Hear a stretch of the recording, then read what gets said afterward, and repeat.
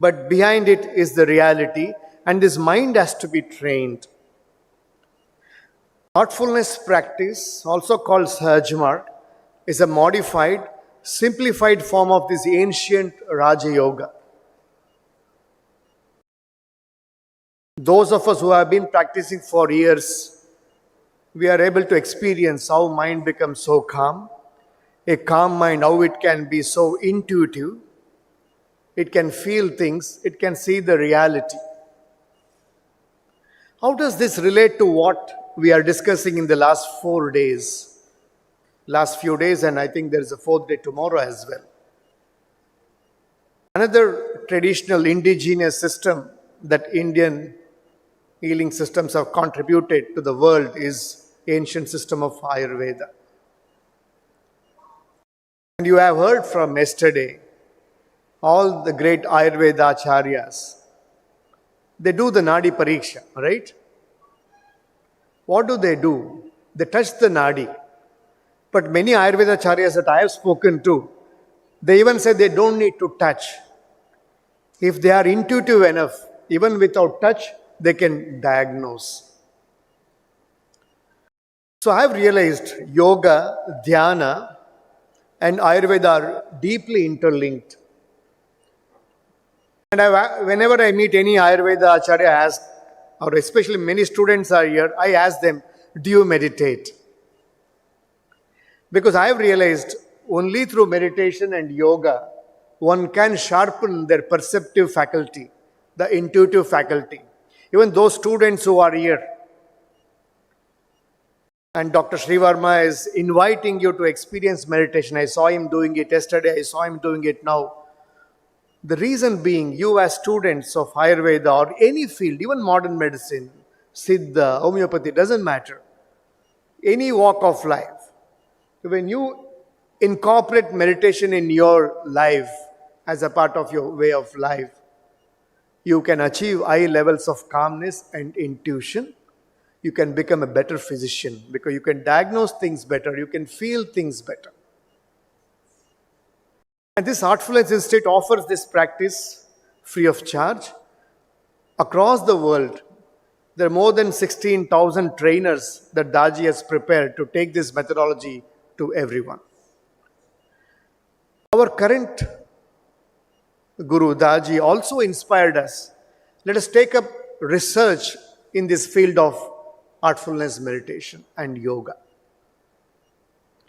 Over the last 10 years, a number of our colleagues have undertaken many research initiatives, and slowly we are trying to unravel how heartfulness practices, the meditation, the cleaning, the prayer, and all put together called contemplative practices, how they affect health and well-being. We started in a very small way, small pilots. We saw it reduces blood pressure, it moderates blood glucose levels, it regulates stress. Some of our colleagues in US explored how heartfulness impacts stress, burnout among physicians, because in hospitals, most stressful people today are doctors. When I was doing my MD, I was supposed to select a topic for my research. I thought I should, because that time, the number of suicides were high. It was almost 25-30 years ago. I started reviewing literature. Who is affected the most? I was surprised it was doctors who were attempting suicides most. Even in US, I saw among the physicians, all the doctors, our psychiatrists, we see them affected the most. Isn't it interesting? Those who are supposed to treat or cure, they themselves are succumbing to stress and mental health.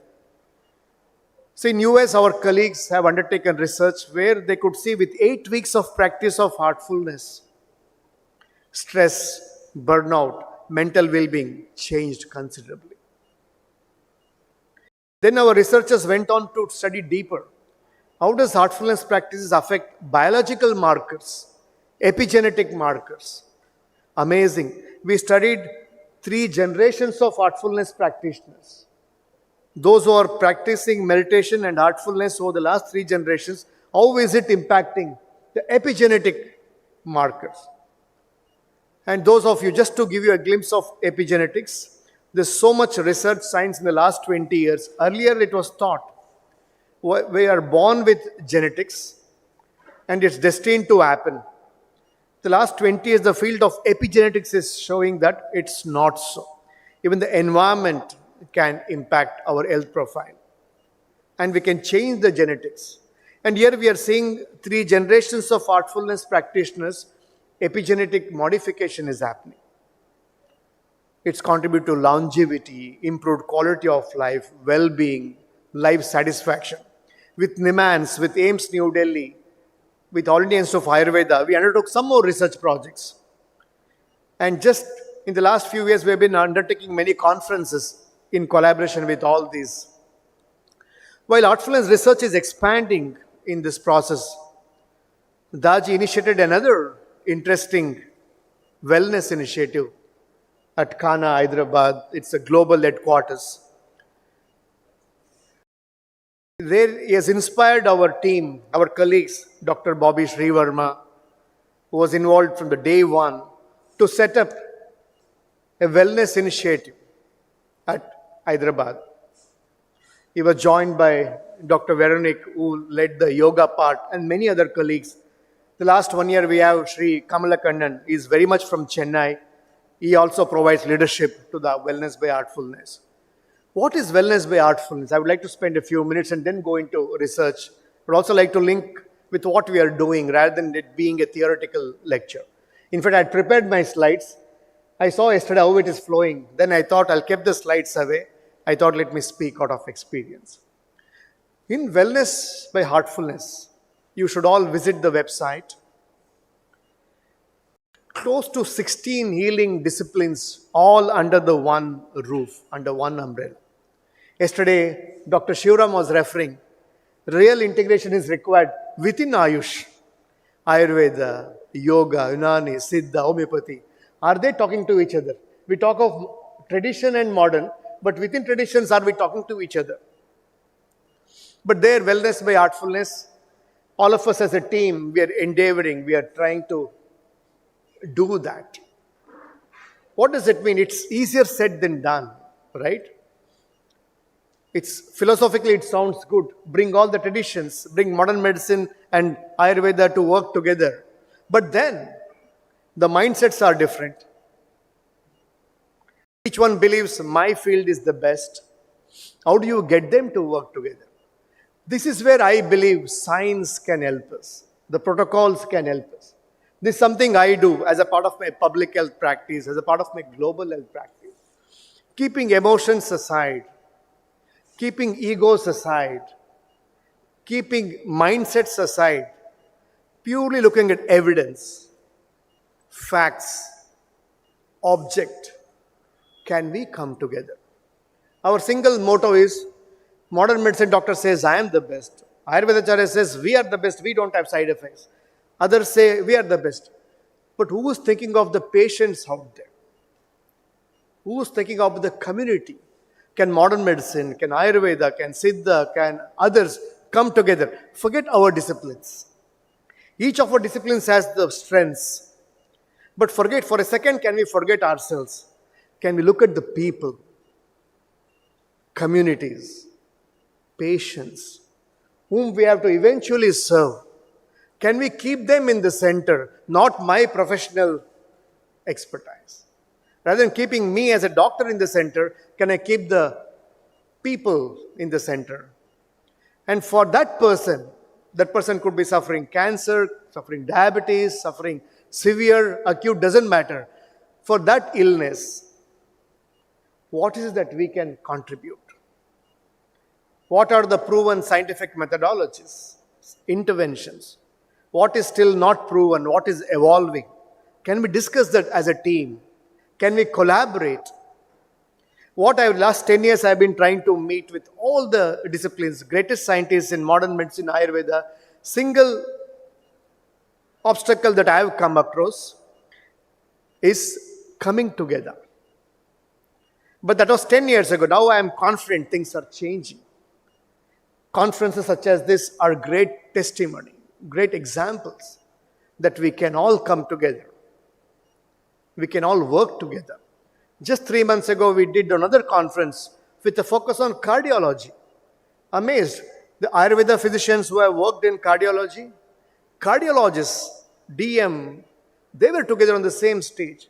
So last 3-4 years, I'm clearly seeing the trend is changing. If more and more of us can come together and demonstrate that we can work together. Yes, our expertise, our discipline is great, but even greater is the people that we have to serve.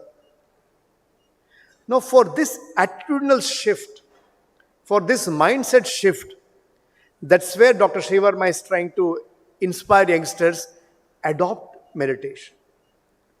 Meditation can bring this attitudinal shift. It can keep us in touch with the reality. It shifts the focus from me to the other. In the process, we can come together and we can do really good to the society. Ultimately, why are we all there?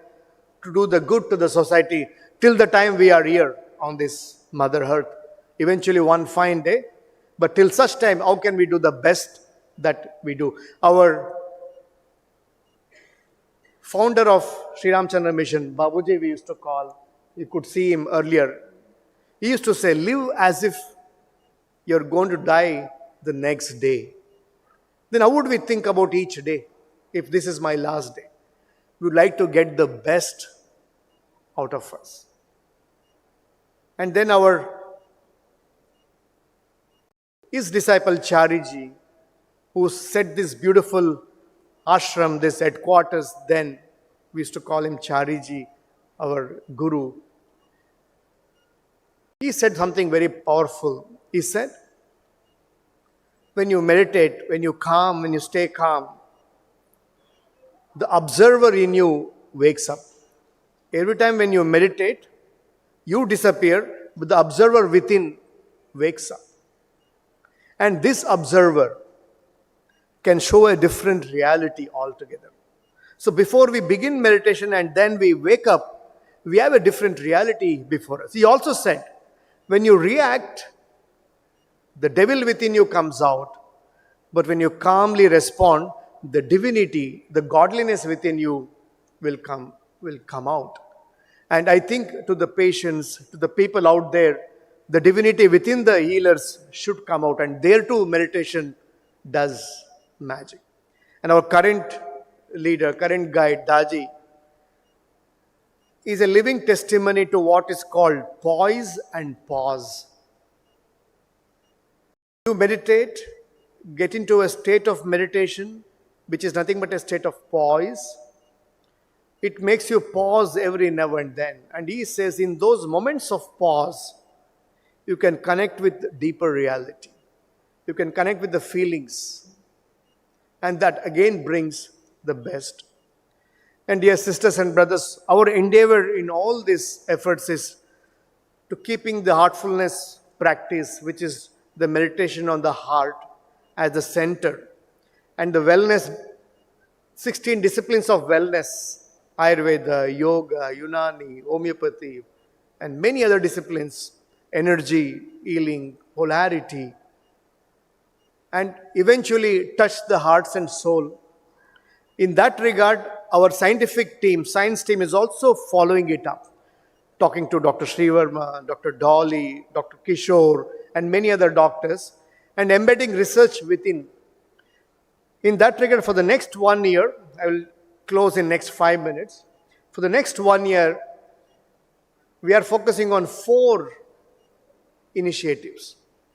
Currently, diabetes, cardiovascular diseases, mental health, and cancers are really big burden. Within India too, these 4 contribute to 70% of the morbidity and mortality. Now we want to develop integrative protocols for each of these issues to begin with. We are already interacting with our own experts and experts from outside. Let's say, for example, diabetes. What does standards of care from modern medicine say? What does Ayurveda texts, Shastras refer? Yoga, there is very interesting research how yoga therapy can affect blood glucose levels. So we want to look at the evidence that exists already and bring the best of evidence for each disease condition. and test them out rigorously with high level of scientific acumen. Not just us, we also want to bring investigators from outside to collaborate with us, test it, and prove the effectiveness of integrative approaches to diabetes. Not modern medicine, not Ayurveda, not yoga, not that, but integrative approach. Likewise, we want to take up other conditions. So this is something we have initiated as a part of this year at Wellness by Heartfulness. Another very interesting initiative, because there are so many students out here. It was heartening to have students pick us up yesterday. We are also opening up internship opportunities for students, because modern medicine will teach only modern medicine. Ayurveda schools will teach Ayurveda. Yoga schools will teach yoga. But who can teach them all together? Only those who are already practicing. I'm happy to say, Wellness by Artfulness, we have our providers practicing integrated approaches, and we are opening up internship opportunities. Whether you're from modern medicine or Ayurveda or Siddha, homeopathy, doesn't matter.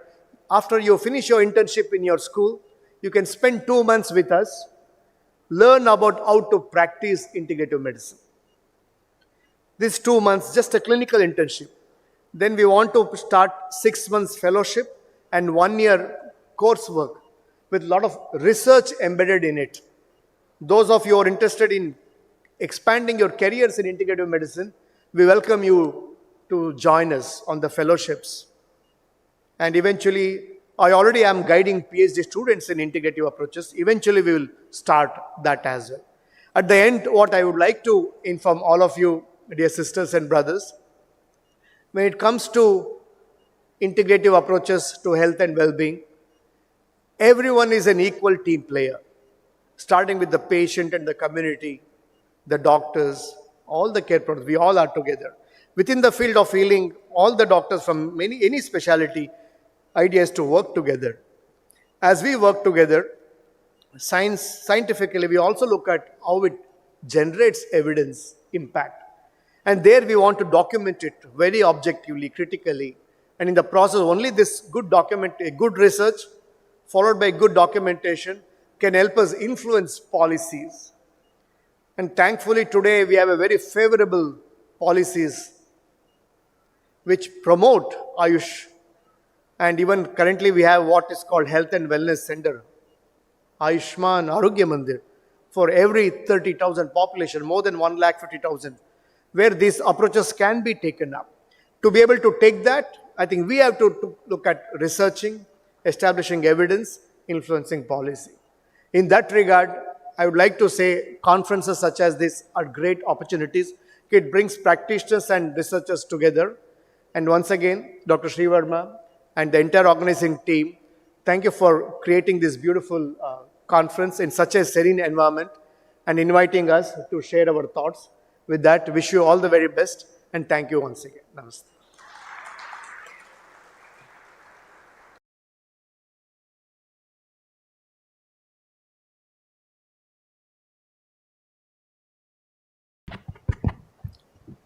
Thank you, Dr. Krishna Jaina, the wonderful presentation about heartfulness and integration. Thank you. நமது சிறப்பு விருந்தினர் திருமதி சௌமியா அன்புமணி அவர்களை சிறப்புரை வழங்க அழைக்கிறோம்.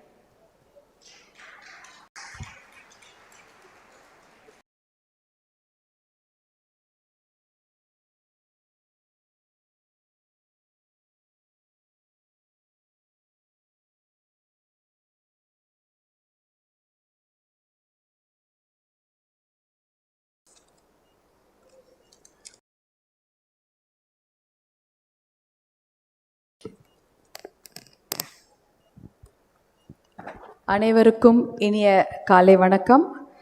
Good morning, distinguished guests, and I sincerely thank the organizers for conducting this prestigious National Ayush Conclave in Tamil Nadu, especially Chennai. Because Tamil Nadu is a state where indigenous medicine and medical health is provided by many reputed doctors in this field, and And I thank Dr. Srivarma for giving me this opportunity to address this conference and share the dais with such eminent speakers in their and eminent specialists in their particular field. Thank you so much, Doctor.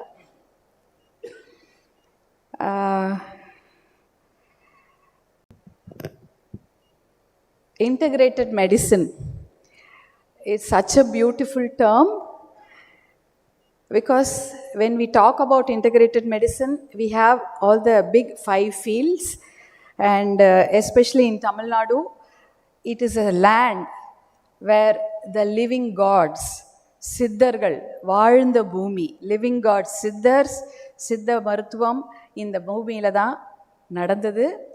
And we have National Institute of Siddha established in Thambaram by Dr. Anbumani Ramadas during his tenure from 2004 to 2009. It was inaugurated and by 2005, I think, 2005 National Institute of Siddha. In Tamil Nadu, our way of life is medicine. We call unave marundu. Food is medicine in our life. That is why we were able to keep COVID pandemic in a bay, India, because every day our food practices with ginger and turmeric and garlic. So that was the only thing that could keep COVID, the virus, in bay for almost 3 to 4 months. Only we were hit only by the second pandemic, that wave. And also, I remember, I want to share few things, because when we were in Delhi, my husband, Dr. Anbumani Ramadas, was the Minister of Health and Family Welfare from 2004 to 2009 in the government of India. That time, he was just 35 years old. He is a MBBS medical practitioner, and when he became the youngest health minister of India, Ayush was a department that came under the Ministry of Health and Family Welfare. It was a separate department actually. Minister of Ayush is there, but it was a state minister. So the budget for that ministry was 150 crores to 200 crores during 2004 when he took up the ministry. But when he left the ministry by 2009, the budget has manifested tenfold. It was 1,500 crores given to the ministry. And each department were allotted separate funds for research alone, especially for Siddha medicine, Siddha Maruthuvam. 100 crores was allotted by the Ministry of Ayush and Ministry of Health and Family Welfare during his tenure, just for research alone. Like that, not only for Siddha, for Ayurveda, Unani and Yoga and all the integrated medicines were allotted separate research budgets, which was very rare during that time. Only 2 crores or 3 crores was the budget allocation. But during his tenure, he made sure that integrated medicine should definitely get a progressive and the rightful recognition it deserved. ஏன்னா இன்னைக்கு இந்தியாவில் பார்த்தீங்கன்னா நிறைய கிராமப்புற மக்களாக இருக்கட்டும், நகர்ப்புற மக்களாக இருக்கட்டும், மருத்துவர்கள் அலோபதி அதாவது நம்ம சொல்லக்கூடிய ஆங்கில மருத்துவம் சொல்கிறோம், அந்த மருத்துவர்களுக்கு இணையாக மருத்துவ சேவையை செய்யக்கூடிய மருத்துவர்கள் தான் இந்த பல சித்த மருத்துவர்களாக இருக்கட்டும், யுனானி மருத்துவர்களாக இருக்கட்டும், ஆயுர்வேத மருத்துவர்களாக இருக்கட்டும், எல்லாருமே அந்த மருத்துவர்கள் எத்தனையோ பேருக்கு இன்று உதவி புரிந்து கொண்டிருக்கிறார்கள். அவர்களுக்கான ஒரு தனி நம்பிக்கையும் தனி மரியாதையும் தனி இடத்தையும் கொடுக்க வேண்டும் என்பதற்காகவே அந்த டிபார்ட்மெண்ட், ஆயுஷ் டிபார்ட்மெண்ட்டை மிக வலிமையாக உருவாக்கினார் மருத்துவர் அன்புமணி அவர்கள். அது அந்த சமயத்தில் நடந்தது. அதே போல் ஒரு சில விஷயங்களை உங்களுடன் பகிர்ந்து கொள்ள வேண்டும். அதாவது turmeric was patented by USA, United States of America, during that 2000 or 2004. When my husband became the minister, when Dr. Anbumani Ramadas, he became the minister, he had put up a big fight to de-patent the turmeric from USA to get back to India. They had to spend $1 million from the ministry to de-patent the turmeric from USA to India. So, because of that, we are able to use it in our country for many other research projects or for the medicines. And there were many other ingredients or the herbal things or the practices which were again had to be de-patented. So that was the concept which gave him the idea to develop a library called TKDL, Traditional Knowledge Digital Library. Traditional Knowledge Digital Library, TKDL, it has almost whatever practices, indigenous practices or our traditional practices as well as our medicines or herbs will be listed under this TKDL, so that no one else can claim it that it is their countries. So when he left the ministry, Dr. Anbumani Ramadas, there was 2.5 lakh listings of herbs or medicines or the practices by our Indian medicine. But now it is almost 4.5 lakh listings are there in TKDL. So then everything has to be known to the other world so that no one else patents it.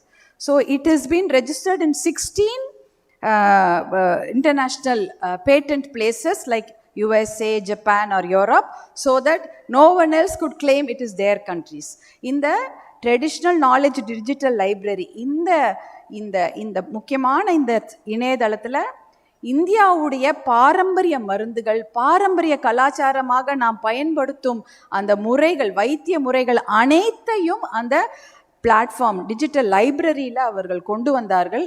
இதை கொண்டு வந்து 16 இடத்துல இதை கொண்டு போய் உலகம் முழுக்க இருக்கக்கூடிய 16 இடங்களில் அதை பதிவு பண்ணியிருக்கிறாங்க. வேறு யாருமே மஞ்சளையோ இல்லை நம்மளுடைய மஞ்சள் கரிசலாங்கண்ணியோ இல்லை கீழா நெல்லி போன்ற அத்தனை மருந்துகள் இருக்கிறது இல்லையா, அதையெல்லாம் வந்து எங்கே ஊறுது அப்படின்னு அவங்க சொல்லிட முடியாது. அது அனைத்துமே இந்தியாவும் இந்தியாவுடைய சொத்து என்ற அந்த விவரத்தை அந்த டிகேடிஎல் ட்ரெடிஷ்னல் நாலேஜ் டிஜிட்டல் லைப்ரரியில் பதிவு பண்ணியிருக்காங்க. Still for jaundice, where do we go? I don't know whether there is any other medicine for jaundice. We use our traditional, in Tamil Nadu, we use 2 traditional herbs, Keelanelli and Manja Karslangani. Because that is the only thing that will cure jaundice in our state, we do that.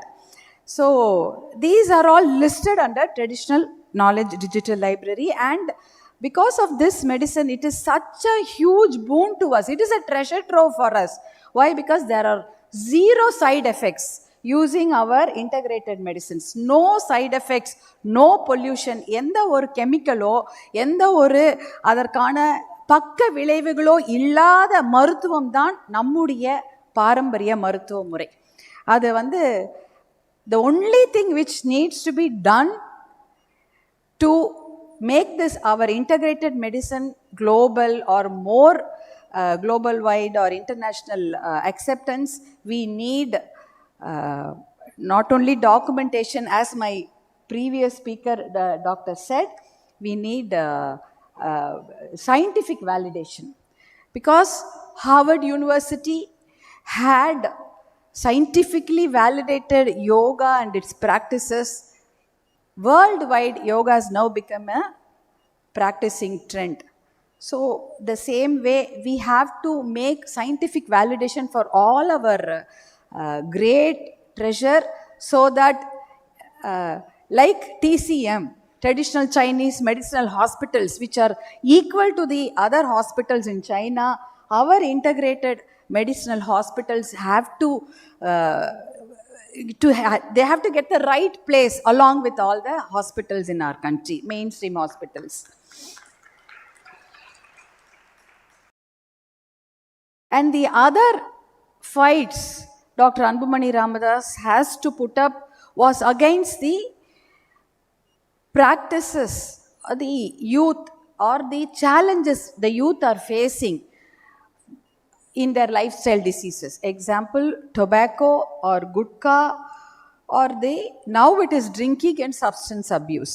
So when Dr. Anbumani Ramadas was the Health and Family Welfare Minister, during that time, it was a long battle. It was a sole single man battle against the biggest tobacco lobby, tobacco mafia on this country in whole world. Everyone knows how powerful is the tobacco lobby.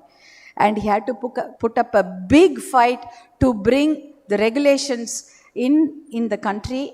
By that, there were many listed regulations, but the first three things were to put up pictorial warnings on the cigarette packets. Almost he fought for 80% of the packets to be having the pictorial warnings depicting cancer or the mouth cancer or ulcer or gory pictures, so that smokers or tobacco smokers will deter from buying those packets. But due to lots of pressure, it has come down to 65%. So almost half the packet is now having the pictorial warnings. That was his initiative, his fight, that was his victory during that time. Then during our movie screening, or whenever there is a smoking scene or drinking scene coming in media or in the television or in the cinema theaters, you would see pictorial, the warning words coming underneath the scene. It was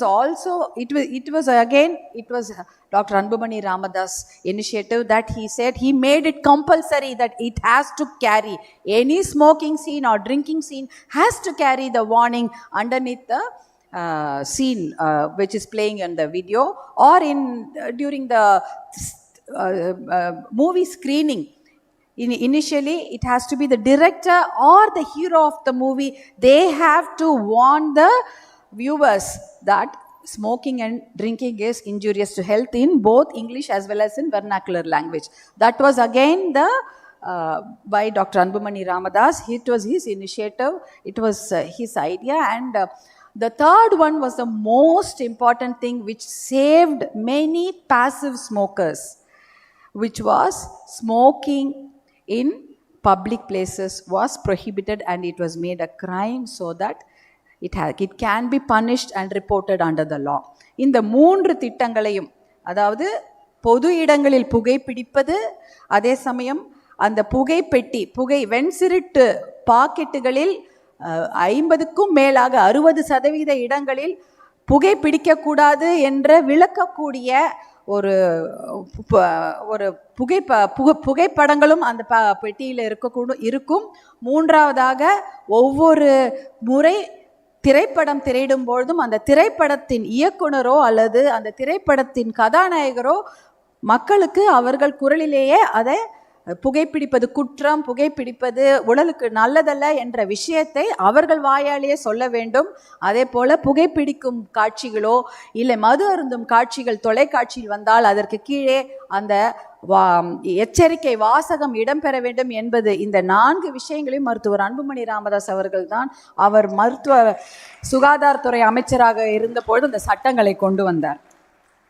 அதே போல gutka lobby. Gutka is also a major menace for the people of our country.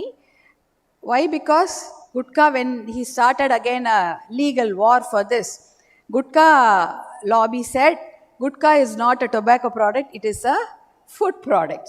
Then he had to go again file another case saying if it is a food product, it has got all these ingredients, bad ingredients, which has to be banned. Then they again went back saying, no, it is not a food product, it was a tobacco product. So both the cases he had to fight, and it was again banned in the country. So that saving millions of lives from oral cancers and oral ulcers. So this was again by Dr. Anbumani Ramadas. Kindly excuse me or kindly bear with me for telling all these things about the achievements of Dr. Anbumani Ramadas during this National Ayush Conclave. Why? Because I just want to enhance, or I just want to emphasize on the positive and the progressive steps taken to promote integrated medicine in this country, in our country, India. That is why I am just emphasizing on all these aspects of what was happening during 2004 and 2009 in the Ministry of Health and Family Welfare under the tenure of Dr. Anbumani Ramadas. In the Gutka lobbyum, in the cigarette lobbyum, எதிர்த்து மிகப்பெரிய சட்ட போராட்டங்களை நடத்தி தான் அதை வந்து இந்தியாவில் குறைக்க முடிந்தது. இது ஒரு மிகப்பெரிய விஷயமாக தான் நாங்கள் நினைக்கிறோம். ஏன்னா இன்றைக்கு இளைஞர்கள் போதையிலும் மது பழக்கத்திலும் இருக்கிறாங்க. அதை எப்படி குறைக்கிறதுன்றது மிகப்பெரிய ஒரு பெரிய சவாலாக ஒரு விஷயம். Tobacco, not only tobacco and gutka, all the substance abuse and the drinking has to be curtailed so that we save the youth of our country. And just when we visited WHO, World Health Organization, Geneva last year to participate in a conference.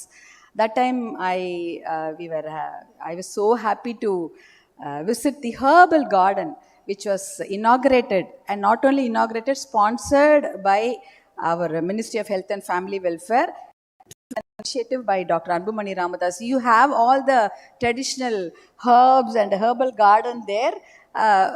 So all the medicinal, and that was also by his initiative it was inaugurated.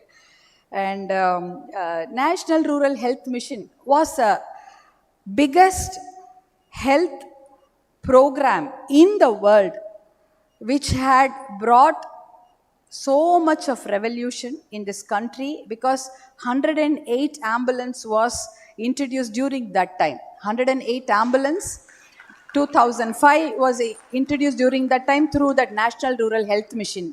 And use of single use and throwing away of the disposable syringe.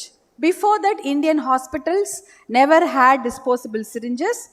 One syringe was used or sterilized in hot water and used for many people. After 2005, after this National Rural Health Mission program, he made sure, being a doctor, he made sure that every patient deserves to be treated very well like the private hospital patient. So he made sure that disposable syringes were used in all the hospitals of the country. So these are the many programs. And FSSAI, Food Safety Security Act of India, was also brought during his tenure. Because of that, we know what we are eating. So only with those numbers, or once you get the permission of the act, then only the packets can be come to the market. Because we don't know what we are eating. From that packet, we will know in which place the potato was cultivated, in which place it is processed, and which date it is coming to the market, and till which date it can be on the market. All those things are on those packets. That Food Safety Security Act of India was also by Dr. Anbumani Ramadas. So that we know what we are eating. We do not want to feed anything bad to our children or to our family. And all these things brought so much awards. He got so many international awards, Rotary International Award and Luther Terry Award for banning of smoking. And I remember I fondly remember, and I gratefully remember one time UN Secretary General, His Excellency Ban Ki-moon, visited Dr. Anbumani Ramadas in his office. Usually UN Secretary General, they do not break the protocol. Everyone has to go, the ministers, everyone, only the head of state like president or the prime minister, they meet in a place. But all the other ministers, whoever they are, they have to go visit the Secretary General in his office. But His Excellency Ban Ki-moon, who was a United Nations Secretary General at that time, he said, I have to personally wish this young minister who has brought about so much of revolutionary practices in Indian health and family welfare, as well as he was the one person who has launched this global wide biggest program, National Rural Health Mission. I have to thank him, I have to wish him, congratulate him personally. And he came to the health minister's office and congratulated Dr. Anbumani Ramadas personally, breaking the protocol. அதாவது ஐக்கிய நாடுகள் சபையினுடைய தலைமையில் இருக்கக்கூடியவர்கள், அது அதற்கு முன்னாடி இருந்த மரியாதைமிகு கோஃபி அண்ணன் அவர்களை மருத்துவர் அன்புமணி ராமதாஸ் தான் நேராக போய் பார்த்து அவரிடம் வாழ்த்து பெற்றார்கள். ஆனால் அதற்கு பிறகு வந்த மரியாதைக்குரிய பான் கி மூன் அவர்கள், யுனைடெட் நேஷன்ஸினுடைய செக்ரட்டரி ஜெனரல் அவர்கள், அன்புமணி ராமதாஸ் என்ற இந்த இளம் அமைச்சர் சுகாதாரத்துறையில் மிகப்பெரிய விஷயங்களை சாதித்திருக்கிறார், இந்திய அளவிலும் உலக அளவிலும், அவரை நான் பாராட்டியே ஆக வேண்டும் என்று அவருடைய அந்த புரோட்டோகாலையே மீறி அந்த இளம் அமைச்சரான அன்புமணி ராமதாஸ் அவருடைய அலுவலகத்துக்கு வந்து அவரை பாராட்டி விட்டு சென்றார். இதெல்லாம் வந்து so much of these things gave so much of encouragement to a young minister so that he could do more. So we wish we do more to the integrated medicine and the development of integrated medicine. And my sincere thanks to the organizers for organizing such a great conclave in Chennai and in Tamil Nadu. It is such a progressive step towards bringing Ayush to our people, because we need that, because our doctors, our great doctors, they deserve the recognition and they deserve the accolades, which still is yet pending, I feel. Thanks for listening to me patiently. I had to take this time to explain all these things, because so that everyone, the whole world should know India has taken a big, progressive, promising step towards integrated medicine and the research and its development. அதனால தான் இத்தனை விஷயங்களையும் மருத்துவர் அன்புமணி ராமதாஸ் அவர்களை பற்றிய விஷயங்களை உங்ககிட்ட சொல்கிறதுக்கு ஒரே காரணம், இந்த ஆயுஷ் என்ற இந்த துறையை எவ்வளோ பெருசாக, எவ்வளோ பிரம்மாண்டமாக கொண்டு வந்து மக்களுக்கு நல்ல சேவை புரிய முடியும் என்ற நிறைய விஷயங்களை அவரும் செய்து காட்டினார். அதற்கப்புறம் இன்றைக்கு அது தொடர்ந்து நடந்து கொண்டிருக்கிறது. இன்றைக்கு என்னுடைய அருகில் உட்கார்ந்து இருக்கக்கூடிய மரியாதைக்குரிய டாக்டர் நேஷனல் இன்ஸ்டிடியூட் ஆஃப் சித்தாவுடைய தலைவர் அவர்கள் என்னுடைய அருகில் உட்கார்ந்து கொண்டிருக்கிறார். எத்தனை ரிசர்ச், எத்தனை மருத்துவ துறையில் இருக்கக்கூடிய ஆராய்ச்சிகளை அவர்கள் செய்து கொண்டிருக்கிறார்கள் என்ற விஷயங்களை எல்லாம் கேட்கும் பொழுது எனக்கு மிக மிக மகிழ்ச்சியாக இருந்தது. இது வந்து நம்முடைய நாட்டுக்கு மிகப்பெரிய வரப்பிரசாதம். ஆயுஷ் மற்றும் அது அவர்கள் சார்ந்த துறைகளில் அவர்கள் செய்யும் அத்தனை முறைகளும் நம்முடைய வரப்பிரசாதம், நம்முடைய சொத்து, அதை யாருக்கும் விட்டு கொடுக்க முடியாது என்ற ஒரு விஷயத்தையும் தெளிவுபடுத்த வேண்டும். அதே போல் language is very important in protecting our traditional practices. If we lose our language, we lose all our traditional knowledge. So எந்த ஊராக இருந்தாலும் அந்த ஊர் மக்களுடைய மொழியையும் நாம் ஞாபகம் வைத்துக்கொண்டு அதன் மூலம் நம்மளுடைய பாரம்பரியத்தையும் நாம் மனதில் வைத்து கொள்ள வேண்டும். தமிழ் மொழியில்தான் அந்த சித்த மருத்துவத்தை பற்றி அனைத்து பாடல்கள் இருக்கிறதுனால அந்த மொழியை நாம் பாதுகாக்க வேண்டும். அதே போல் ஒரு மருத்துவத்திலும் அதற்கேற்ற பாடல்கள் இருக்கும், அதையெல்லாம் நாம் பாதுகாக்க வேண்டும். we have beautiful biodiversity hotspots, Western Ghats, Kolli Hills and Dharmapuri constituency, where you have Chitling and Chitteri hills, where if you just throw millets, it will just grow like that, and it has so much of rich nutrient and vitamin content which could feed millions of our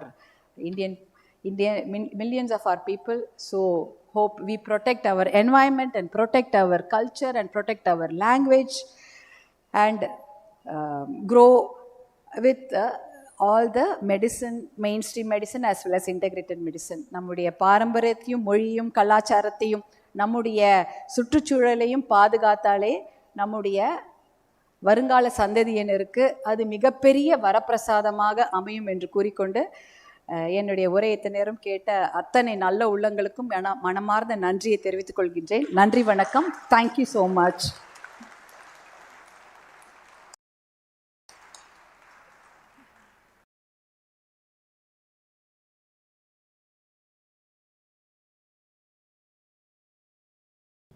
thank you sister. வளமான தமிழகம், வலிமையான பாரதம், ஒருங்கிணைந்த ஆயுஷ் மருத்துவம் இன்று ஆலமரமாக வளர்ந்திருந்தாலும் அதற்கான விதையிட்டவர்களில் அன்பு சகோதரர் doctor Anbumani Ramadoss அவர்களின் பங்கு யாராலும் மறக்க முடியாது, மறக்கவும் முடியாது. தமிழகத்தின் ஆயுஷ் மருத்துவர்கள் அனைவரும் சார்பாக உங்களை இந்த விழாவில் வரவழைத்து உங்களுக்கு கௌரவம் செய்வது எங்களது கடமையாக இருக்கும் என்று எல்லாரும் நம்பினோம். உங்களது அவசர பணிகள், தொடர்ந்த பயணம், இதற்கு இடையில் எங்களுக்கும் நேரம் கொடுத்து வந்திருந்து தமிழகத்தின் ஆரோக்கியம் அல்லது இந்தியாவின் ஆரோக்கிய மாற்றத்தில் டாக்டர் அன்புமணி ராமதாஸ் செய்த பங்களிப்பை எங்கள் அனைவருக்கும் மீண்டும் எடுத்து சொன்னது மிக மிக சிறப்பாக இருந்தது. இது எங்கள் அனைவருக்கும் இந்த பணியை இதோடு விட்டுவிடாமல் தொடர்ந்து முன்னெடுத்து செல்ல வேண்டும் என்ற ஊக்கம் கொடுத்தது. புகையிலை தடை செய்ததும், இளைஞர்களோட வாழ்க்கையில மாற்றம் செய்ததும் அவர் செய்த துவக்கம் ஒவ்வொரு மருத்துவர்களின், அது ஆயுர்வேத மருத்துவர், சித்த மருத்துவர், ஹோமியோபதி மருத்துவர், யுனானி மருத்துவர், ஆங்கில மருத்துவர், மருத்துவத்துறை மட்டுமல்ல அனைத்து மக்களும் அதை தங்கள் வாழ்வின் கடமையாக எடுத்து இளைஞர்கள் புகைப்பதையும் புகைப்பழக்கத்தை ஊக்குவிப்பதையும் மாற்றம் கொண்டு வந்து ஒரு ஒருங்கிணைந்த வாழ்க்கைக்கு, ஒரு சமூக பொறுப்பாக வர்றதுக்கு தியானமும் ஒரு சிறந்த வழியாக இருக்கும். உங்களோட பசுமை தாயகம் மற்றும் அனைத்து பசுமையான வாழ்க்கை முறைக்கு இந்த தியானத்தையும் நீங்கள் கொண்டு செல்வீர்கள் என்று நம்புகிறோம்.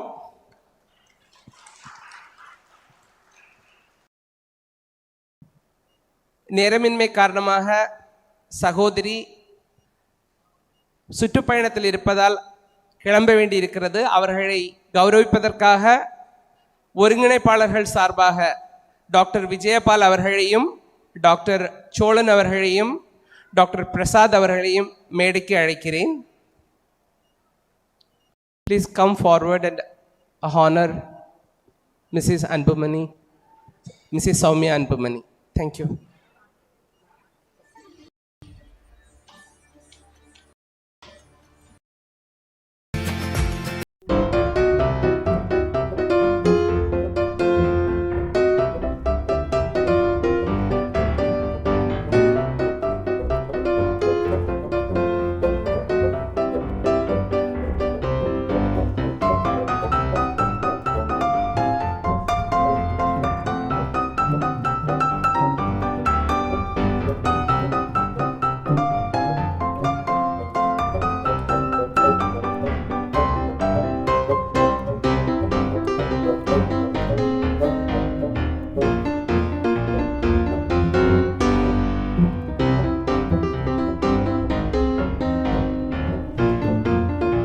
I don't ever slow up, no I don't take shit. I got no love for the fakeness. If you wanna play tough, I wanna hate this, I'll always show up.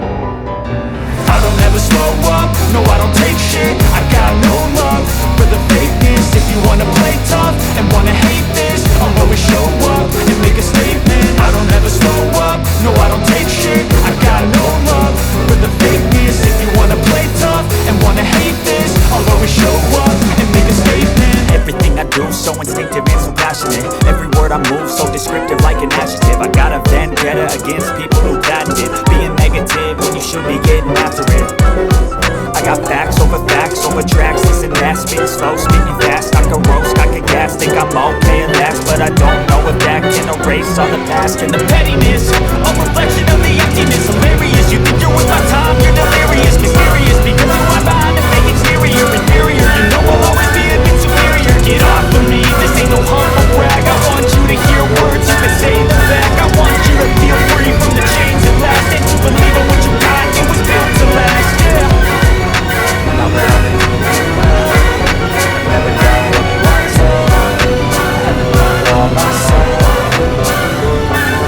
I don't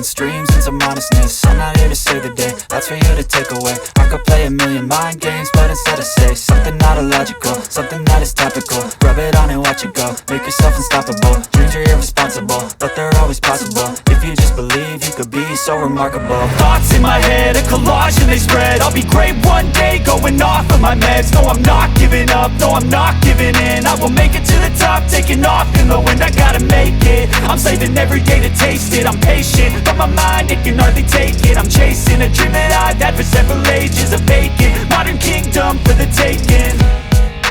Now that I've been put through hell, I never got anyone's help, I had to do it all myself. I don't ever slow up, no I don't take shit. I got no love for the fakeness. If you wanna play tough and wanna hate this, I'll always show up and make a statement. I don't ever slow up, no I don't take shit. I got no love for the fakeness. If you wanna play tough and wanna hate this, I'll always show up and make a statement. I don't ever slow up, no I don't take shit. I got no love for the fakeness. If you wanna play tough and wanna hate this, I'll always show up.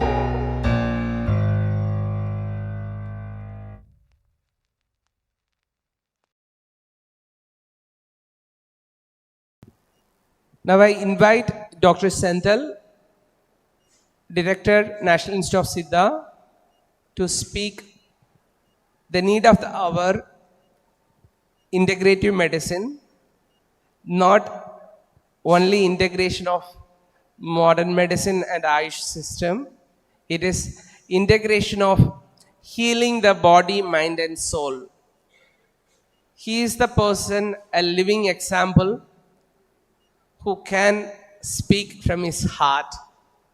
What is his experience of உடல் மனம் ஆன்மா இந்த மூணையும் குணப்படுத்துறது எப்படிங்கிறத சொல்றதுக்கு நம்மோட மூத்த சகோதரர் டாக்டர் செந்தில் அவர்களை அழைக்கிறேன்.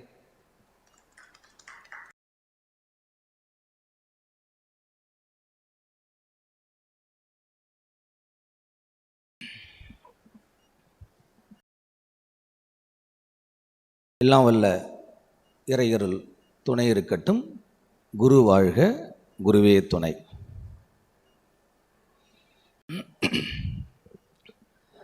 நிறைவான இந்த நிகழ்ச்சி அழகாக போயிட்டுருக்கு. அதாவது 4 நாள் இந்த ஒருங்கிணைந்த ஆயுஷ் மருத்துவ மாநாடு தொடங்கும் பொழுது ஓகே ஒரு மணி நேரம் மட்டும் நம்ம இனாகரேஷன் டேயில் மட்டும் வந்தால் போதும் அப்படின்ட்டு நான் நினைத்து வந்தேன். ஆனால் ஒவ்வொரு நிமிடத்தையும் நம்ம எங்கே மிஸ் பண்ணிட போகிறோமோ அப்படின்ட்டு நான் நாள் முழுக்க என்னுடைய மற்ற பணிகளை அத்தனையுமே ஒதுக்கி வச்சுட்டு நாள் முழுக்க இங்கேயே இருந்துகிட்டு இருக்கேன். நேற்றுக்கெல்லாம் அத்தனை விதமான மற்ற பணிகளை கூட என்ன பண்ணிட்டேன், இல்லை இது திரும்ப கிடைக்காது. ஏன்னா ஆயுர்வேத மருத்துவர்கள் இருக்கிறாங்க, யுனானி மருத்துவர் இருக்கிறாங்க, ஹோமியோபதி மருத்துவர் இருக்கிறாங்க. இப்படி அனைவரும் இங்கே ஒன்றாக பார்ப்பது, பகிர்வது, விஷயங்களை பகிர்வது இப்படி அழகாக போய்ட்டுருக்கு. அதில் குறிப்பாக நம்முடைய நோய் வராமல் தடுப்பது அல்லது பார்த்தோன்னா ஆரோக்கியமாக வாழ்வது என்று நாம் நினைத்து கொண்டோம் என்றால் 4 விஷயங்களை நாம் மையப்படுத்தணும். அது என்ன 4 விஷயங்கள், 4 விடயங்கள்? உடல் ஆரோக்கியமாக இருக்கணும், மனது ஆரோக்கியமாக இருக்கணும், நம்மளுடைய உயிர் ஆரோக்கியமாக இருக்கணும், நம்மளுடைய ஆத்மா ஆரோக்கியமாக இருக்கணும். இந்த 4 விடயங்கள் நன்றாக ஞாபகம் வைத்துக் கொள்ளுங்கள். உடல் நம்ம கண்ணால் பார்க்கிறோம். நம்ம ஓகே, ஒருத்தர் பருமனாக இருக்கிறாரு, ஒருத்தர் மெலிந்து இருக்கிறாரு, ஒருத்தர் பார்த்தோன்னா கலராக இருக்கிறாரு, அவர் வாத பிரகிருதியா, பித்த பிரகிருதியா, கப பிரகிருதியா என்று பார்ப்பது உடல். உடல் ஆரோக்கியமாக இருந்தால் மட்டுமே தான் அத்தனையுமே என்ன பண்ண முடியும். இந்த மனது, உயிர், ஆத்மா இந்த 3 என்ன பண்ண முடியும், ஆரோக்கியம் வைத்துக்க முடியும். உடல் என்பது மிக மிக முக்கியம். திருமலர் சொல்லும்போது சொல்லுவாங்க நமக்கு ஆக்சுவலாக, உடம்பால் அழியில் உயிரால் அழிவர், திறம்பட மெய்ஞானம் சேரவும் மாட்டார். உடம்பை வளர்க்கும் உபாயம் அறிந்தே உடம்பை வளர்த்தேனே உயிர் வளர்த்தேனே. நமக்கு உயிர் முக்கியம்தான், அவசியம்தான். உயிர் ஒரு நிமிடம் நம்ம உடம்புல இல்லை அப்படின்னு சொன்னால் அடுத்த நிமிடம் நம்ம இறந்து போயிடுவோம். நம்மள என்ன சொல்கிறாங்க, பிணம் அப்படின்னு சொல்கிறாங்க, சவம் அப்படிங்கிறாங்க. அடுத்த செகண்டு எப்போ எடுக்க போகிறாங்க அப்படிங்கிறாங்க. ஆனால் அந்த உயிரையே நாம் பாதுகாத்து வைக்கணும், நம்ம ஆரோக்கியமாக இருக்கணும். எது தேவை? உடல் தேவை. அப்போ உடல் மிக மிக மிக முக்கியம். அதற்காக நாம் யோகா பயிற்சி செய்யலாம், அல்லது நம்முடைய டெய்லி மார்னிங் லூசனிங் எக்ஸசைஸ் செய்யலாம். ப்ளஸ் அதோட பார்த்தீங்கன்னா நம்முடைய நடைப்பயிற்சி இதெல்லாம் செய்வது உடலுக்கான பயிற்சி. அவசியமாக பொதுமக்கள் இதை தினந்தோறும் உடற்பயிற்சி ஒரு 10 நிமிடமாவது நம்மளுடைய இருக்கக்கூடிய ஒரு எளிய உடன்முறை பயிற்சி இதை நம்ம செஞ்சுட்டு வந்தாலே உடலை ஆரோக்கியமாக வைத்துக் கொள்ளலாம். அடுத்து மனது. மனதுன்னு வரும்பொழுது அவசியமாக நம்ம என்ன செய்யணும், நமக்கு நம்மளுடைய மனது அப்படின்னு வரும்போது அவசியமாக தியான பயிற்சியை மேற்கொண்டால் மட்டுமே தான் தியான பயிற்சி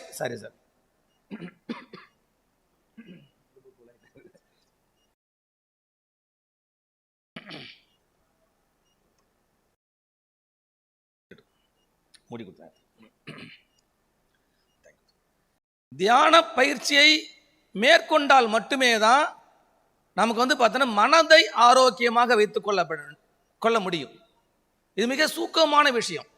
இன்றைக்கு மருத்துவம் அத்தனையும் பார்த்தீங்கன்னா உடலை மட்டுமே மையப்படுத்தி மருத்துவம் இருக்கிறது.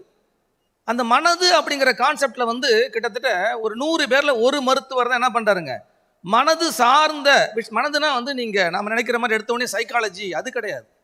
எல்லாருக்குமே மனது இருக்குது.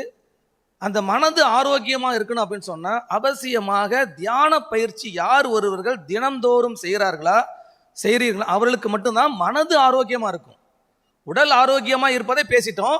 இரண்டாவது பார்த்தீங்கன்னா மனது ஆரோக்கியமாக இருக்கணும். அதற்கு தியான பயிற்சி தியான பயிற்சி தியான பயிற்சி. இன்று அத்தனை தியான பயிற்சிகள் இருந்தாலும் மிக எளிய வகையில் உட்கார்ந்த இடத்துல தியானம் பண்ணலாம் அப்படின்னு சொன்னா அது ஹார்ட்ஃபுல்னஸ் மெடிடேஷன். நான் தொடர்ந்து அதை ஃபாலோ பண்ணிட்டு இருக்கேன்.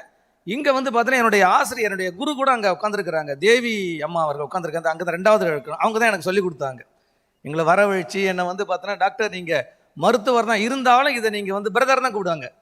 பிரதர் நீங்கள் இது என்னதான் நீங்கள் டாக்டராக இருந்தாலும் நீங்கள் இதை நீங்கள் உணருங்க அப்படின்னு சொல்லுவாங்க.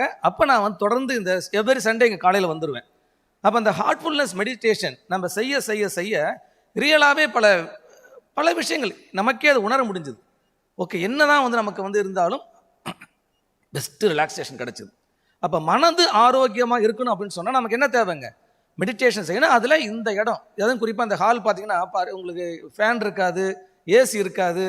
ஆனால் பார்த்தீங்கன்னா நாள் முழுக்க உங்களுக்கு அழகான அவ்வளோ பேர் கிட்டத்தட்ட ஒரு 500-600 பேர் தியான பேர் செய்வாங்க. அந்த வைப்ரேஷன் நல்ல பெஸ்ட் வைப்பும் கூடும். கிட்டத்தட்ட மோர் தென் ஒரு 20 ஏக்கர்ஸ் இந்த லேண்டில் ஒவ்வொரு மரங்களும் நமக்கு பார்த்தீங்கன்னா அந்த மனது ஆரோக்கியமாக இருப்பதற்கு நாங்கள்கிட்ட பேசும், எல்லாமே பேசும். இங்கே இருக்கக்கூடிய மூலிகை மரங்கள் அத்தனையுமே அழகான இடத்துல இந்த ஒரு ஆரோக்கிய மாநாடு நடக்குது அப்படின்னு சொன்னால் அது மிகப்பெரிய கூடுதல் வரப்பிரசாதம். அதற்காக வேண்டி நமக்கு ஆயுஷ் உடைய மினிஸ்ட்ரி ஆஃப் ஆயுஷ் இதுக்கு பார்த்தீங்கன்னா உங்களுக்கு 90 lakhs ஃபண்டட் இருந்தாலும் அதை தாண்டி அந்த ஒரு நபர் இதை ஒரு முழு வடிவமாக மக்களுக்கு கொண்டு செல்வதில் அதையும் தாண்டி கிட்டத்தட்ட குரோர் கணக்கில் ஆயிருக்கும்.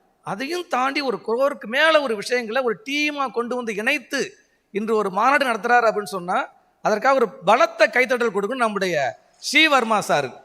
நிச்சயமாக இது மிகப்பெரிய ஒரு சேலஞ்ச்.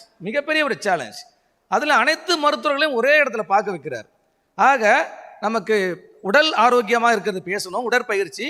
இரண்டாவது மனது ஆரோக்கியமாக இருக்கணுங்கிறதுக்கு நமக்கு என்ன தேவை, நமக்கு தியான பயிற்சி அவசியம், தியான பயிற்சி செய்யணும். அப்புறம் பார்த்தோன்னா உயிர் ஆரோக்கியமாக இருக்கணும். உயிர் நமக்கு ஆரோக்கியமாக இருக்கணும் அப்படின்னு சொன்னால் அவசியமாக என்ன செய்யணும், நமக்கு ஆக்சுவலாக நாம் சர்வீஸ் செய்யணும், தொண்டு செய்யணும். யார் ஒருவர் தொண்டு செய்கிறாங்களோ அவளுக்கு ஆட்டோமேட்டிக்காக என்ன ஆகும், உயிர் ஆரோக்கியமாக இருக்கும். தொண்டு செய்வதை செய்யணும். தொண்டு என்றால் நம்ம நினைக்கிற மாதிரி எது வேணாலும் நம்ம என்னது கிவ் அண்ட் டேக் பாலிசி கேட்டாது. கிவன் பாலிசி, உங்ககிட்ட என்ன இருக்குது, நேரத்தை கொடு, அறிவுரையை கொடு, உடல் உழைப்பை கொடு, எது வேணாலும் நம்ம கொடுக்க தயாராக இருக்கணும். தொண்டு என்ற பேர் இல்லாமல் என்ன பண்ணும், உயிர் ஆரோக்கியமாக இருக்கும். நம்ம என்ன இருக்குதோ மற்றவர்களுக்கு என்ன பண்ணணும், ஷேர் பண்ணிகிட்டே இருக்கணும். இல்லை சார் என்னால் வந்து ஒரு பண உதவி செய்ய முடியல, என்னால் தொண்டுனா வந்து பார்த்தோன்னா நான் வந்து ஒரு அது இல்லை. அது வந்து பணம் இருக்கிறவங்க பணம் கொடுப்பாங்க, உடல் உழைப்பு இருப்பேன் உடல் உழைப்பை கொடுப்பாங்க. அல்லது வந்து பார்த்தோன்னா மனசு நல்லா இருக்கணும், வாழ்த்து கூட என்னது, ஒருத்தவங்களை வாழ்த்தலாமே, நம்ம எத்தனை பேரை வாழ்த்தலாமே. அப்போ அந்த வாழ்த்து கூட ஒரு விதமான தொண்டு தான். அல்லது பணம் இருந்தால் தான் தொண்டு செய்யணும் அவசியம் கிடையாது. பணம் இருப்பவர்கள் பணம் கொடுக்கலாம், மனதிருப்பவர்களுக்கு பாராட்டலாம். அல்லது வந்து எதுவுமே இல்லை சார், ஒரு உடல் உழைப்பு என்ன செய்யணும், இறங்கி களத்தில் இறங்கி வேலை செய்ய ஆரம்பிச்சிடணும். ஏதாவது ஒன்று நாம் என்ன பண்ணணும், அந்த அந்த மக்களுக்கு பார்த்தோன்னா ஒரு பணியை செய்ய ஆரம்பிச்சிடணும். அப்போ யார் ஒருவர் தொண்டு செய்கிறாங்களோ அவர்களுக்கு என்ன நடக்கும், உயிர் ஆரோக்கியமாக நடக்கும். உயிர் ஆரோக்கியமாக இருக்கும். உயிர் என்பது எங்கே இருக்குன்னா அது நிறைய திட்டங்கள் இருக்குது, அது நிறையா வந்து சப்ஜெக்ட் வேற. ஆனால் இந்த மனது, உடல் ஆரோக்கியம், மனது ஆரோக்கியம், உயிர் ஆரோக்கியம் மூன்றையும் தாண்டி நமக்கு என்னது, ஆத்மா. ஆத்மா ஆரோக்கியமாக இருக்க வேண்டும் என்றால் இந்த மூன்றையும் யார் ஒருவர் தொடர்ந்து கடைபிடிக்கிறார்களோ அவர்களுக்கு தான் ஆத்மா ஆரோக்கியமாக இருக்கும். அது என்ன சார், அது ஆத்மாவுக்கும் உயிருக்கும் என்ன வித்தியாசம்? உயிர் என்பது என்ன, ஆத்மா என்பது என்ன? உயிர் என்பது நம்மளுடைய ஜீன் பதிவுகளை இணைத்து கொடுக்கக்கூடிய, அதாவது நல்லது கெட்டது பாவ புண்ணியங்கள் அத்தனையும் ஒன்றாக இணைத்து இருக்கக்கூடியது உயிர். இந்த உயிர்கிட்ட இருந்து நல்லதையும் கெட்டதையும் பிரித்து என்றுமே அழிவில்லாத ஒரு தன்மையா இருக்கிற உயிருக்கு பேர் தான் ஆத்மா. அப்ப இந்த ஆத்மாவை வந்து நாம ஆரோக்கியமாக வச்சுக்கணும் அப்படின்னு சொன்னா இந்த உடல் பலம், மனபலம், இந்த உயிர் பலம் மூன்றுமே பலமாக இருந்தால் மட்டுமே தான் இந்த ஆத்மாவையும் என்ன பண்ண முடியும், நாம முழுமையாக ஆரோக்கியமாக வைத்துக் கொள்ளப்பட வேண்டும். ஆக இந்த விடயங்கள் அத்தனையுமே நம்மளுடைய ஆயுஷ் மருத்துவத்தில் அழகாக அடங்கியிருக்கு. ஆங்கில மருத்துவத்தில் நமக்கு வந்து பார்த்தா உடல் ரீதியான, நமக்கு சயின்ஸ் ரீதியான பல விஷயங்களை இன்றைக்கு சேலஞ்சாக பண்ணுறாங்க ஆங்கில மருத்துவத்தில். ஆனால் அதையும் தாண்டிய ஒரு விடயம் இந்த சூக்கும நிலையில் இருக்கக்கூடிய உடல், மனது, உயிர், ஆன்மா அத்தனைக்கும் ஒரு தீர்வு எங்கே கிடைக்குது அப்படின்னு சொன்னால் நம்ம கிட்ட இருக்கக்கூடிய ஆயுஷ் மருத்துவத்தில் அத்தனையும் இருக்குது. அதை தான் வந்து ஒருங்கிணைந்த சிகிச்சை நமக்குள்ள ஒரு இன்டகிரேஷன் வேணும். ஐயா ஸ்ரீவர்மா ஐயா சொல்லும்போது, டாக்டர் நீங்க தான் வந்து இன்டகிரேஷனை வந்து உண்மையாலுமே பேசக்கூடிய ஒரு நபர். இன்டகிரேஷனா எல்லாரும் நினைத்து கொண்டிருப்பது ஒரு ஆயுஷ் மருத்துவத்தையும் ஆங்கில மருத்துவத்தையும் இணைத்து செய்வது நினைச்சிட்டு இருக்கிறாங்க. அது அல்ல. அது வந்து பார்த்தீங்கன்னா சப்போர்ட் மெடிசின். சப்போர்ட் என்பது வேற, ஒருங்கிணைப்பு என்பது வேற. அது வந்து சப்போர்ட் அவ்வளவுதான். ஆனா ஒருங்கிணைந்த மருத்துவ சிகிச்சையை நம்ம கொடுக்கணும் அப்படின்னு சொன்னா இங்க இருக்கக்கூடிய ஆயுஷ் துறையில் இருக்கக்கூடிய இவர்கள் வந்து என்ன பண்ணும், ஒருங்கிணைக்கப்பட வேண்டும். அது எப்படி ஒருங்கிணைக்கிறது? இங்கதான் நம்முடைய மருத்துவ அறிவு விட்டு கொடுக்கப்பட வேண்டும். என்னுடைய பிராக்டிஸ்ல 2000 இருந்து என்னுடைய practice is integrated practitioner. More then 15 years சென்னையில் முகப்பேர்ல ஒரு ஹோலிஸ்டிக் ஹெல்த் சென்டர் சீஃபாக இருந்தேன். இது என்னுடைய அனுபவ பகிர்வு. அப்போ நோயாளிகள் வருவாங்க என்கிட்ட பார்த்தீங்கன்னா ஒரு 3 ஆங்கில மருத்துவர்கள். I am the chief and director of the holistic wellness centre. அதில் வந்து பார்த்தீங்கன்னா 3 ஆங்கில மருத்துவர்கள் என் கீழே பணியாற்றினாங்க, ஒரு 7 சித்த மருத்துவர்கள் பணியாற்றினாங்க, ஒரு 6 ஆயுர்வேத மருத்துவர்கள் பணியாற்றினாங்க, ஹோமியோபதி மருத்துவர், யோகா நேச்சுரோபதி அத்தனை பேருமே பணியாற்றினாங்க. அப்போ எல்லாரும் வெளியிலிருந்து பார்க்கும்பொழுது எப்படி ஒரே இடத்துல இவ்வளவு மருத்துவர்கள் பணியாற்றுறாங்க? அப்போ எல்லாரும் நினைச்சிருந்தேன் என்ன அப்படின்னு சொன்னா, இல்லை மக்களாக வருவாங்க, மக்கள் அங்கே வந்து அவர்களுக்கு சித்த மருத்துவம் தேவையா, ஓகே சித்தா டாக்டர்கிட்ட ரெஃபர் பண்ணுங்க.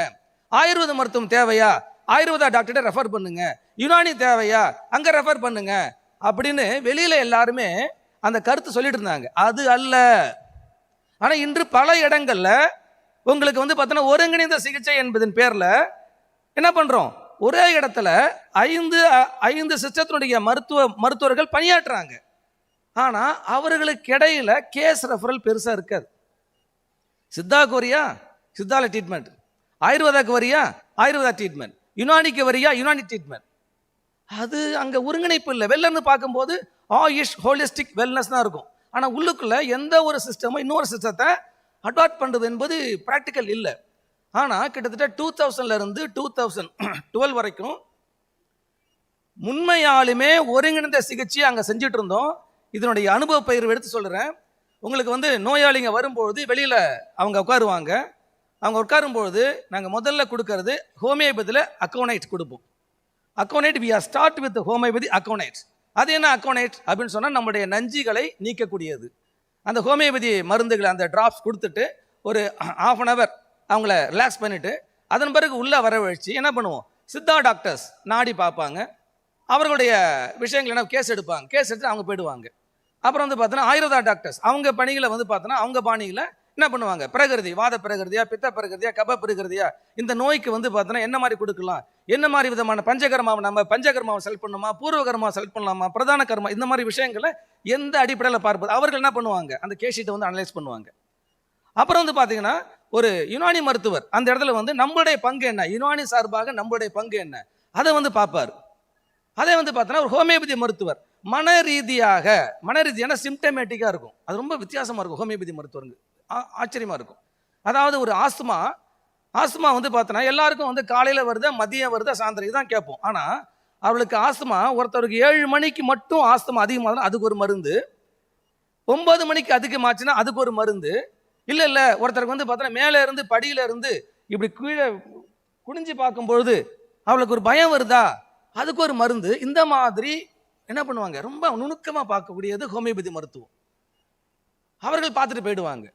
அதே மாதிரி வந்து பார்த்தோன்னா சித்த மருத்துவர்கள் என்ன பண்ணுவாங்க, கழிவு நீக்கத்தில் வந்து என்ன விதமான பேதி மருந்து கொடுக்கணும், அகத்தியர் குழம்பு கொடுக்கணுமா, மேகநாத குளிகை கொடுக்கணுமா, முற்கனி விதை மாத்திரை கொடுக்கணுமா, ஏன்னா பேதி மருந்து சித்த மருத்துவத்தில் ரொம்ப ஸ்ட்ராங், வெரி ஸ்ட்ராங். ஒரு பேதி மருந்து சாப்பிட்டாலே அது எதில் சாப்பிடணும், இஞ்சி சாறில் சாப்பிடணுமா அல்லது வெந்நீரில் சாப்பிடணுமா அப்படிங்கிற மாதிரி என்ன பண்ணுவாங்க. அந்த பேதி மருந்திலே வாத பித்த கபம் அத்தனையுமே வந்து பார்த்தோன்னா அதிகமாக இருந்தால் குறைக்கும், குறைச்சினா கூடும், சமநிலைப்படுத்தக்கூடிய ஒரு அழகான ஒரு மருத்துவ முறை அந்த பேதி மருந்து.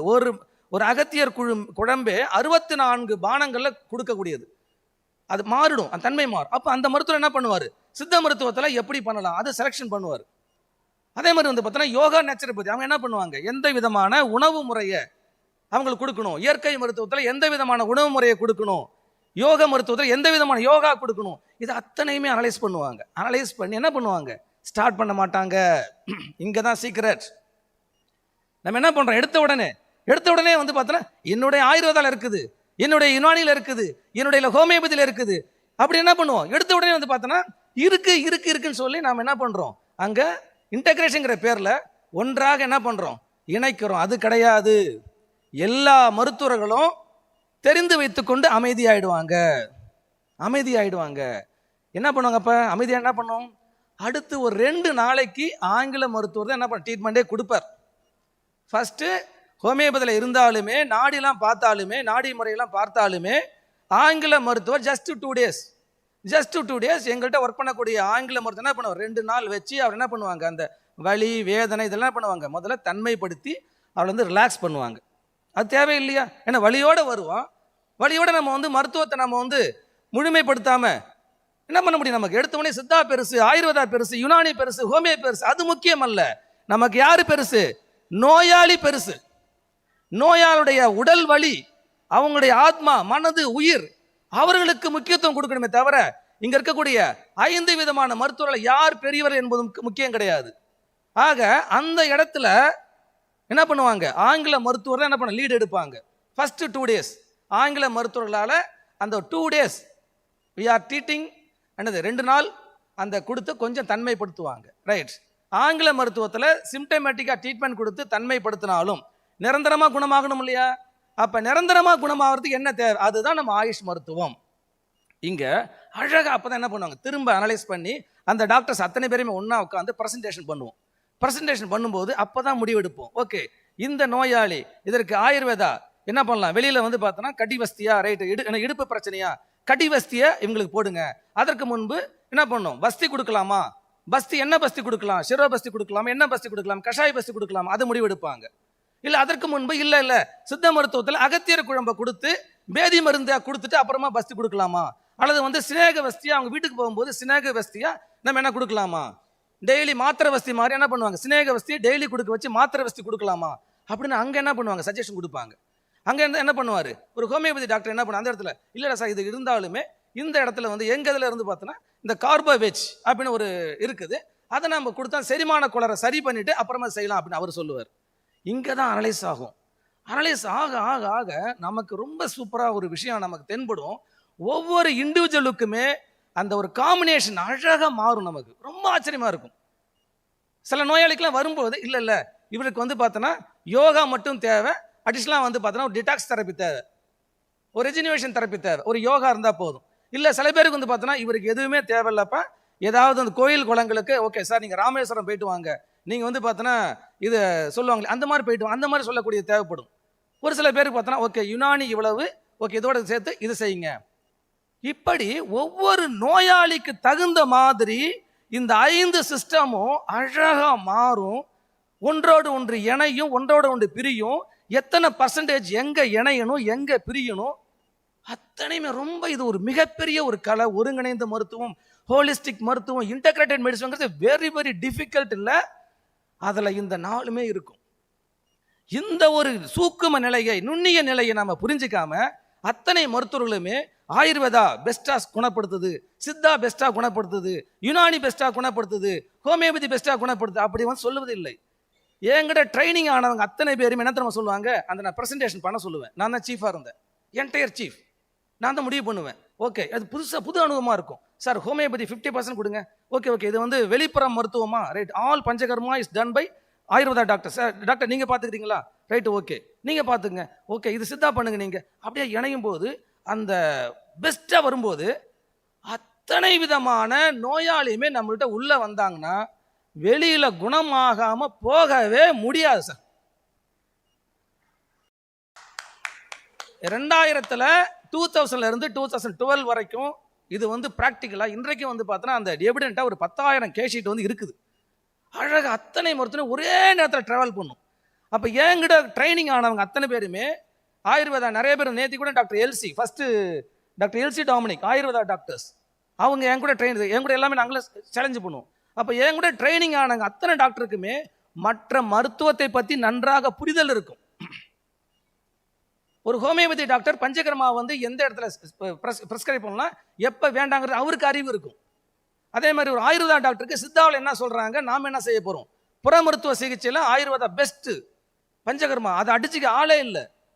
ஆனால் எல்லா மருத்துவரும் மற்ற 5 மருத்துவத்தையும் என்ன பண்ணும், தனித்தனியாக அவர்கள் சிஸ்டத்தை 5.5 வருடம் படித்தாலுமே பட் ரியல் ப்ராக்டிஸில் ஒரு இந்த 5 மருத்துவத்தையும் கற்றுக்கொண்டு அதை என்ன பண்ணும், பயிற்சி அளிக்கணும். அதில் என்னுடைய கூட இருந்த அத்தனை டாக்டருமே இந்த கேஸ் ப்ரெசன்டேஷன் என்ன தெரியுமா பண்ணுவாங்க, அந்தந்த சிஸ்டத்தில் இருக்குன்னு சொல்லவே மாட்டாங்க. ஏன் சிஸ்டத்தில் இருக்குது அப்படின்னு சொல்ல மாட்டாங்க. ஏன் சிஸ்டத்தில் இவ்வளோதான் இருக்குது, இது இல்லை, என்ன பண்ணுவாங்க, அந்த ஸ்பேஸ் கொடுப்பாங்க. என் சிஸ்டத்தில் ஓகே ஒரு ஒரு ஒரு ஒரு மூல வியாதியா, இந்த இடத்துல என் சிஸ்டத்தில் ட்ரீட்மெண்ட்டு 100% இல்லை சார், வீக்கெண்ட் வந்து இதுதான் செய்ய முடியும். அந்த ஒரு மனநிலையை மருத்துவர்கள் மாற வேண்டும். என் சிஸ்டத்தில் இது இல்லை இல்லை இல்லை இல்லை இல்லைன்னு சொன்னாதான் அந்த மற்ற டாக்டர் என்ன பண்ணுவாங்க, கரெக்டாக ஓகே சார் இதில் வந்து என் இடத்துல இந்த ஒரு 10% நான் இணைஞ்சிக்கிறேன் சார், ஓகே சார் நீங்கள் வந்து ஒரு 20% இணைஞ்சிக்கிங்க சார் அப்படின்னு அந்த ரியல் ஹோலிஸ்டிக் அப்ரோச், ரியல் அந்த பேஷண்ட் சென்ட்ரிக் நோயாளியை மையப்படுத்தி, நோயாளியை உடல் மனது உயிர் ஆத்மா அத்தனையும் மையப்படுத்தி செய்யக்கூடிய ஒரு ஒருங்கிணைந்த சிகிச்சை முறையை பேஷண்ட் சென்ட்ரிக்கா நம்ம என்ன பண்றோம், சிஸ்டம் சென்ட்ரிக்கா ஓடிட்டு இருக்கு. இப்போ அத்தனையுமே சிஸ்டம் சென்ட்ரிக், தனிப்பட்ட முறையில் சித்த மருத்துவமனை, தனிப்பட்ட முறையில் ஆயுர்வேத மருத்துவமனை, தனிப்பட்ட முறையில் ஹோமியோபதி மருத்துவமனை அப்படி போயிட்டு இருக்கு. அது முக்கியம் கிடையாது.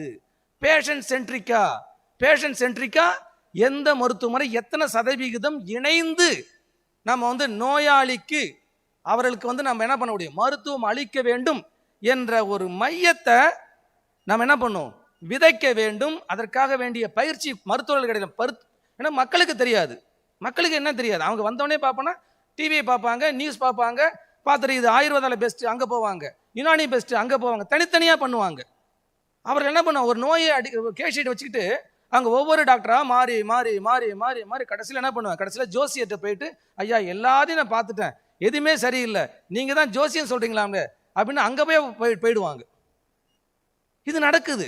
ஆக அவருடைய நேரத்தை குறைப்பதற்கு, செலவை குறைப்பதற்கு அத்தனையுமே வந்து நம்ம இந்த உலகம் ஆரோக்கியமான சமுதாயமாக அமைய வேண்டும் என்று கருத்தில் கொண்டால் இந்த மருத்துவர்களுக்கு என்ன பண்ணும், நாம் வந்து ஒருங்கிணைந்த சிகிச்சை முறையை பயிற்சி கொடுப்பதல்ல, ட்ரைனிங் கொடுப்பதல்ல, அதையும் தாண்டி முழுமையாக ஒரு முழுமையான ஒரு அட்லீஸ்ட் ஒரு 4 to 5 years அந்த டாக்டர்ஸ் ஒன்றாக இணைந்து ஒர்க் பண்ண வேண்டும். இதை பல இடங்களில் செய்கிறாங்கன்னு கேள்விப்பட்டேன். ஆனால் இங்கே சென்னையிலையும் ஒரு இடத்துல நடந்துகிட்டு இருக்கு. நான் கேட்டேன், ஆக்சுவலாக எங்கள் சித்தா டாக்டர் கேட்டேன், டாக்டர் எப்படி நீங்கள் ஆயுர்வேதா மருத்துவமனையில் நீங்கள் வந்து ஒர்க் பண்ணல அப்படின்னு கேட்டேன். இல்லை சார், நல்லா வந்து இங்கே ஸ்பேஸ் கொடுக்குறாங்க. நான் இருக்கிறது ஆயுர்வேதா மருத்துவமாக இருந்தாலும் பட் நான் வந்து இங்கே மோர் தென் 10 years இங்கே ஒர்க் பண்ணிட்டு இருக்கேன். இல்லை நம்ம சித்த மருத்துவத்தை என்ன பண்ணுறாங்க, நல்லா ஸ்பேஸ் கொடுத்து மதிப்பு கொடுத்து இங்கே வந்து ஒன்றாக இணைக்கிறாங்கன்னு சொல்லி எனக்கு ரொம்ப சந்தோஷமாக இருந்துச்சு.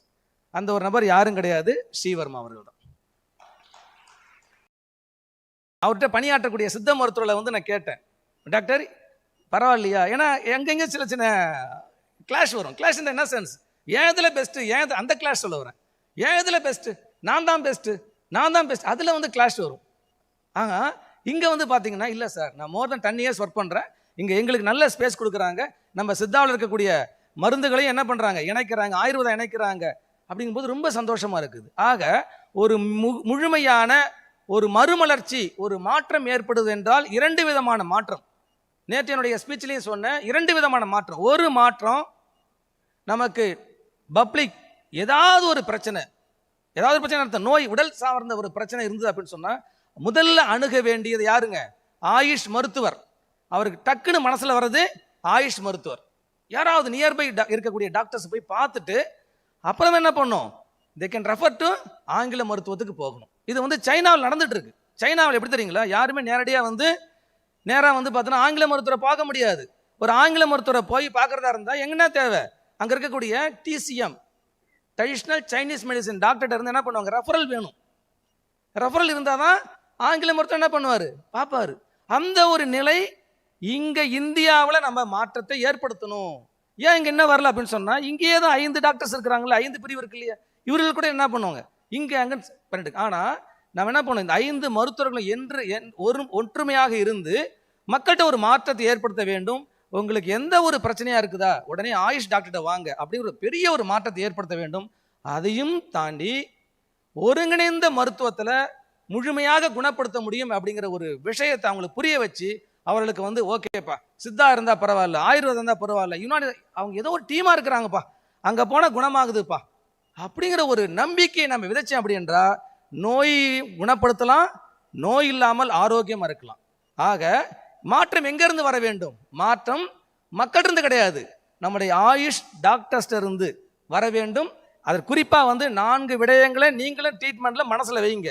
அதாவது உடல் ரீதியாக மட்டும் தயவுசெய்து எழுதுறாதீங்க. உடலுக்கு என்ன மருத்துவம் கொடுக்கும், நெக்ஸ்ட் கொஸ்டின் மனசுக்கு என்ன மருத்துவம் கொடுக்குறோம், அடுத்து நீங்கள் மெடிடேஷன் என்ன பண்ணணும், ப்ரிஸ்கிரைப் பண்ணணும்.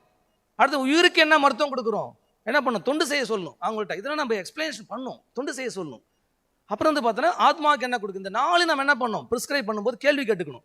நம்ம எடுக்க உடனே என்ன பண்ணோம், எடுத்த உடனே ஓகே இந்த இது இருக்கா, ஓகே மூளை வியாதியா, கருணைக்கிழங்கு லேகியம் நீங்களாம் சாப்பிடுவாங்க, அதோடு நிறுத்திடுறோம். ஏன்னா நேரமின்மை நினைக்கிறோம், அப்படி இருக்காதீங்க. 4 விதமான விடயங்களை மையப்படுத்தி உடலுக்கு என்ன மருத்துவம், உயிருக்கு என்ன மருத்துவம், மனதுக்கு என்ன மருத்துவம், உயிருக்கு என்ன மருத்துவம், ஆத்மாவுக்கு என்ன மருத்துவம் கொடுக்குறோம் என்பதை விடயத்தை மனசில் வைத்து நாம் செய்ய வேண்டும் என்று கூறி வாய்ப்புக்கு நன்றி கூறி விடைபெறுகிறேன். நன்றி, வணக்கம்.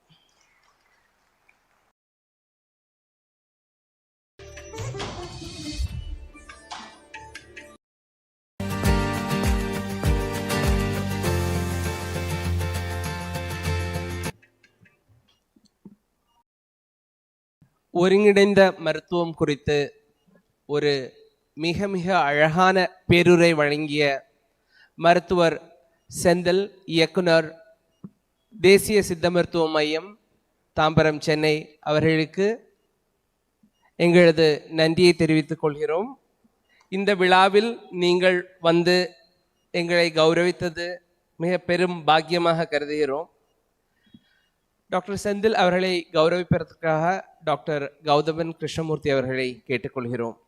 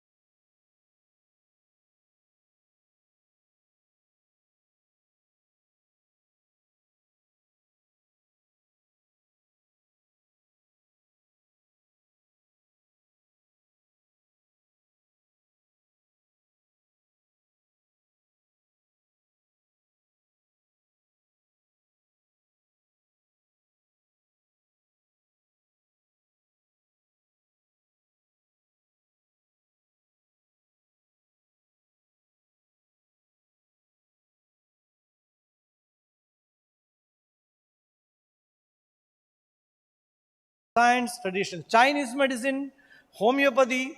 There are so many. Tibetan medicine, there are so many medicine, more than 25 different medicines are there all over the world where Ayurveda can join hands without losing its originality, without losing its epistemological well. So what is that epistemological, reforming the epistemology? What is that? So let's see.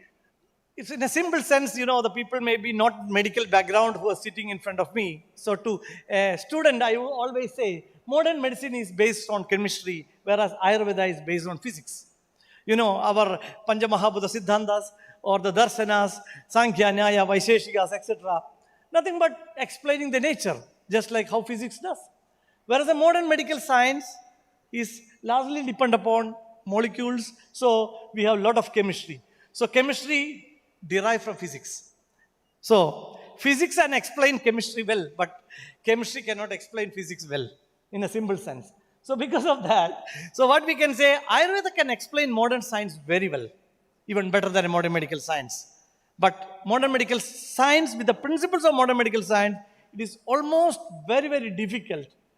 So Ayurveda can explain modern science, but modern medical science is very difficult to explain Ayurveda, even though academically we make so many parallels for our academic interest to create the curiosity. Being an Ayurvedic teacher from 23 years in academy, I do so many correlations just to increase the appetite, Rojanarthe Phalashruti, just to increase the appetite of the student so that they find it is very attractive. But in reality, there are limitations. So Ayurveda can explain modern science very well. So if that is the case, how do we proceed further? That is the thing. First, what we have to do is that we have to start from modern observations. In our textbook, we have so much of informations about classical observation that we already know. We have to take the clinical, neuropathological, biochemical explanations, and that has to be broken into observatory properties. What is that observatory properties? Nothing but our gunas. So let that observations deducted back into Vimshati Guna, reduce into Ruksha, Tikshna, Guna, like that. You try to identify that based on the Guna. Once you are able to identify the Guna, then map the Guna, and from that Guna, you project its function, because from Guna, you have expressions of the karma. So maybe you are taking that dosha vitiation, for example, a neuroinflammation. Maybe you are considering Tikshna, Ushna, and Ruksha. And you convert that guna into a karma, then you convert that into a clinical observation, then you convert that into things. We have done it elaborately. That's what I'm telling you. So link between form and function. Then proceed with that, map the function. Then from guna, you try to identify the interference with the dosha. So if you have Tikshna, Ushna, Ruksha, so you have Vata, Pitta aggravation. Then consider the Agni, where Agni is increased, Srodhas level. Wherever the playa areas you want, you try to make that in this way, so you proceed with that. And also cross-check reversely also, so that everything is correct or not based on thing. Then, later on, so you broke that observations, clinical observations, into properties. These properties into gunas breakdown, then you convert into karma, then convert into dosha, convert into guna, then convert into different areas. This is how we can convert in epistemological perceptions of a given clinical condition. For example, we have some examples also. Using the traditional concept, we can predict. What is the advantage for this? The advantage is that even in the modern medicine, there are many things we can predict based on Ayurveda. We have papers also. I'm not telling just the conceptual part. I'll show you the scientific papers also. So we can predict things, what is happening in the different systems. Beyond the anatomical layers, we can go beyond. Even we can develop research hypothesis based on this understanding of COMS. That is the collaboration of medical and science. And this observation can be validated through Ayurvedic principles as well as modern principles simultaneously, because we take our own tool as a guna, they take their own tool according to the different disease conditions. So the goal is not to replace modern understanding, rather than to enrich the traditional wisdom and keeping the epistemology of Ayurveda. That is our fundamental area which we should go. The next area is the modeling. This is very, very important. You know, nowadays, many of the Ayurvedic principles, Tridosha Siddhanta, Panchamahabhuta Siddhanta, Guna, the theory of opposites, that is the Guna Siddhantam, Dosha Dhatu Mala Siddhantam, we should convert this into models. Sir, what is this model? When we are studying in the schools, we studied the DNA helix. What's we seen in the lab in the school? We have a helix, double helix, we have a model. So what is the advantage in the model is that you can bypass the language limitations. Nowadays, Ayurveda is becoming very global. So we have to convert our idea into models, not in terms of words or text, because words and text has its own limitations. It can be interpreted different contexts differently. It can be entrapped maybe because of the Sanskrit or many other languages.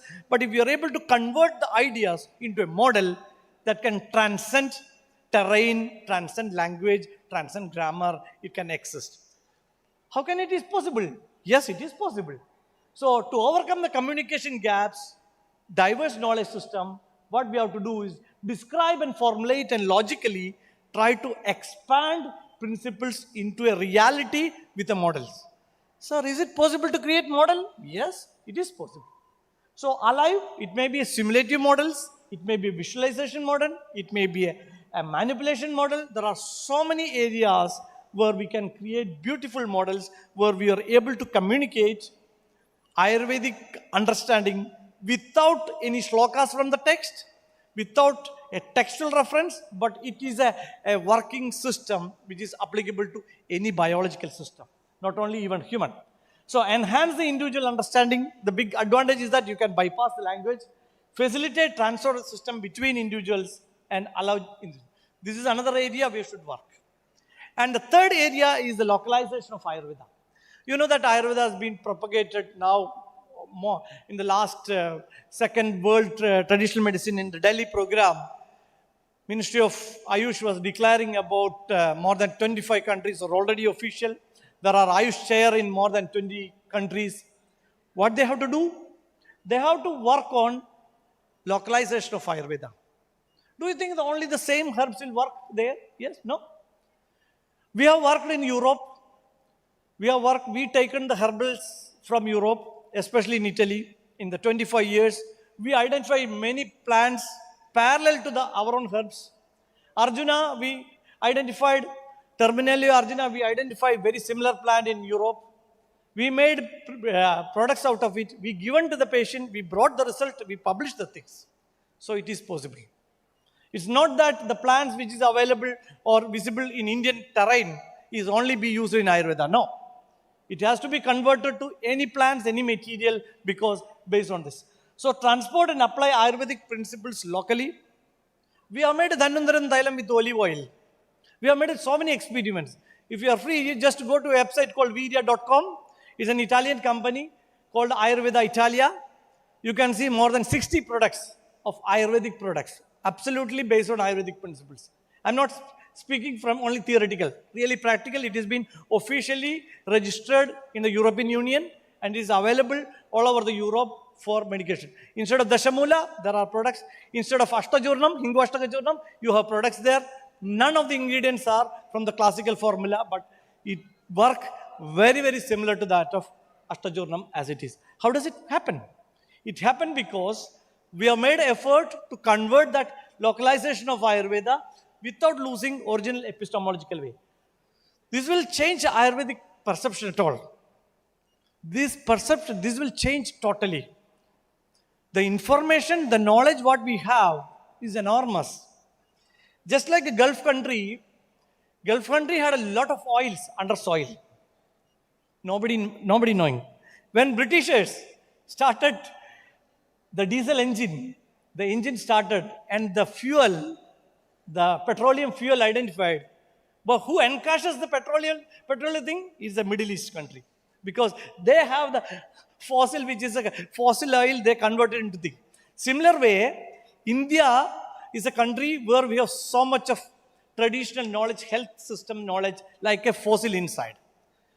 without losing its epistemological, ontological way, if we are really able to publish, we are really able to demonstrate the capacity of it, the whole scene will be changing.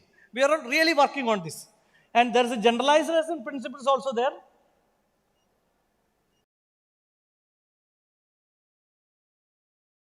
Sorry. Excuse me.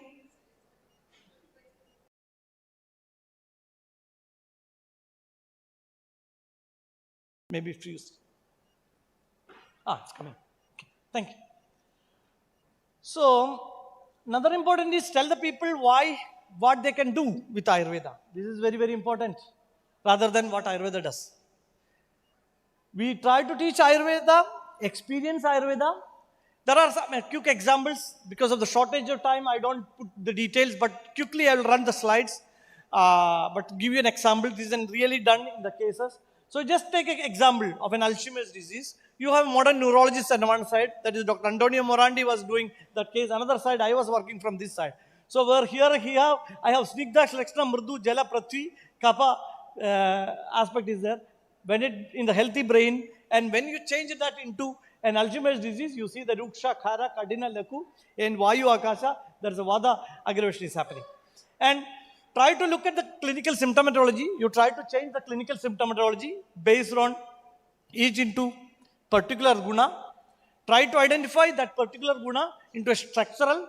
So reflection the loss of the structural compactness to the coherence. If you are able to identify the pathological this will change the perception of how we treat with the Parkinson's disease and Alzheimer's disease. Because many times people will start thinking that, okay, giving some dopamine to the cases in Parkinson's disease. Many times we give something nourishment to the brain, which does it change? No. So you see what is happening in the healthy neuron. A healthy neuron is changing into a Lakuruksha situations. You see how beautifully things are from a Lakuruksha situation and Khara-ruksha symptoms. Maybe an Ayurvedic people looks very simple, but modern medical science is very, very interesting.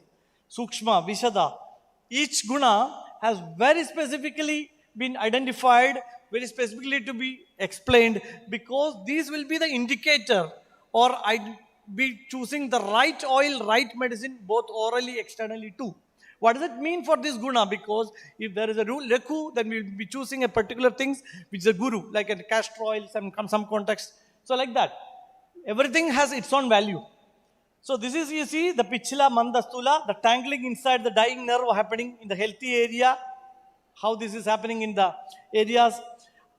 The membrane lipid generation is happening continuously in the Alzheimer's disease. How Vata Prakopa is happening. Nowadays, this disease is alarmingly increasing. And it's actually a 2-hour session what we do normally about how we transfer about comms. So what I want to say is that the disease begin is not on the neuron, but in qualitative failure of insulation and meaning the integration. The problem is happening because of the misintegration happening inside. That is because of the vata, which is not performing in the right way. This is what even many of the recent studies also shows. The reduces lipid bilayer thickness regulator aggravated cytotoxin in amyloid B. There are so many papers which can justify Ayurvedic observation, what we have made conceptually based on the guna. You can search in the internet, you'll get enormous things. Again, alteration in the RBC membrane, protein, Alzheimer's disease. So these are some of the examples by which, when we think detailing, tracking from the symptoms into the guna, backing into the dosha, we could be able to assume what projections are. And later on, and this has been also been tried and even published in European Journal of Integrative Medicines. So in patients with the moderate cognitive impairment, Vata Prakriti, the Vata Prakriti people had aggravations. That is why many times it's very difficult to treat also what is happening over a period of time. So these are some good examples. So study of biomarkers and Ayurvedic clinical phenotyping may help to discover novel prognostic. We have made a lot of work in this area. Just to give you an example that this is possible. So, the novel therapeutic insight. When we try to draw in Ayurveda, called Samprapti, different type of Samprapti, Amshamsa Kalpana, Gunavikalpam, etc., are clinically highly significant. It is not merely an intellectual activity, but at the same time, it has to be reflected, observed in the clinical perceptions in that conventional medical system, which we found very much closely to that. The goal is not just to the boost memory, that's the thing, restore the connectivity and coherence. That is why most of the diseases, especially in Alzheimer's disease, they lose the real coherence and integration. That is why our treatment goes like Medirasanam. Why we are being giving a Vasti? We are giving a Alzheimer's disease a Rajayavana Vasti. How can we justify that? It is possible. It is possible to justify because not because of the spin theory that the mesoderm and rectoderm is together. So what we change in the colon, it change also in the brain. No, that's the oldest concept. But now we are able to explain how this happens with the principles of Ayurveda, both as well as from the modern perspective. So there are a lot of, the advantage is that even the another big advantage what we can do with this epistemological analysis with the comms is that even we can study modern drugs. We can measure modern drugs, how does it work? Sir, are you joking? No, I'm not joking. Seriously speaking, we have made studies on modern drugs. What is the Rasaguna Vidya Vibhaga of a modern drug? We have made clinical studies that I'll show you the papers. So we have made many studies how these different things are.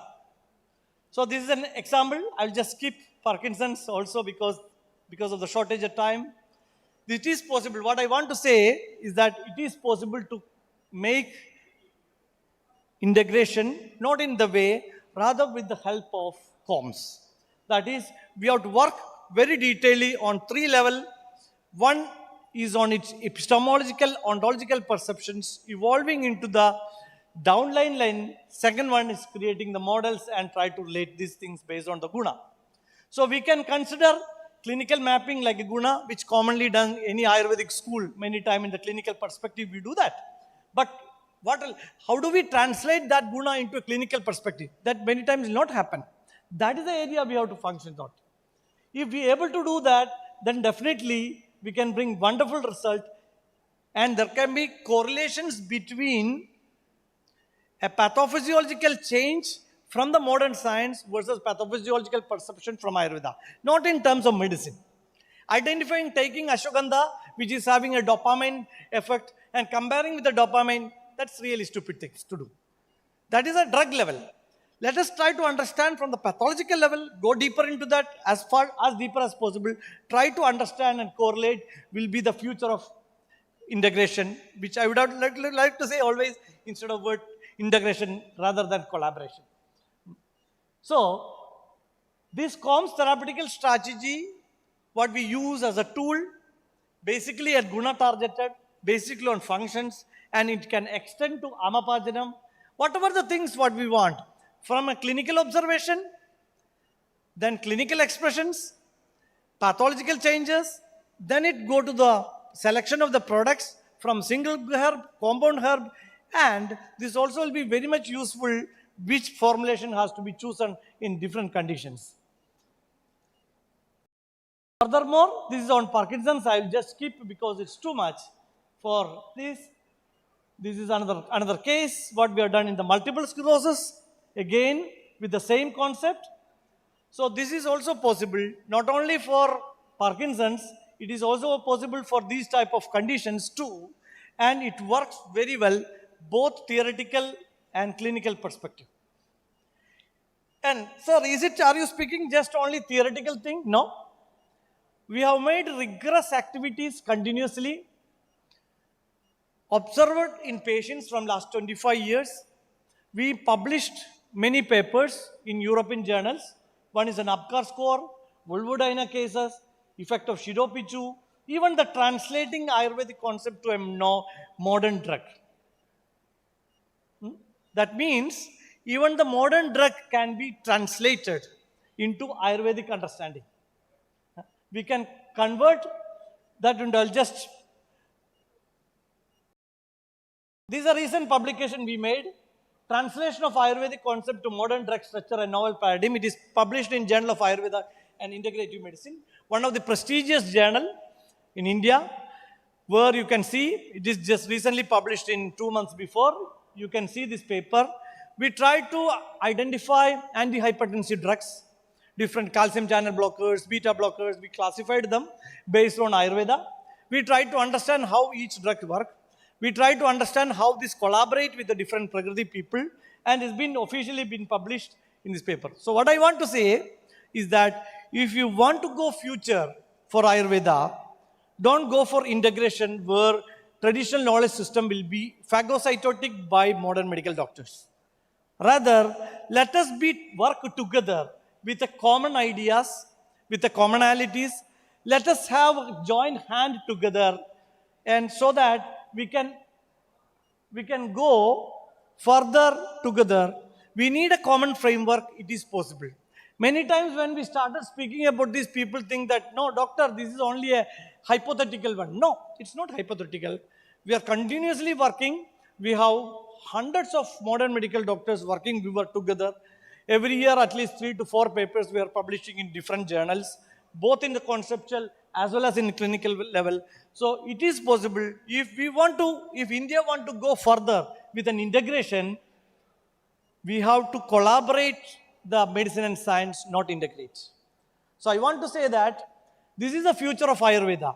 So if you want to travel far, let us work together. Let us have a very strong knowledge of modern science. This is very good. But without losing the originality of Ayurveda, we can have hand in hand. There are so many medical doctors really want to work with Ayurveda. And let us have hand in hand, not to be slave of any other medicine, rather hand to hand, know the commonalities, know the differences, and we can win-win situations. By these words, thank you very much. And also a special thanks to my European partner Antonio Morandi too in this occasion, because we jointly worked this work from last 25 years. Thank you one and all.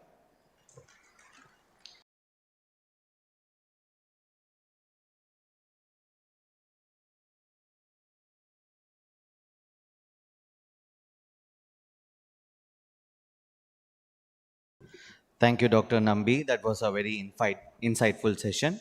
I would invite Dr. Tamil Kalni to give some feedbacks on this thing. Yes, sir, please.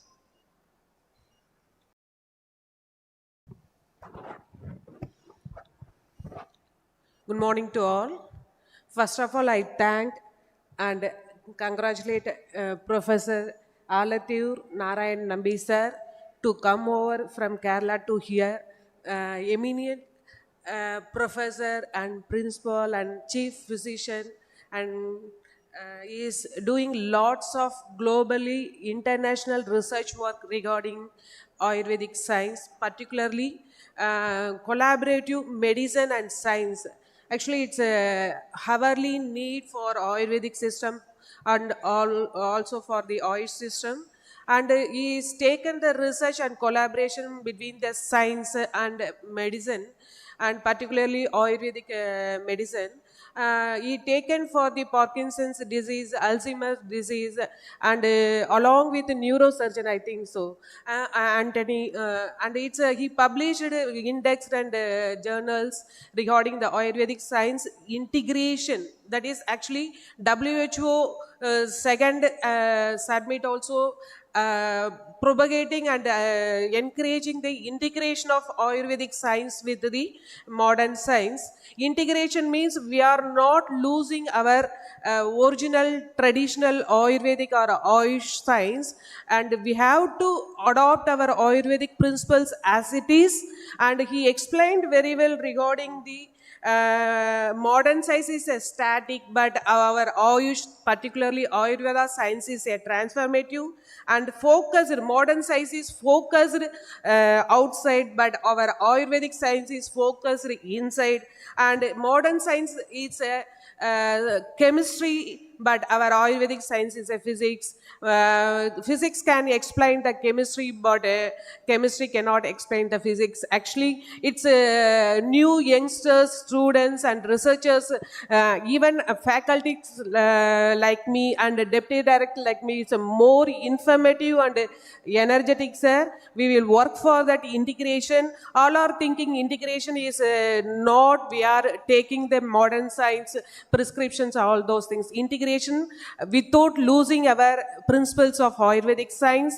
Integration highly appreciable, and we should show the evidence and scientific validation of Ayush systems, particularly Ayurveda system, by integrating with the modern science, with the useful scientific tools and what modern globalization acceptance needed, hourly needed. Thank you, sir.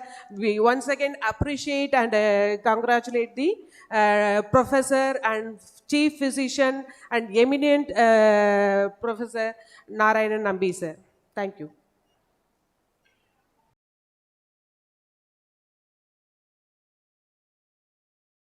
Dr. Tamilkani, your inputs also, please.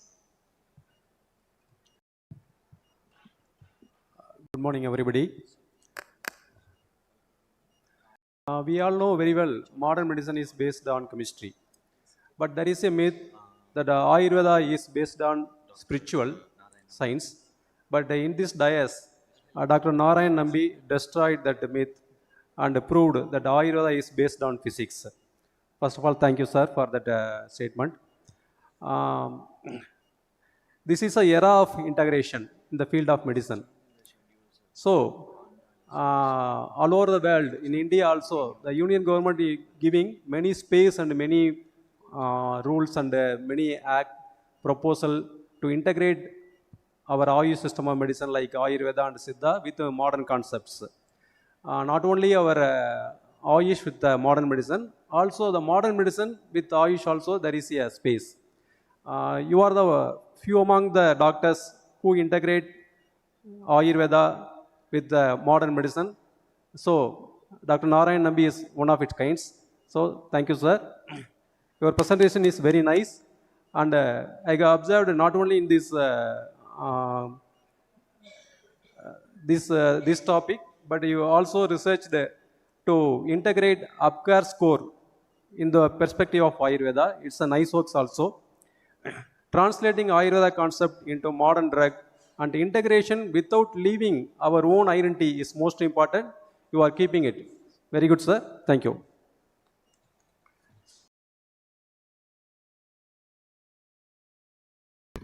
I call upon Dr. Jayarupa to felicitate our speaker, Dr. Narayanan Nambi.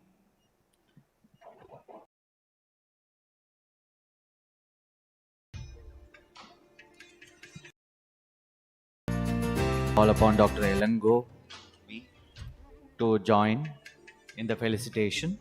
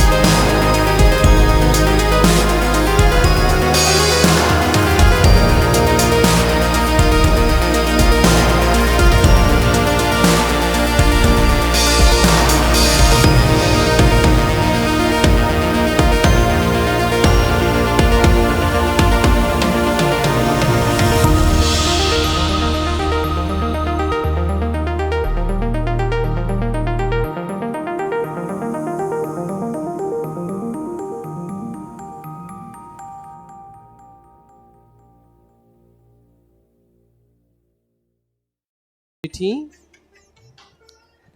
I request Dr. Maheshwaran IAS on the dais, please.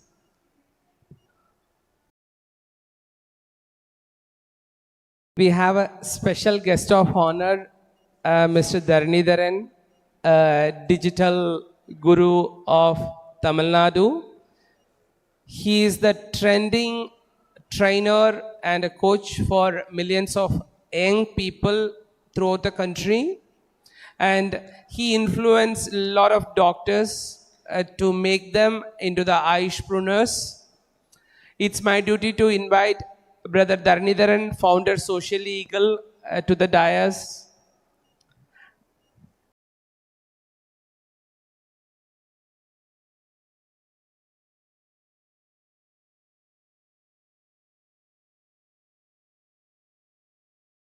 I wish to document Brother Dharanidharan's insights, how AI and digital presentation can do wonders on young Ayush doctors. Please, brother.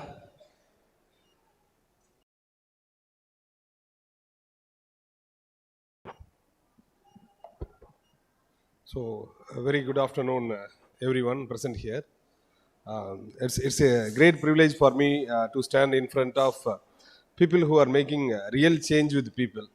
That's the greatest privilege I have got in my recent years. And thank you, Dr. Sri Verma, for this wonderful opportunity to be part of this ecosystem as well. Like the recent days, the influence of AI is taking people to the next level. I see learning in 4 stages. The first part is learning, in understanding what we need, all those stuff. The second level is knowledge. Have we learned the right things and have we understood that? That part comes under the knowledge. The third thing is usage of knowledge, which is called intelligence. And the fourth thing is the wisdom. So after the AI came into play in the last 3 years, there are tremendous changes. And one thing very particularly that AI is not going to replace is one of the quotient, which is the spiritual quotient. There are 4 quotients which has been replaced. 3 of the quotients are already replaced. The physical quotient is replaced. The intelligent quotient is getting replaced. The emotional quotient is getting replaced. The wisdom part cannot be replaced. The kind of wisdom that the doctors have got over these years is going to remain very unique. That part is going to stay relevant for the next 100 years. In that area, if we are going to leverage any large language model, it would be an additional supplement for your implementation. இன்னைக்கு இதில் நான் வந்து ஃப்ரெண்ட்ஸ்கிட்ட விளையாட்டாக சொல்லுவேன், இன்னைக்கு அறிவு இல்லாட்டி advantage, கொஞ்சமாக அறிவு இருந்தால் அது சூப்பர் அட்வான்டேஜ் அப்படின்னு சொல்லுவேன். Because the LLMs has given us the leverage to move forward in a much faster speed. So there we have got that leverage. So my humble request is, whatever we know, any framework that we have got, that has to be fed into the larger language model along with the specific brain for that specific process. If these 2 things can be integrated, AI is going to help you save a lot of time and leverage the best practices and best frameworks that you have developed and that has been served for multiple years. So my humble request, AI is not our enemy, it is our friend. So let us leverage AI and scale the impact that we do in a larger scope. Thank you so much for this opportunity. Thank you all. Thank you.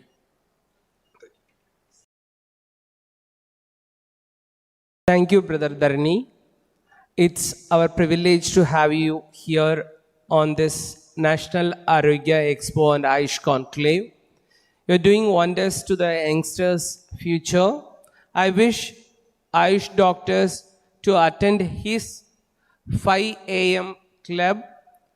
If you wish to learn from him, it's a condition.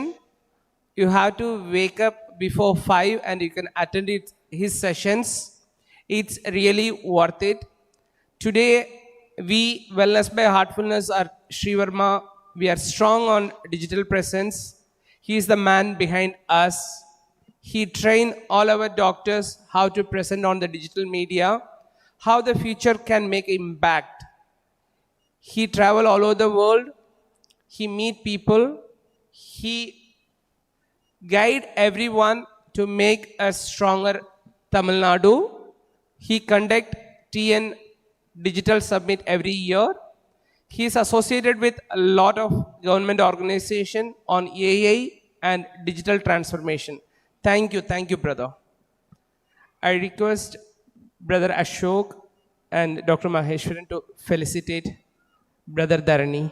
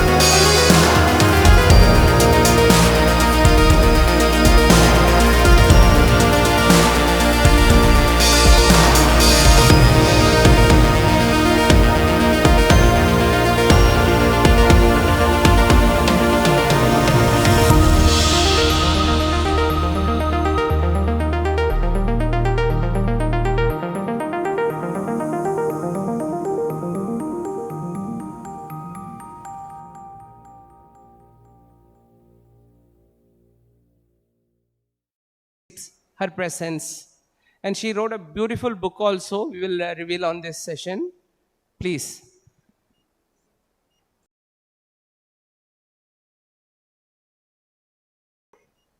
Pranams to the lineage of masters of Sri Ramchandra Mission and Heartfulness Organization, Lalaji, Babuji, Chariji and Daji. I am extremely thankful to the organizers for giving me this opportunity to talk about my experiences on the concept of talking to the baby in the womb, Garbha Vidya. I am indebted to my brother, Dr. Ashok Kumar, who insisted that I write the book, and he is instrumental in spreading this concept. I am also grateful to my medical team, headed by Dr. Bhaskar, my husband, who has masterminded this, and my staff who share my passion and provide a homely atmosphere in the hospital so that the mothers can practice this technique easily. And I strongly believe it is a divine gift to me, because my mother used to say, "You are doing God's work." And now I narrate how I stumbled upon this technique, how it evolved, and now how I feel it is an important tool for nation building and global peace.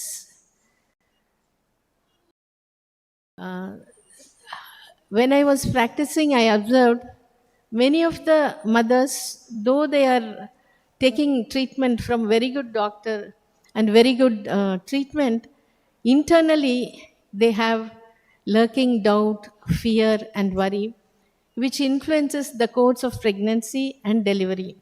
So I was searching for a technique where the mother can use herself like yoga or meditation, which will make her happy. So I was frantically reading many books, discussing with everyone. I was literally obsessed with this. As the saying goes, when the student is ready, the teacher appears. A North Indian mother who was taking treatment with me, I learnt it from her. She was coming alone. She didn't know the local language, Telugu. And I don't know Hindi. Because her husband was busy, she used to come alone. But there was no complaint. She was always smiling. It is very unusual because her situation must make her anxious. And they usually will come with complaints if there is anxiety. But there is no complaint. She was smiling. After 2-3 visits, I asked her, "Amma, are you not scared or are you not bored to be alone?" She said, "I am not alone. I am with my baby.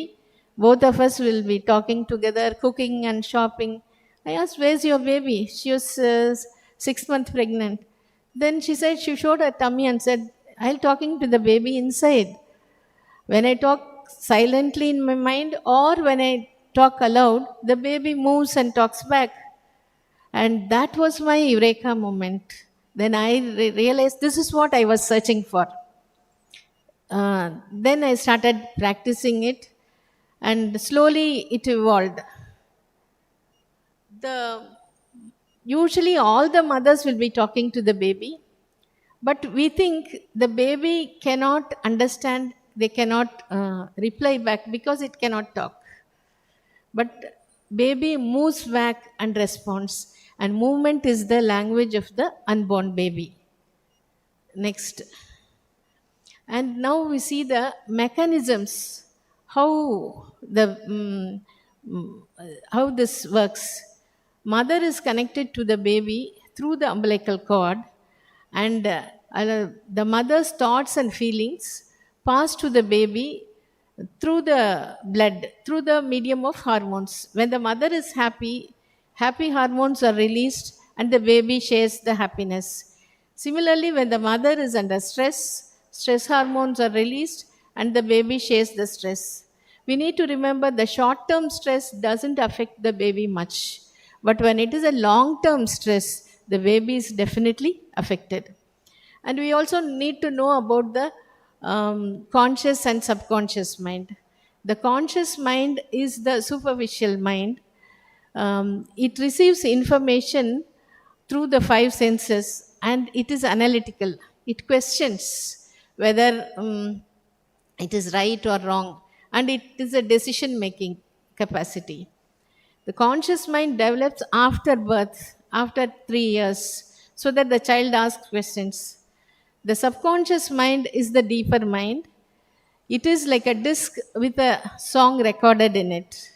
It receives, records, and executes at an appropriate time. It doesn't know whether the information is real or imaginary.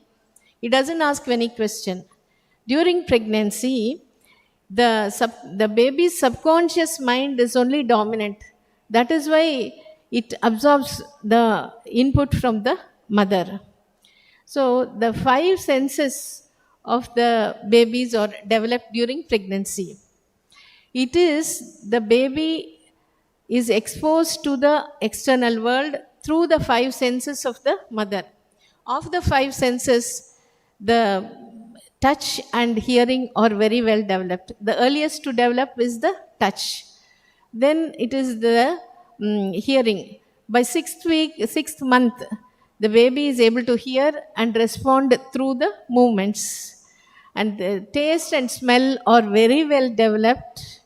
Developed in the 4th month, and by 7th month, the baby can respond to the smell and taste of the food the mother takes. Sometimes this taste and preference lasts even after birth. By 7th month, baby opens the eye. When I used to really wonder how our ancestors, just by their keen observation, they used to insist that pregnant mothers should see only good things, hear only good things, and read only good books without any scientific data. Now, scientific studies have proved that the baby is an aware being inside during the womb. It can learn, it can remember. And now we have a small video clipping of our mother sharing her experiences, especially this smell and taste, especially smell. Many mothers have shared to me that when the baby likes the smell, immediately there will be vigorous movements. When the mother tastes the food, 2-3 morsels, the movement slowly subsides. That is, the baby is satisfied with that. Now we'll see the clipping. We can enjoy a lot, we can talk to children a lot, we can observe their response, we come to know what their likes and dislikes are. If I drink bitter gourd juice, they don't like. They don't like me eating garlic. Uncomfortable feeling, ma'am. They like sweets and songs. The kid in the womb will dance almost instantaneously. The kid recognizes it before I swallow it. Next. So, for a better practice of this technique, I divided into 3 steps. Many mothers, they hesitate to talk to the baby first, even though when I tell the baby is able to understand, baby will respond. So, I started telling them to listen to a song the mother likes. So, after a week or 10 days, slowly the mother observes the moment the song is played, the baby starts moving.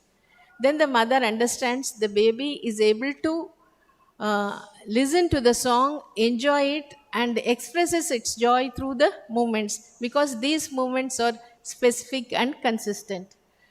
And the mother slowly starts observing the likes and dislikes of the baby in the areas of song, food, people, and place. She also shares her likes and dislikes, what work she is doing, where she is going. Some mothers will be talking while doing their works. Some of them, they will finish all the work and in the evening they talk to the baby relaxedly. I leave it to the convenience of the mothers. And once this bonding develops, the mother knows the likes and dislikes of the baby knows the likes and dislikes of the mother, and this bonding slowly develops. Then the mother feels happy because she knows the baby is with her, baby is able to understand her and support her.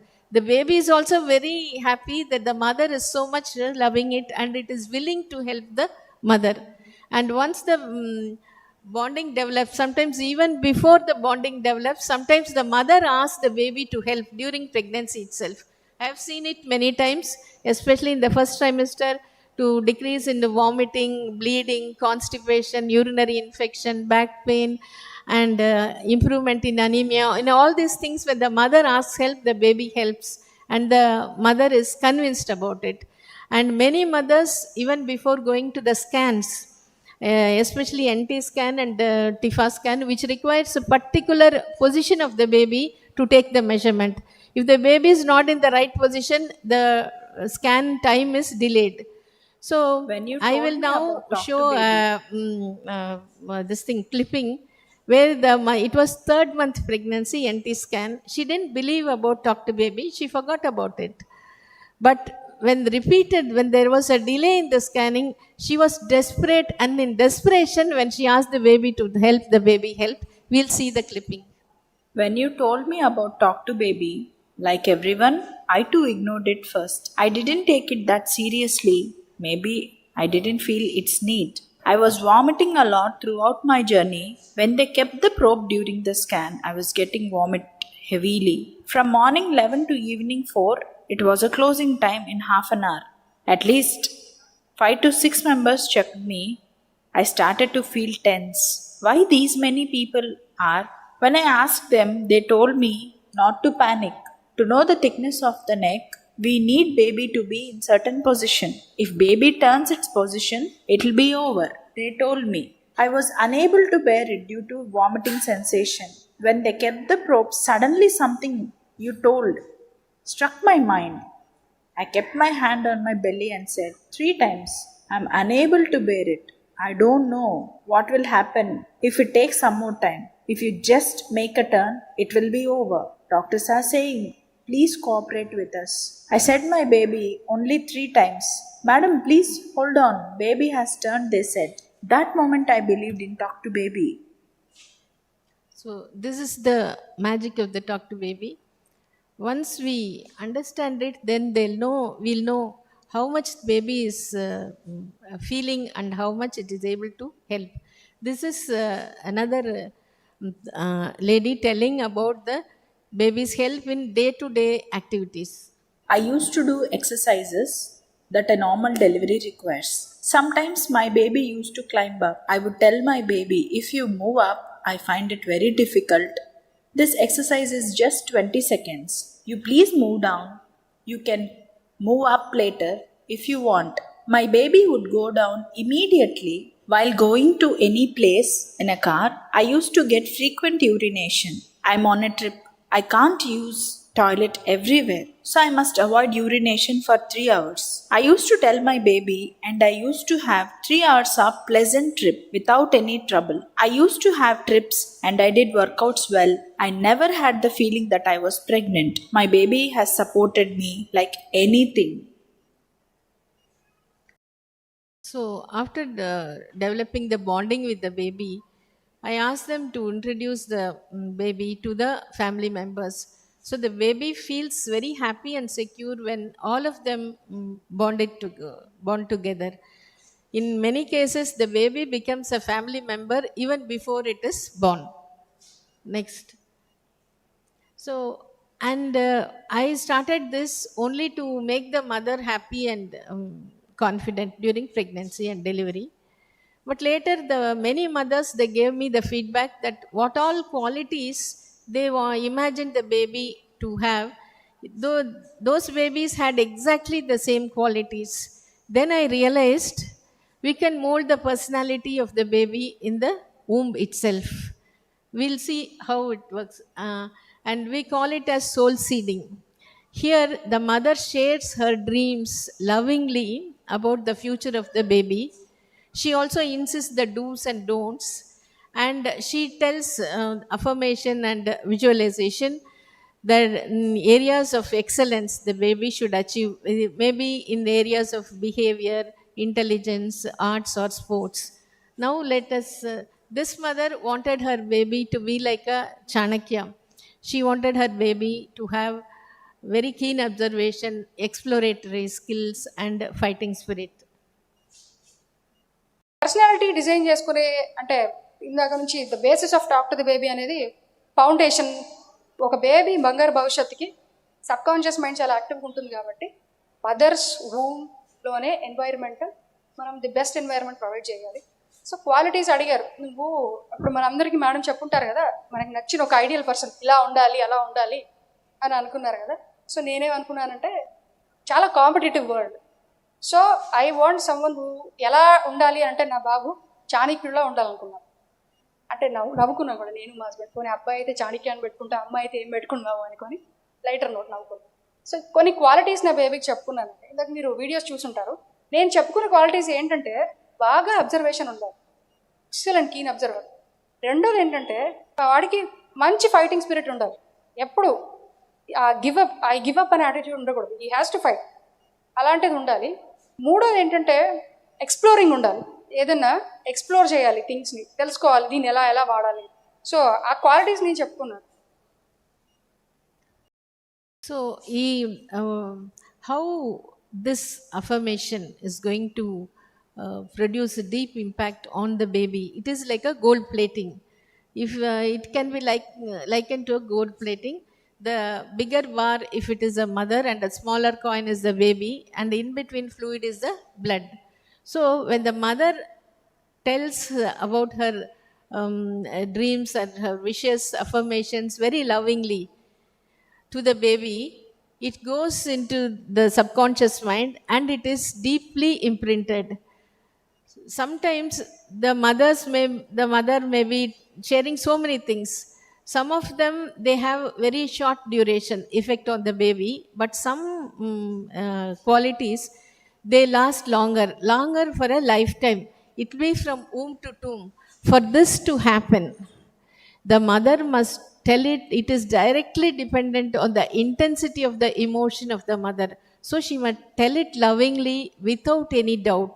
She can put her hand on the tummy also. That is an additional, it is going to be more effective. So when she does it, then the baby responds and it is deeply imprinted. The effect after birth, what we see is, the baby does those things easily and effortlessly with high degree of precision and with situational brilliance, and it will be soothing to the soul. So this is about a dream of the mother. She was in a village. Her brother was a professor in a city. She was pregnant at that time, but she was always worried. I am in a village, my child will go to the village school only, whereas my brother's children, they'll go to the bigger school. But she was happy when she saw aeroplanes going past her village. Then she slowly started telling, my child also should go in a flight and he should go abroad, he or she should go abroad and settle. So that was very comforting for her. She started telling it. Later what happened, her son went abroad and settled first and called his brother's son later to settle there. And this was the beauty of the dream. Another thing is, when the mother has long standing stress. One mother, she had the family situation was not very supportive. She used to cry in the night. The child after birth started crying non-stop. At least she cried for half an hour or 1 hour, but this child started crying non-stop throughout the night for 3 years. It took that much time for her to pacify the child. So this is the effect of stress. And what is the benefits of Talk to Baby to the mother, especially during pregnancy when they have had previous pregnancy losses, and mothers will be apprehensive. But when they practice Talk to Baby properly, they know the baby is supportive, pregnancy is very smooth, and they'll have a very good child. And the baby is very understanding, helps in normal delivery. And after delivery, these children are well planned children. The bringing up them is very easy. We ask them to continue Talk to Baby more after delivery. So it will be easy for them to bring up this child. Another thing is when the first child is a special child, when they do the talk to baby during this pregnancy, this child will be very supportive, very caring, and very loving to the older child. Now we'll see the clipping. When the mother told about it during pregnancy, after delivery, a 3-year-old child, whenever the mother took the baby outside, took her daughter outside, she used to first insist, take it for the elder sister, and she used to sleep by the side of the sister, and she was very caring and supportive. This is about the delivery. This lady, she had lot of apprehension after conceiving. She thought she should reduce weight and then only she conceived, but she conceived immediately. Then she said she thought how would the pregnancy be, because she was not at all prepared. Then when I told her about talk to baby, practice it, she said, okay, I'll accept it. She told the baby, you should give me confidence, not I giving to you. So she believed in baby so well that the pregnancy was smooth, delivery was very easy. The moment when I spoke to you, the moment then turned positive. I'm conceived, that means my body accepted it. I realized it. So I kept telling my baby, you must give confidence, not me giving you. If there is a problem, I can't take it. I can't accept it. I get the feeling that I am not correct. My energy will go down. So you must not give me any problem. Whatever I told, baby really listened to me, ma'am. My family history has diabetes, BP and all. Not a single day I had any complaint about amniotic fluid or sugar or BP. My weight also has increased only to the desired level. I didn't have any food restriction either. If we take food, ma'am suggested by talking to baby, it will accept it. If I wanted to eat anything, I had it, at least a little bit. We should not restrict it. But if you follow their diet chart seriously, there won't be any tension. I had that confidence and hence I didn't find the need to go to my mother's house. I didn't need anyone's assistance either. No one was there to help us except me and my husband the entire 9 months. I didn't have pains throughout the morning on the delivery day. I was admitted at 7. The day before I was happily all the way. Contractions started at 9 in the morning, but I didn't notice. I was not in that mindset at all. I left everything on ma'am and stayed relaxed and happy. I had my breakfast and lunch that day. Mild pain started at 3 in the afternoon. I kept on feeding my baby not to trouble me. It didn't trouble me at all. Between 3 and 3 p.m., mild pain started. At 4:30, ma'am told me to do exercise to enhance the flexibility for easy delivery. So I was doing exercise, climbing the staircase up and down. At 4:30, the mild pain started again. At 5 p.m., pain increased slightly. I went into the theater at 5:30. I delivered my baby at 5:57. It was so miraculous to us that the whole process was over in just 20 minutes. My baby helped me in my pregnancy too. Once in every 2 hours, he opens his eyes, I feed him and falls asleep. He's only doing 2 things. Whatever is his duty, he is following it, ma'am. Night times, he is sleeping and hence I am also sleeping peacefully. I didn't expect that I would be this active now. Everyone frightened me. You can't stand and walk for at least 10 days after delivery. They all told me 1 hour after coming out of the theater, I could walk with the help of sisters. I was discharged within 24 hours of my delivery. Nobody could believe it. I was discharged, went home and roaming here and there happily. Are you the mother? Have you delivered a baby? The pediatrician asked me with astonishment. I only took my kid to the pediatrician for checkup. The whole process was over happily without any complications, ma'am. Everything will be positive. That is what we learned from you, ma'am. This is about the first child was a bedridden child. She was talking to the baby during pregnancy, second pregnancy. నేను ఎక్కువగా మనస్ఫూర్తిగా చెప్పేదాన్ని, అక్క నువ్వు బాగా చూసుకోవాలమ్మా అని చెప్పేదాన్ని కదా. మన మనసు ఏ విధంగా ఉంటుందో అదే బిడ్డ మీద 100% పనిచేస్తుంది మేడం. ఇప్పుడు ఏదైనా కానీ పాపకు తీసిస్తా ఉంటే నేను అంగడి షాప్ తీసుకెళ్ళి అక్కకమ్మా అని అడగద్ది. బట్టలు ఏమైనా కొత్తగా తెచ్చినా కానీ అక్కకే అమ్మా అక్కకు తీసుకున్నావా అని అడుగుతుంది. ఇప్పుడు తను పడుకునేది కూడా వాళ్ళ అక్క దగ్గరే పడుకుంటుంది. ఏమన్నా పెట్టే ముందు కూడా అక్కకు పెట్టమ్మా అని చెప్పద్ది. చాలా బాగా చూసుకుంటుంది మేడం నా పాప, వాళ్ళ అక్కని బాగా చూసుకుంటుంది.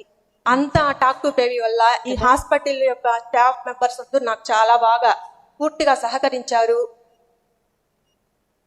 So this is the benefits to the mother, and there are benefits to the baby also, but I feel the ultimate benefit is the bonding between the mother and the baby. The mother does many things for the baby and the baby does many things for the mother, but it is the feeling of the mutual love bonding that is going to last a lifetime.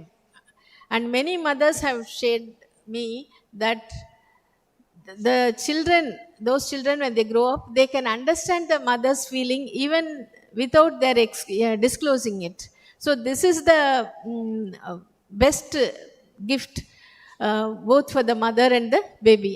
Next benefit to the baby, once they practice the womb song during pregnancy, they can use it during breastfeeding, and it can be used as a lullaby also. And these children, the personality molding is done. That is one of the best gifts the baby can have. And these talk to baby children, they talk early. And if we continue this talk to baby after birth also, they talk early, they communicate better, they learn language and music faster with better IQ. An important thing is these mothers are happy, the children are also happy. The incidence of autism and ADHD is very less in these children.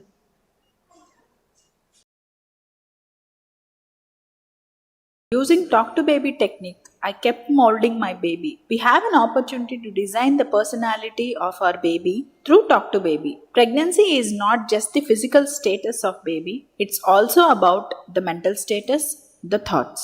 All these things influence the baby.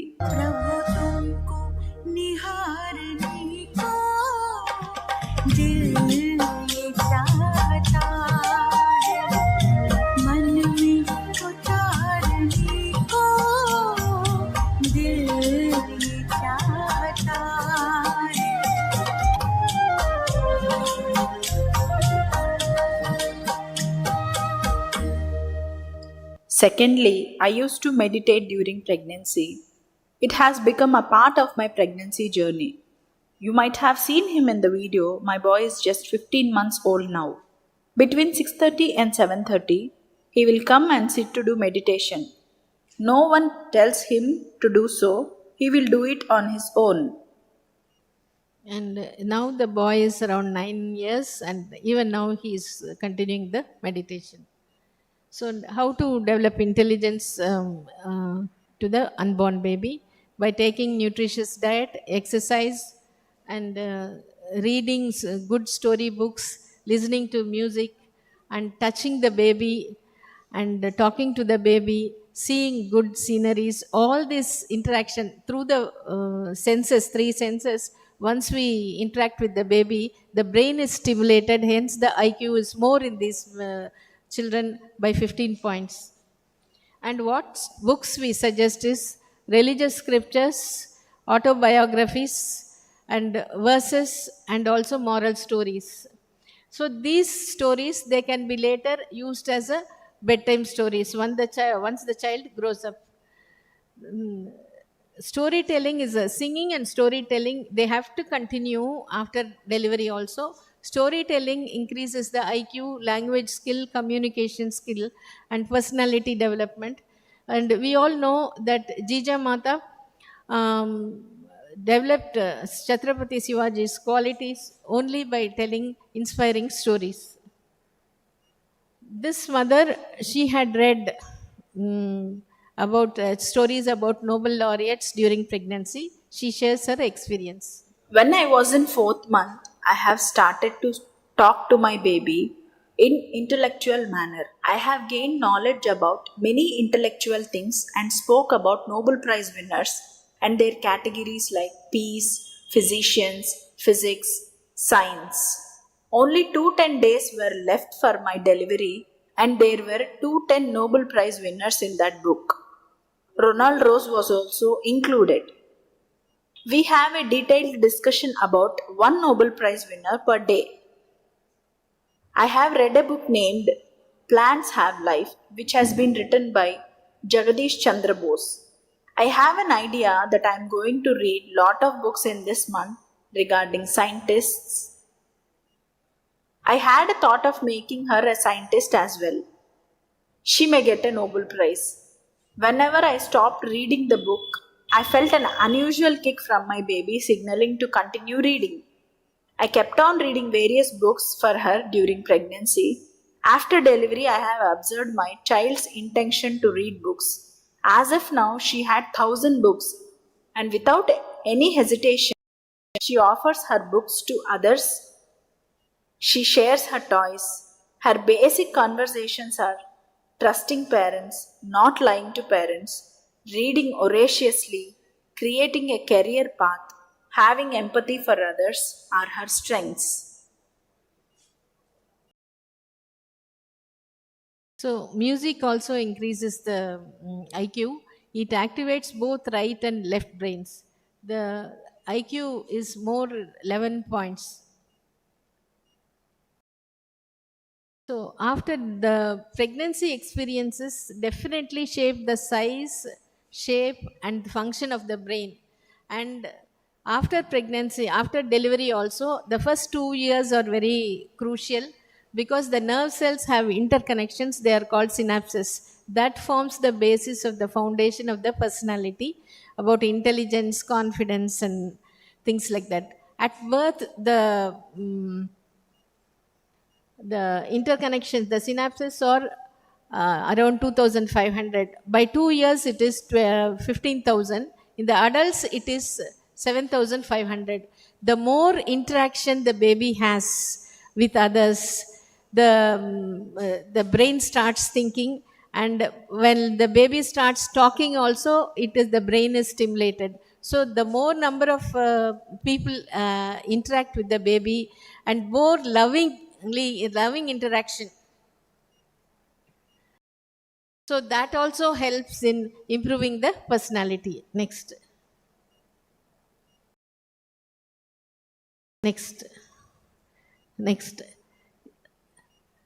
one.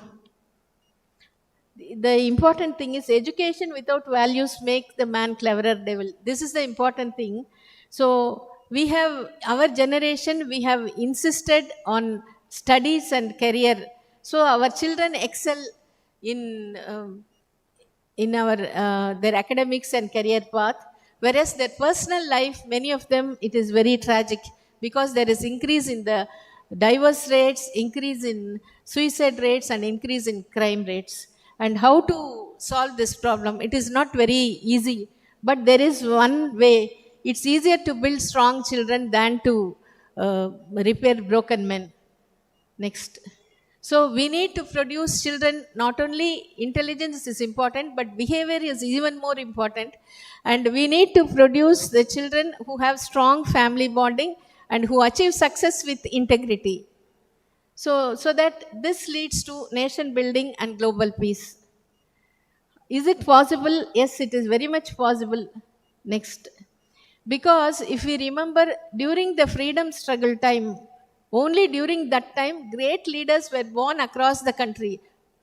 So it is because of the strong intention of the mothers to produce a great children to be offered to the service of the nation. So when this can happen, this is the quote by Margaret Sanger, who says, when motherhood is the fruit of a deep earning and not due to accident or ignorance, then its children will form foundation of a new race. And in the words of Confucius, to put the world in order, we need to put the nation in order and family in order. For that, personal life must be cultivated, and we must put the heart right. And for that, Talk to Baby is the best tool, which is easy to practice. It requires only the willingness and loving nature of the mother or the parents, so that we can produce very strong children, very strong community, because law and order alone cannot restore the peace. It is the change of the mindset that is going to bring the change in the generation.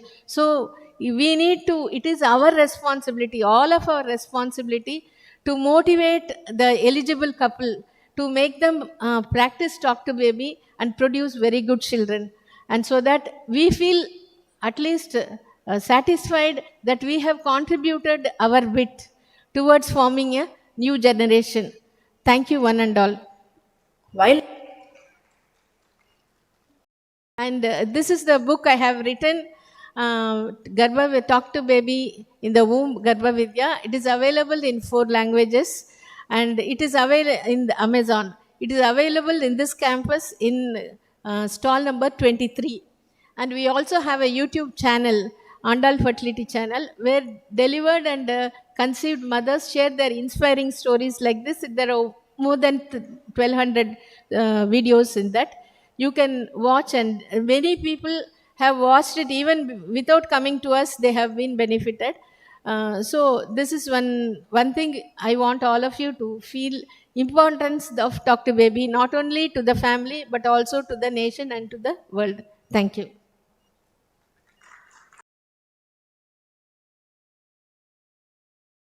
I call upon Dr. Prashant for a small announcement.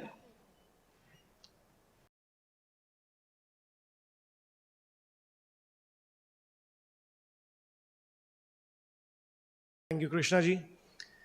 We are very glad and very honored to have our very close friend of mine and from the Ministry of Ayush, Mr. Shiv Kumar Mishra ji, from the Ministry of Ayush, New Delhi. So we'll honor you and we invite you in the stage, and please share a few words and your experience for this event. Thank you. Namaste.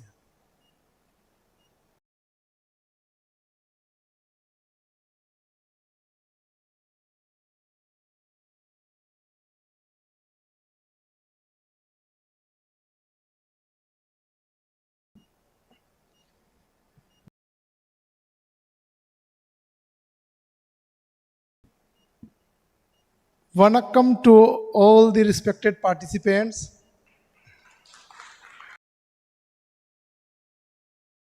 I feel extremely delighted to share that I have received the opportunity to participate on behalf of the Ministry of Ayush in a prestigious event of the National AROGYA EXPO 2026 in Chennai. This is not merely a participation, but a valuable experience, one that takes us beyond the closed office cabins and files of Delhi and allows us to truly understand how the policies we formulate are reaching the ground level and benefiting society. The development and expansion of the Ayush system is one of the subjects very close to the heart of our Honorable Prime Minister, Sri Narendra Modi ji.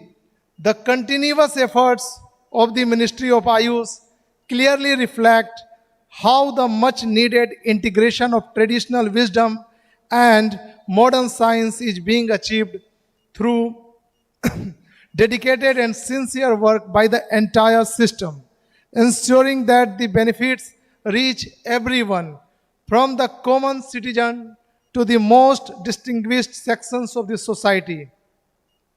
Under the able leadership of the Honorable Minister of Ayush, Sri Pratap Rao Jadhav ji, and Honorable Secretary of Ayush, Padma Shri Rajesh Koteja ji, Ayush related initiatives are being consistently promoted and strengthened.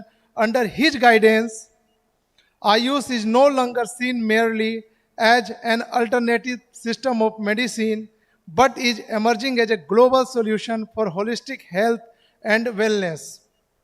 I am especially pleased to share that this is my first visit to Chennai, and yet the warmth, courtesy and affectionate behavior of the people here have deeply touched my heart.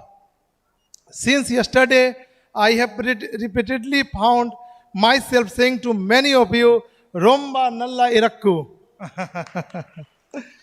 I must say, this city, its culture, and its people are truly wonderful. Respected Vedya Prasant Tiwari, Chairman Organizing Committee, Dr. Sri Verma from Sri Verma Wellness, Dr. Vijay Palji, Chairman National Ayush Expo, Dr. Veera Cholan, Chairman Scientific Committee, Dr. Jaykar, Organizing Secretary, Dr. Prasad, Dr. Shiv Kumar, Dr. Krishna, and all those whose names I couldn't take due to shortage of time, and everyone present here today, seeing the dedication and wholehearted efforts with which you are working for Ayush system fills my heart with joy. I firmly believe that through your continuous hard work and commitment, the day is not far when India, along with the entire world, will recognize the Ayush system as one of the best healthcare options available. With new innovations, entrepreneurship, and a strong scientific approach, Ayush system will continue to benefit future generations by guiding them towards health, balance, and sustainable well-being. With these words, I extend my best wishes for the success of this event and express my hope that together we will take Ayush system to even greater heights on the global stage. Thank you. Namaskar. Vanakkam.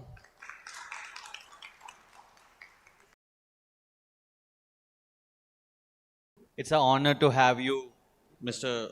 Shiv Kumar Mishra ji from the Ayush Ministry.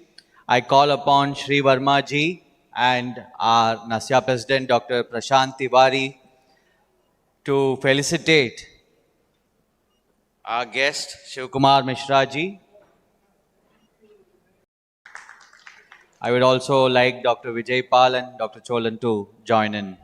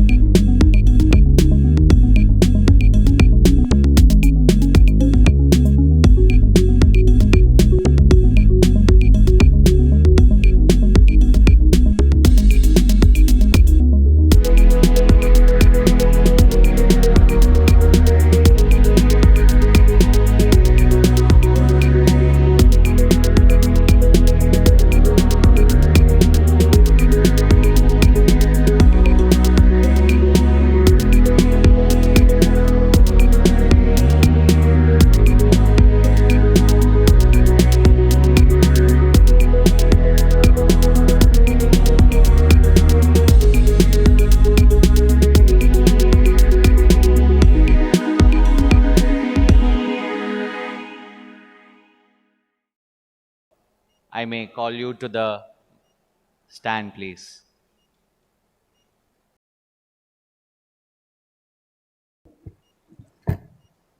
Good morning to all. First of all, I thank Dr. S. Ondal Bhaskar ma'am, a senior famous gynecologist and also a infertility specialist in and around Chennai, particularly in Nellore. She is talking today topic regarding the talking to the baby. Actually, in current mechanical life and functional or multitasking force of women, those who are working and motherhood is a very difficulty, and family also should support in this trend. Madam is done regarding the talking to the baby during the antenatal care, how much important she should talk to the baby. It is very much useful for the society. Non-aggressive childs will support the society in a peaceful manner. It will reduces the diseases like ADHD and autism, and also during the conscious and subconscious levels, she is telling conscious level will responsible for the five senses, and subconscious level is responsible for the recording. That is it's a disc like one. She should receiving, recording, and executing, she is telling. Actually, during the antenatal care, our Ayurveda also gives important for the antenatal care, because the antenatal care will support the healthy individuals and their mind care also should starts in the antenatal care itself. And the touch sensor starts at 3 weeks, and hearing sense starts at 20 weeks, and she is explaining about the smell, taste, that is small test starts as 28 weeks. And during the delivery and antenatal care, during the scan and gold plating, everything she explained. Actually, we should not leave it this topic as a as usual regular one. Motherhood we should support, and she should enjoy. It will useful for a society, and it is a healthy individual will emerge, and it's good for our society. We should focus antenatal care, and talking to the baby is a very essential. Motherhood should be enjoyed, and it's our Eureka moment, madam. We had your lecturer. Thank you. Thank you, doctor. Good afternoon, everyone. First of all, thank you for this enlightened session, ma'am. I came across Garbhavidya book 5-6 years before. I myself experienced these things. Even last week, one of known person, she was in 39 weeks of delivery in first child. She was asking some medicines for normal delivery. Her cervix is tight. She's an athletic person, yoga person, but still the cervix is tight. She was asking some medicines. I told her, speak with your children. Explain about this world, what she is going to see. So she was hesitant initially. She was asking only medicine, but I emphasized her, like, you speak with your children. She done it, and she delivered the baby last week. Thank you for your guidance. I was eager to meet you because I read the book. I was advising every pregnancy people to speak with their child. And I always, our traditional systems, the baby showering system and all, it is all scientific things. So thank you for your contribution to this women community. See, nowadays in this competitive world, after the childbirth, we are sending them for a lot of classes and lot of things we are advising. But when they are in the mother's womb itself, we can develop the good qualities and make them successful. Thank you for the enlightened session, ma'am.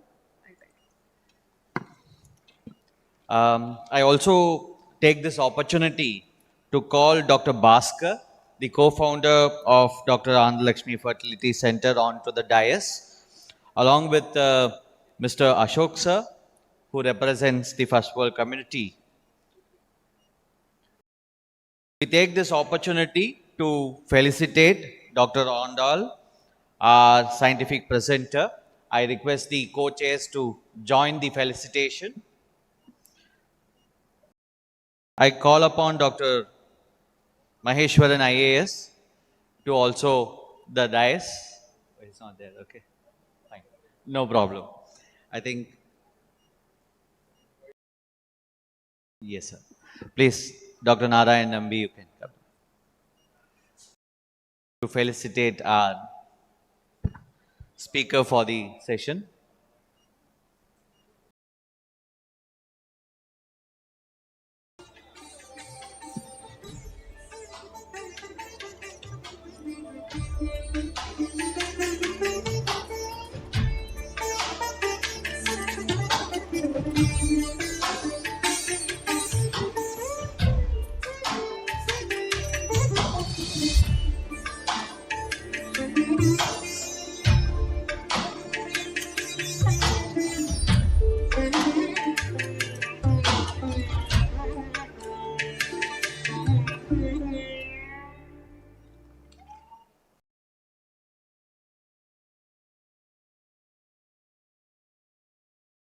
Thank you, thank you.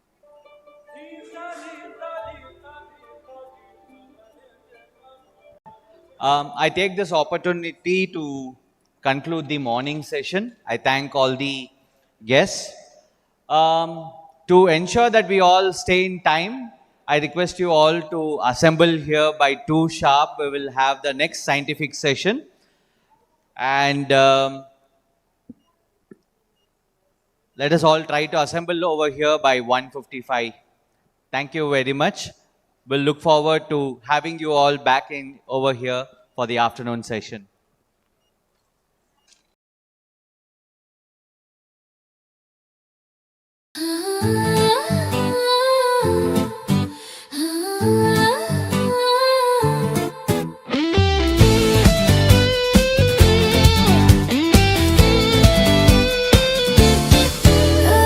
Rise up, feel the fire, feel the call of time. Ancient roots, new minds, one future, one design. From the past to tomorrow, hear the wisdom resonate. Ayush Conclave, this is where destinies elevate. Oh, From the lands where sages dreamed in science and soul, healing was a vision making humans whole. herbs and harmony, the body, breath and mind, a knowledge so timeless it bends space and time. Now the world is watching, the circle is wide. Tradition meets research, walking side by side. Data meets darshan, innovation aligned. This is not the past, This is the future refined. from silence to signal, from roots to reform. We don't erase the old, we transform. When wisdom evolves, it doesn't divide. It integrates truth on a global stride. Transforming Ayurveda, hear the future speak. Through research, innovation, integration, unique. One science, one vision, humanity first. Ayush Conclave, knowledge unleashed. Thoughtful minds in one frame, no borders, no fear. Clinician, scientist, pioneers appear. From lab to life, from theory to care.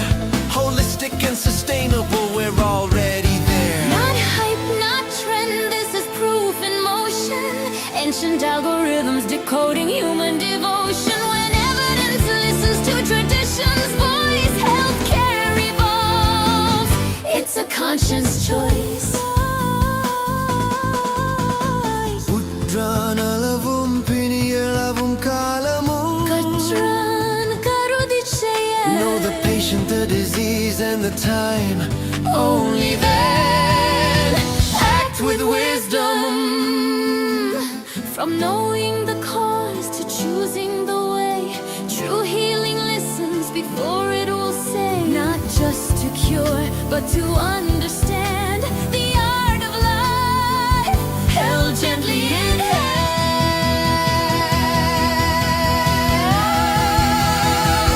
Transforming Ayurveda, past and tomorrow collide. Science with soul, the world unified. From India to Earth, one truth we defend. Ayush Conclave, where healing begins.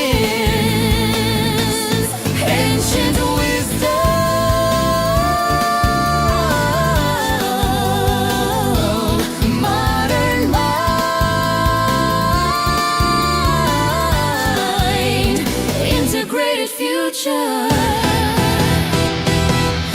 Ayush Conclave. നലമേ നലം തരുമേ ദിനം ദിനമേ മനമേ മലർന്നിടുമേ ഗുണം പെരുമേ நம்பிக்கைகள் பூத்திருக்கு நல்வாழ்க்கை காத்திருக்கு இனிமேல் என்றும் சுகம் சுகமே நலமே நலம் தருமே தினம் தினமே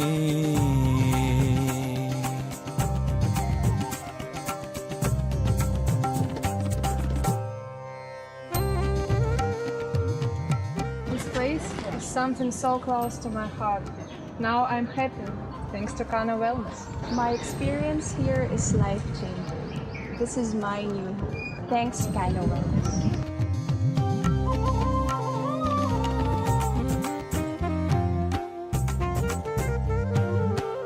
I found a place where I can connect to myself, thanks to Kana Wellness. I was trying to find peace in myself. Now I'm happy, thanks to Kanha Wellness.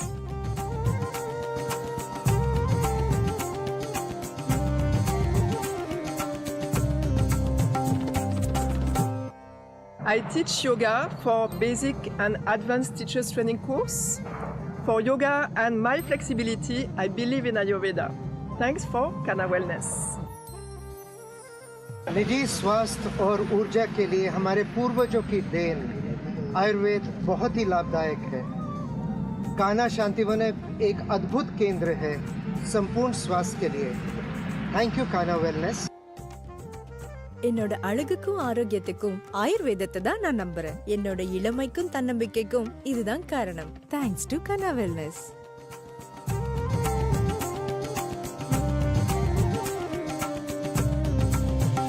Kana Wellness, Prasanna Atmendriya Manaha, in association with Sri Varma, Kerala Ayurveda and Horticulture at Kana Sandivanam, Hyderabad, Telangana. ஆயுர்வேதம் ஒரு பொக்கிஷம் நம் ஆயுள் நீட்டக்கும் அற்புதம் Dr. Sri Varma's அறுவை சிகிச்சையில்லா குணம் இது ஆயுட்கால நிவாரணம் டாக்டர் ஸ்ரீவர்மாஸ் அனைத்து நோய்களுக்குமான குணம், அழகு தரும் மூலிகைகள், ஆரோக்கியம் தரும் மருத்துவர்கள். டாக்டர் ஸ்ரீவர்மாஸ் ஆரோக்கியமும் ஆன்மீகமும். तन की सेहत बनेगी यतन कर ले,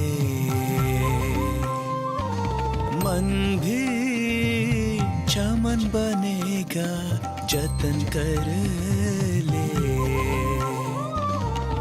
राह नई मिलती यहाँ, उम्मीदें खिलती यहाँ, अभी आज सुख से दामन भर ले, तन की सेहत बनेगी यतन कर ले.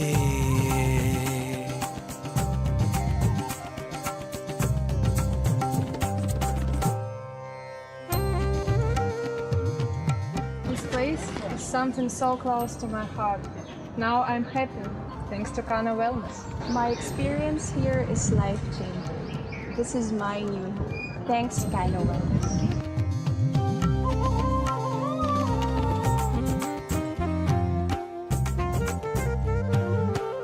I found a place where I can connect to myself, thanks to Kana Wellness. I was trying to find peace in myself. Now I'm happy, thanks to Kanha Wellness.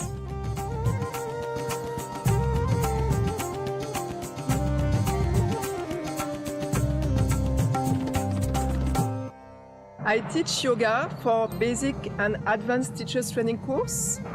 For yoga and my flexibility, I believe in Ayurveda. Thanks for Kana Wellness. निजी स्वास्थ्य और ऊर्जा के लिए हमारे पूर्वजों की then Ayurveda बहुत ही लाभदायक है। कान्हा शांतिवन एक अद्भुत केंद्र है संपूर्ण स्वास्थ्य के लिए। Thank you, Kana Wellness. నా అందానికి ఆరోగ్యానికి ఆయుర్వేదాన్ని నమ్ముతున్నాను. నా యవ్వనానికి ఆత్మవిశ్వాసానికి అదే కారణం. థ్యాంక్స్ టు కనా wellness.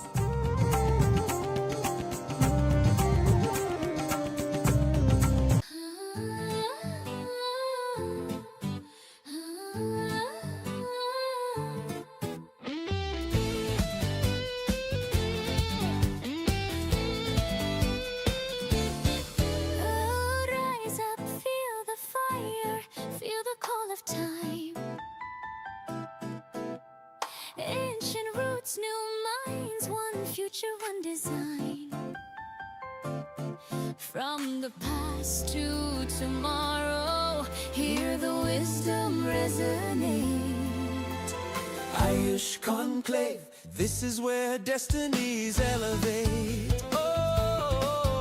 From the lands where sages dreamed in science and soul, Healing was a vision making humans whole. herbs and harmony, the body, breath and mind, a knowledge so timeless it bends space and time. Now the world is watching, the circle is wide. Tradition meets research, walking side by side. Data meets darshan, innovation aligned. This is not the past.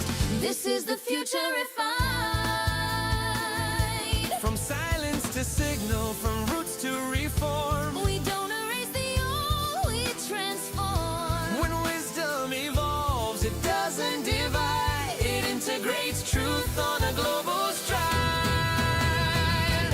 Transforming Ayurveda, hear the future speak. Through research, innovation, integration, unique. One science, one vision, humanity first. Ayush Conclave, knowledge unleashed. Thoughtful minds in one frame, no borders, no fear. Clinician, scientists, pioneers appear. From lab to life, from theory to care. Holistic and sustainable, we're already there. Not hype, not trend, this is proof in motion. Ancient algorithms decoding human devotion. When evidence listens to traditions, voice healthcare evolves. It's a conscious choice. Uttranalavam piniyalavum kalamum. Katran karudichaya. Know the patient, the disease, and the time. Only then act with wisdom. From knowing the cause to choosing the way, true healing listens before it will say. Not just to cure, but to understand the art of life, held gently in hand.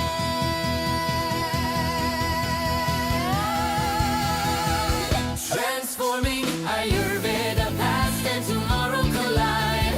Science with soul, the world unified. From India to Earth, one truth we defend.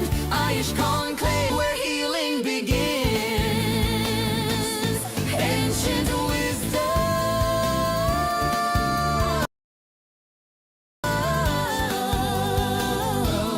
modern mind, integrated future. Ayush Conclave.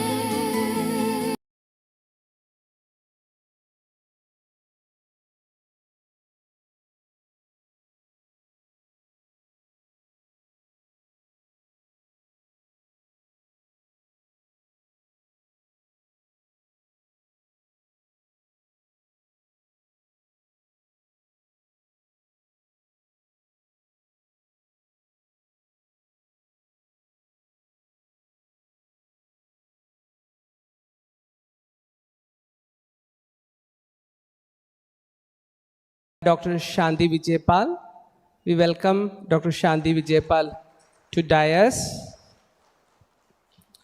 To chair this session, we invite Dr. Akbar Hauser.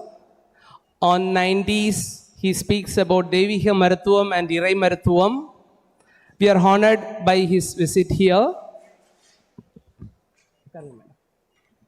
Please, sir.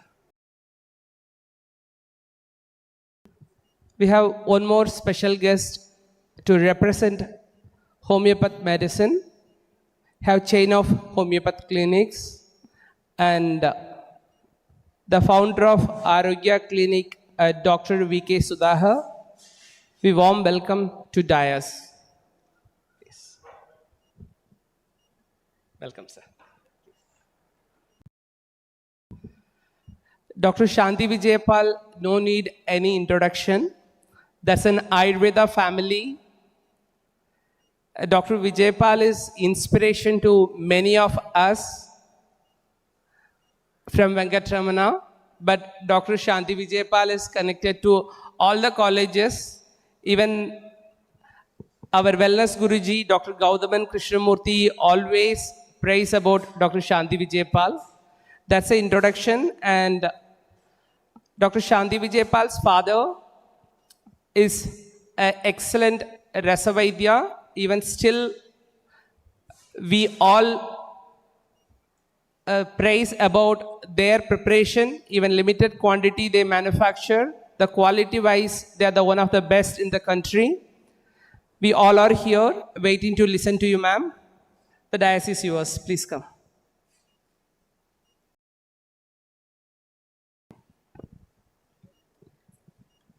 எல்லாருக்கும் என்னுடைய அன்பான வணக்கங்கள்.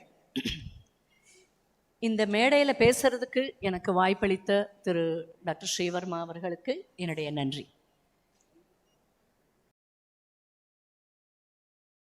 என்னுடைய topic இன்னைக்கு, உங்கள் தட்டில் உணவா மருந்தா விஷமா. ஆச்சாரிய சரக்கர் ஒரு அருமையான ஒரு ஸ்லோகம் சொல்லியிருக்காரு.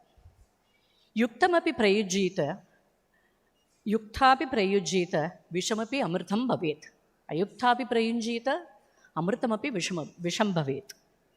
சரியானபடி உபயோகப்பட்ட ஒரு சரியானபடி பிரயோகிக்கப்பட்ட ஒரு விஷம் அமிர்தமாக இருக்குமா, தவறாக பிரயோகிக்கப்பட்ட அமிர்தம் கூட விஷமாகுமா. ஏன் இதை சொல்ல வரேன்னா, இந்த காலகட்டத்தில் இது ஒரு நிதர்சனமான உண்மை அப்படின்னு எனக்கு தோணுது. நம்ம எல்லாருக்குமே தெரியும், உணவே மருந்துன்றது நம்ம எல்லாருமே எல்லாரும் அக்செப்ட் பண்ண ஒரு கான்செப்ட் இல்லையா. ஒரு சரியான அளவு உணவு, ஒரு மிதமான சுவை, முடிஞ்ச ஒரு 6 சுவைகளையும் உள்ளடக்கிய ஒரு எளிய வீட்டு சமையல், அரை வயிறு நொறுங்க தின்றால் அதுவே நமக்கு ஒரு மருந்தாகும். நமக்கு மருந்தின் முதல் படி அப்படின்னு நினச்சிக்கலாம். இப்படி மருந்தாக உபயோகப்படுகின்ற உணவே அதிகமாக உபயோகிக்கப்பட்டால் அல்லது தவறாக உபயோகிக்கப்பட்டால் அது ஒரு விஷமாக மாறுது அப்படின்ற விஷயம் நிறைய பேருக்கு புரியறதில்லை. புரிஞ்சாலும் அதற்கான ஒரு சீரியஸ்னஸ் கொடுக்கறதில்லை. உதாரணத்திற்கு, ஒரு 10-15 வருஷங்களுக்கு முன்னாடி நமக்கு கிடைச்ச இன்ஃபர்மேஷன் நீங்கள் பார்த்தீங்கன்னா, இந்த மூலிகை நமக்கு கிடைச்ச இன்ஃபர்மேஷன் லைப்ரரியிலேருந்தோ இல்லாட்டி ஒரு டிவிலேருந்தோ இல்லை நம்ம படிக்கிற புஸ்தகத்துலேருந்தோ சில மூலிகைகளை பற்றி எல்லாம் சொல்லுவாங்க. நமக்கு ஒரு ஐடியா இருக்கும், இதை யூஸ் பண்ணணுமா பண்ணக்கூடாதா அப்படின்ட்டுன்னு.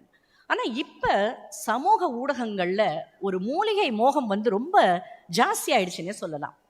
எல்லாருமே, ஒரு டிரைவர்லேருந்து ஒரு பெரிய சினி ஆக்ட்ரஸ் வரைக்கும், ஒரு பெரிய பாடகர் வரைக்கும் ஆயுர்வேத பற்றியோ சித்தாவை பற்றியோ மூலிகைகளை பற்றியோ கருத்து சொல்கிறது, இது இப்படி யூஸ் பண்ணால் நல்லது, அப்படி யூஸ் பண்ணால் நல்லது அப்படின்ட்டுன்னு ஒரு இன்ஃப்ளூயன்சஸ் பேசுறது ரொம்ப காமனாக இருக்குது. இப்படிப்பட்ட இன்ஃப்ளூயன்சஸ், அதுவும் நிறைய வியூஸ் இருக்கிறவங்க, நிறைய லைக்ஸ் அண்ட் காமெண்ட்ஸ் இருக்கிறவங்களை பார்த்தோன்னே நம்மளுக்கும் அதில் ஒரு உண்மை இருக்குமோ, இதை ட்ரை பண்ணலாமா அப்படின்ற ஒரு யோசனை வருது இல்லையா. அண்ட் மனித மனம் எப்படின்னா, we all want a magic remedy all the time. நமக்கு என்னதான் நிதர்சனம் புரிஞ்சாலும் ஒரு மேஜிக் ரெமெடி இருந்துச்சுன்னா அதை நம்ம okay I want to try it அப்படின்ற ஒரு ஆசை வரும். மழுக்க தலையாகவே இருக்கும். இந்த அமேசான் கார்ட்லேருந்து வாங்கிட்டு வந்த இந்த எண்ணெயை போட்டிங்கன்னா தலையில் முடி முளைக்கும்னா ட்ரை பண்ணி தான் பார்க்கமே, என்ன ஒரு 500 ரூபாய் தானே, போனால் போச்சு, வந்தால் முடி போனால் போச்சு அப்படின்ற ஒரு மென்டாலிட்டி இருக்கிறதால we try to follow many things. அதுவும் வைரல் ஹேக்ஸ், பெரிய பெரிய இன்ஃப்ளூயன்சஸ், அவங்களாம் தப்பாவா சொல்ல போகிறாங்க, கரெக்டாக தானே சொல்லுவாங்க, ஸோ நம்ம ஃபாலோ பண்ணலாமே அப்படின்ற விஷயம் நம்ம ஃபாலோ பண்ண போய் அது நம்ம தட்டில் விஷமாக மாறி நம்ம உடலுக்கு ஒரு பெரிய கேடு விளைவிக்குது அப்படின்னா அது எள்ளளவும் அது மிக இல்லை. ஸோ அது மாதிரி நம்மளோட டெய்லி உணவில் நம்ம யூஸ் பண்ணி அப்யூஸ் பண்ணி அதனால் வர்ற 3 விஷயங்களை பற்றி பார்க்கலாம்.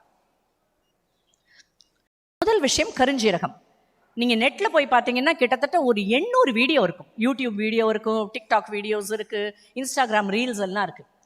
கருஞ்சீரகம் வந்து கால ஆணிலேருந்து தலைமுடி கொட்டுற வரைக்கும் எல்லாத்துக்கும் யூஸ் பண்ணலாம், எல்லா விதமாகவும் யூஸ் பண்ணலாம் அப்படின்ட்டு பல பேர் பல விதமாக வந்து சொல்கிறாங்க. ஸோ இந்த கருஞ்சீரகம் பற்றி ஆயுர்வேதம் என்ன சொல்லுது? கருஞ்சீரகம் நைஜல்லா செட்டைவான்றது இதோட லாட்டின் நேம். இதுக்கு வந்து உப்பகுஞ்சிகா, காலாஜாஜி, சுஷாவிகா அப்படின்னு நிறைய ஆயுர்வேதிக் பேர் உண்டு. இது பொதுவாகவே ஒரு கட்டு திக்த சுவை, அதாவது ஒரு கசப்பு, ஒரு காரம் கசப்பு சுவை, ஒரு உஷ்ண வீரியம், உடம்ப ஒரு சூடேக்கிற ஒரு குணம், ப்ளஸ் ஒரு பித்தத்தை அதிகரிக்கிற ஒரு குணம் இந்த கருஞ்சீரகத்துக்கு உண்டு. ஸோ இது மாதிரி பித்தத்தை அதிகரிக்கின்ற ஒரு மூலிகையை ஒரு பித்தா பிரிடாமினன்ட் பிரகிருதி உடைய ஒரு ஆள் இதை டெய்லி யூஸ் பண்ணால் அவங்களுக்கு பிரச்சனை வருமா வராதா? கட்டாயம் வரும். ஆனால் இந்த கருஞ்சீரகம் பற்றி வந்து சொல்கிறதெல்லாம் அது பலவித அவதாரங்களில் வந்து நம்ம இதில் இருக்குது, யூடியூப்பில் இருக்குது. ஒருத்தங்க எல்லாம் சொல்கிறாங்க, ஒரு பெரிய டிவி ஆக்ட்ரஸ் வந்து இந்த கருஞ்சீரக பொடி இதை நீங்கள் சாப்பிடுங்க, ஒரு 3.5 மாதத்தில் நான் ஒரு 20 கிலோ எடை குறைஞ்சேன்றாங்க. Of course she was looking very slim. So நம்ம என்ன நினைப்போம், அப்பா 3.5 மாதத்தில் 20 கிலோ. அவங்க 1 ஸ்பூன் சாப்பிட்டாங்க, நம்ம 2 ஸ்பூன் தான் சாப்பிட்டு பார்ப்போமே, மூலிகை தானே, நமக்கு ஒன்றும் பிரச்சனை பண்ணாது அப்படின்னு நம்ம ட்ரை பண்ணுவோம். இன்னொரு ஒரு ரொம்ப ஃபேமஸ் டாக்டர், பேர் சொல்ல விரும்பலை, அவங்க சொல்கிறாங்க இந்த கருஞ்சீரக பொடி சாப்பிட்டா அப்படியே இந்த லிவர் மேலே இருக்கிற கொழுப்பு அப்படியே வழிச்சு எடுத்துரும்னாங்க. அது என்ன ஸ்பூனாக வழிச்சு எடுக்கிறதுக்குன்னு தெரியல. உடனே எல்லாம் ட்ரை பண்ணுங்க, எல்லாருக்கும் லிவர் நல்லா தானே இருக்கும், சாப்பிட்டா என்ன போச்சு, மூலிகை மருந்து சாப்பிட்டா தப்பே இல்லைப்பா அப்படின்ற ஒரு மென்டாலிட்டி வந்து இருக்கே, அது ஒரு டேஞ்சரஸ் மென்டாலிட்டி. இந்த வெள்ளையா இருக்கும் பொய்யே சொல்ல மாட்டான் அப்படின்ற மாதிரி மூலிகையை சாப்பிட்டா பிரச்சனையே வராது அப்படின்ட்டு அதிகப்படியாக அப்யூஸ் பண்ணப்பட்ட மூலிகைகள் பெரிய பிரச்சனை கொண்டு வந்து கொடுக்கும். அது எப்படின்னு சொல்கிறேன். கருஞ்சீரக சாதம்ன்றது இன்னொரு இன்னோவேட்டிவ், அது எந்த வைரல் இவர் கண்டுபிடிச்சான்னு தெரில. ஒரு அம்மா ஓடி வந்து, அண்ணே என்னென்ன பண்ணுறீங்க, நீங்கள் சும்மா சாதம் வடிக்காதீங்க, இதில் 2 ஸ்பூன் கருஞ்சீரகம் போட்டு வடிங்க, அது வாரி சாப்பிட்டுட்டு வந்தீங்கன்னா உங்களுக்கு கேன்சர் பக்கத்தில் கூட எட்டி பார்க்காதுன்னு அப்படின்ட்டுன்னு. கடைசியாக முந்தா நேற்று நான் பார்த்தது கருஞ்சீரக துவையல். I am like, oh my God, எங்கேந்திரா நீங்கள் எல்லாம் கிளம்பி வரீங்க, கருஞ்சீரக துவையலை சாப்பிட்டா என்ன ஆகுறதுரா அப்படின்ட்டு. ஸோ என்ன ஆகும் ஆக்சுவலி, இதெல்லாம் மூலிகைகள் தானே, என்ன ஆகும் அப்படின்னா, நார்மலி நைஜல்லா சட்டைவான்றது இட்ஸ் அ வெரி போட்டன்ட்டான மெடிசன். இந்த போட்டன்ட்டான மெடிசன் நீங்கள் சாப்பிடும்போது அதுக்கு ஒரு மெட்ஃபார்மினோட சினர்ஜிஸ்டிக் ஆக்டிவிட்டி உண்டு. அதாவது நீங்கள் உங்களோட டயபெட்டிஸ்க்கு நீங்கள் மெட்ஃபார்மின் எடுக்கும்போது நீங்கள் கருஞ்சீரகமும் சேர்த்து எடுத்தா அது உங்கள் ஹைப்போகிளைசமிக் ஸ்டேட்டில் கொண்டு போய் விட்டுடலாம். அதே மாதிரி நல்லது தானே, லிவரில் இருக்கிற வெயிட்டை குறைக்கும், லிவரில் இருக்கிற கொழுப்பை குறைக்கும், இல்லை வெயிட்டை குறைக்கும் அப்படின்ற மாதிரி நீங்கள் காலையில் 1 ஸ்பூன் சாயந்தரம் 1 ஸ்பூன் சாப்பிட ஆரம்பிச்சிங்கன்னா அது ஹெப்படோடாக்சிக்காக மாறலாம். அதெல்லாம் தெரியாமல் ஏதோ ஒரு இன்ஃப்ளூயன்சர் சொல்கிறாங்களே அப்படின்னு ட்ரை பண்ண ஆரம்பித்து அதில் ப்ராப்ளம் வந்து அதுக்கப்புறம் திரும்பி போகிறதுன்றது ரொம்ப ஒரு கஷ்டமான விஷயம் இல்லையா? உங்களுக்கு எந்தவித ஹெல்த் ப்ராப்ளமும் இல்லை அப்படின்னா யாராவது ஒரு இன்ஃப்ளூயன்சர் வந்து இது நல்லது சாப்பிடுங்கன்னா சாப்பிட தேவையே இல்லை. Unless and until your body demands a medicine, demands a treatment, அதுக்கான ரெக்கமெண்டேஷன் ஒரு டாக்டர்கிட்டேருந்து வரணுமே ஒழிய ஹெல்த் இன்ஃப்ளூயன்சர் கிட்டேருந்து கிடையாது. ஸோ மூலிகைகள் எப்போது நஞ்சாகின்றதை நீங்கள் பார்க்கலாம். நார்மலாக நீங்கள் எடுக்கக்கூடிய கன்சியூமபிள் இதுன்றது 3 கிராம்னா நம்ம ஒரு நாளைக்கு 1 ஸ்பூன்னா பாருங்கள் 5 கிராம், 2 ஸ்பூன்னா 10 கிராம். நீங்கள் ஓவர் டோஸ் எடுக்கிறீங்க, ஃபஸ்ட்டு 10 நாள் நல்லா தான் இருக்கும், எனர்ஜெட்டிக்காக இருப்பீங்க, அதுக்கப்புறம் தான் கொஞ்சம் கொஞ்சமாக அதோட வேலையை காமிக்க ஆரம்பிக்கும். ஸோ தேவையில்லாமல் மருந்தை உள்ள செலுத்தவே கூடாது. 2வது மஞ்சள் என்ன பிரச்சனை வரப்போகுது அப்படின்னு நிறைய பேர் கேட்பாங்க. மஞ்சள்ன்றது டே இன் அண்ட் டே அவுட் நம்ம யூஸ் பண்ணுற ஒரு விஷயம் இல்லையா? ஆனால் நீங்கள் பாருங்கள், ரசத்துக்கே 2 சிட்டிக்கு மஞ்சளை விட 1 டீஸ்பூன் மஞ்சளை போட்டிங்கன்னா கசக்கும். அப்படி இருக்கும்போது மஞ்சளுக்குன்னு ஒரு குணம் உண்டு. எப்படி கருஞ்சீரகத்துக்கு குணம் இருக்கோ அதே மாதிரி மஞ்சளுக்கும் ஒரு அருமையான குணம் உண்டு. இது ஒரு கசப்பு துவர்ப்பு சுவை, அப்புறம் ஒரு காரச்சுவை இருக்கும். அண்ட் அது ரூக்ஷம், உடம்புல ரொம்ப ரூக்ஷத்தை ஏற்றுற ஒரு ட்ரை பண்ணக்கூடிய ஒரு கேப்பபிலிட்டி மஞ்சளுக்கு உண்டு. ஸோ இந்த மஞ்சள், அதனால தான் நீங்கள் பார்த்தீங்கன்னா மஞ்சள் சாப்பிடும்போது அதில் ஏலக்காயோடு சேர்த்து சாப்பிடணும் அப்படின்னு சொல்லுவாங்க. ஏன்னா ஏலக்காய்க்கு வந்து அந்த மஞ்சளை பேலன்ஸ் பண்ணுற ஒரு குணம் உண்டு. ஸோ மஞ்சளோட அவதாரங்கள் பார்த்தா விதவிதமாக இருக்கும். டர்மரிக் பேஸ்ட்டு, இந்த குரு சொன்னாருங்க, காலையில் 1 டீஸ்பூன் சாப்பிட்டா எனக்கு ரொம்ப நல்லா இருக்குமா, அதனால சாப்பிட்டுட்டு வரேன்னு சொல்கிறவங்க. டர்மரிக் லாட்டே, எனிவேர் ஏர்போர்ட்டில் போய் பார்த்தா டர்மரிக் லாட்டே இருக்கும். உங்களுக்கு கேப்புச்சினோ கூட டர்மரிக் லாட்டே கூட உண்டு. And people drink it. எனக்கு ஹெல்த்துக்காக அது சாப்பிட்றேன்ட்டு. கோல்டன் மில்க்கு நம்ம எப்பயுமே இது பண்ணுறதா, நைட்டில் பாலில் மஞ்சளை போட்டு சாப்பிட்றதுன்றது. ஒரு வெஜிடபிளாகவும் நம்ம சாப்பிட்றது உண்டு. வெஜிடபிளாக சாப்பிட்றது நீங்கள் பார்த்தீங்கன்னா அந்த மஞ்சளில் பிகாஸ் மாய்ஸ்சர் இருக்கிறதால அது ஈஸியாக டைஜஸ்ட் ஆகும். அதோட நியூட்ரியன்ஸ் டென்ஸாக இருக்காது. இதுவே காய்ந்த மஞ்சள்ன்றது அது நீங்கள் சாப்பிடும்போது டைஜஸ்ட் ஆகாமல் போகலாம். நார்மலாக உங்களுக்கு தேவையான அளவு மஞ்சள் சாப்பிட்ற வரைக்கும் ப்ராப்ளம் வரவே வராது. ஒரு சின்ன எக்ஸாம்பிள் என்னோட எக்ஸ்பீரியன்ஸில் என்னோட ஒரு பேஷண்ட்டோட இதை பற்றி சொல்ல விரும்புகிறேன். I have many interesting things, but time is constraint. இந்த ஒரு கேஸ் மட்டும் சொல்லி முடிச்சிடுறேன். ஸோ இந்த பேஷண்ட் வந்து ஆல்ரெடி ரீனல் ஸ்டோன்ஸ்க்காக எங்கிட்ட இருந்து ட்ரீட்மெண்ட்டுக்கு வந்திருந்தார். ஸோ மருந்து நார்மலி கோக்ஷராதி, காடா கோக்ஷராதி, குகுலு அப்படின்ற மருந்து கொடுப்போம். நல்லா சரியாயிடுச்சு, போனார். திரும்பியும் கொஞ்சம் நாள் கழிச்சு வந்தார். திரும்பி வந்தப்போ என்னாச்சு, திருப்பி ரீனல் ஸ்டோன்ஸ் மேடம், ரொம்ப வலி வந்தது, மறுபடியும் போய் எடுத்தேன், ஒரு 6 mm ஸ்டோன்ஸ் 2-3 இருக்குது அப்படின்னாரு. என்ன நீங்கள் சொல்கிறதெல்லாம் ஃபாலோ பண்ணலையா, தண்ணி நிறையா குடிக்கலையா, இல்லாட்டி என்ன நீங்கள் ஃபாலோ பண்ணலையானா, இல்லை எல்லாமே ஃபாலோ பண்ணிட்டு தான் வந்தேன், ஆனால் எனக்கு வந்து திருப்பி ஸ்டோன் வந்துருச்சு அப்படின்னு. எப்பயுமே டாக்டர் வந்து ஒரு சின்ன டிடெக்டிவ் வேலை பண்ணணும். Just slightly dig into detail and you will know the clinical history. So வேறு என்னெல்லாம் பண்ணீங்கன்னா, இது மாதிரி எனக்கு HbA1c தான் 6.5 இருக்குல்ல டாக்டர், அதனால் நான் வந்து மஞ்சள் பேஸ்ட்டு சாப்பிட்டா ரொம்ப நல்லதுன்னு சொன்னாங்க. அதனால் காலையில் எழுந்திரிச்சோடனே நான் மஞ்சள் பேஸ்ட்டு வெறும் வயிற்றில் சாப்பிட்றேன் அப்படின்னாங்க. மஞ்சளில் வந்து it is high in oxalates. அப்படியே ஆக்சலேட் ஹையாக இருக்கிறது மஞ்சள் கால்சியமை பைண்ட் பண்ணி ரீனல் ஸ்டோன் உருவாக்கலாம். அதனால் நல்லதுன்னு நீங்கள் நினச்சிட்டு சாப்பிட்டுட்டு இருக்கிற மஞ்சள்னால உங்களுக்கு ரீனல் ஸ்டோனே உருவாக்கலாம். ஸோ எதுவுமே அளவை மிஞ்சக்கூடாது. 1 to 2 grams அந்த அளவிலேயே சாப்பிட்டா உங்களுக்கு எதுவும் ப்ராப்ளமும் இருக்காது. அதே மாதிரி மூணாவதாக நான் பேச போகிறது இஞ்சியை பற்றி. டைம் கன்ஸ்டன்ட்ன்றதால என்னோட எக்ஸ்பீரியன்ஸ் மட்டும் சொல்லி வச்சிடறேன். ஒரு பேஷண்ட், இஸ் 80 years old. அந்த பேஷண்ட்டுக்கு வந்தப்போ அடிக்கடி உடம்புல வந்து பிளட் கிளாட்ஸ் மாதிரி இருந்தது. எங்கேயும் இடிச்சுக்கல, ஆனால் அங்கங்கே பிளட் கிளாட்ஸ், கன்ஃபியூஷன்ஸ் இருந்தது. ஸோ அவங்க வீட்டில் வந்து தேவர் ஒரீடு, இது மாதிரி நைட்டில் ஏதாவது எழுந்திரிச்சு நடக்கிறாரா, நடக்கும்போது இடிச்சுக்கிறாரா, இது மாதிரி பிளட் கிளாட்ஸ் வருது, what could be the reason அப்படின்ட்டு. நான் அப்போ பார்த்தப்ப அவங்க வீட்டில் வந்து இவருக்கு ஆல்ரெடி கொலஸ்ட்ரால் இருக்குது. எங்கேயோ படித்தாங்க ஸ்டாட்டின் எல்லாம் சாப்பிட்டா கொலஸ்ட்ரால் கண்ட்ரோல் ஆகும், ஆனால் statin is not good, it's a banned மெடிசன்னு.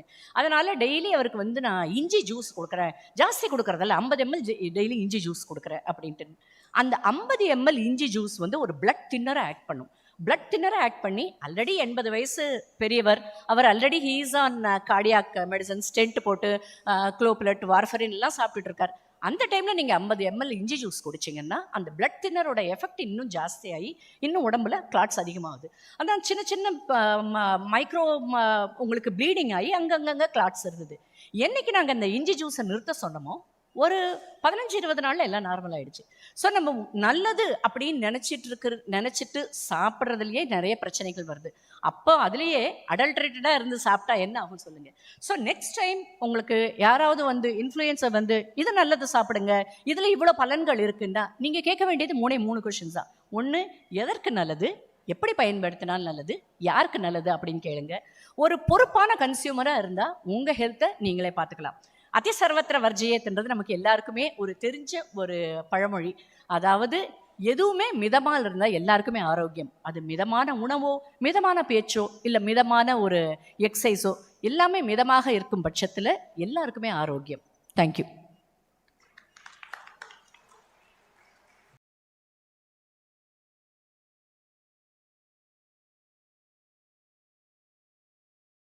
Thank you, Doctor, for your heartful speech. I call upon Sri Verma ji to felicitate Dr. Shanti Vijaypal.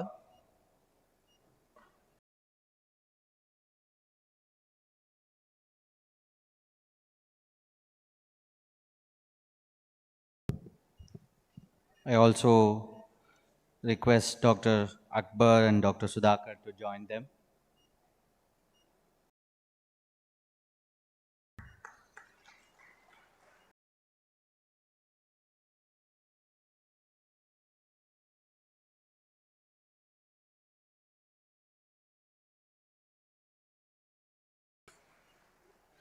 I take this opportunity to once again thank Dr. Shanti Vijaypal for sharing her experiences.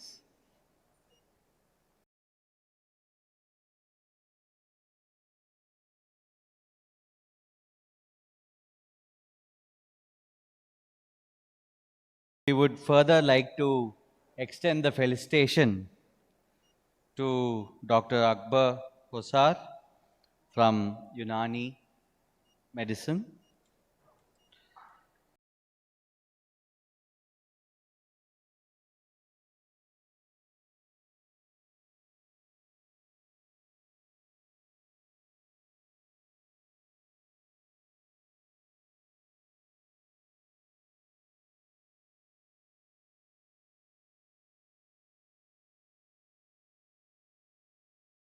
And also felicitate Dr. V.P. Sudhakaran from Homeopathy.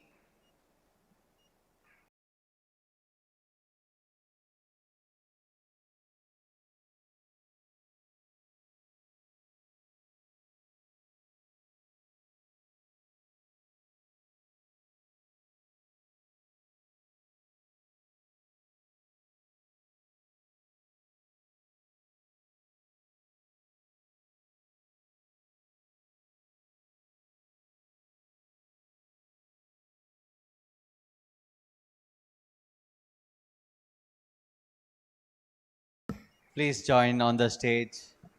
Please come.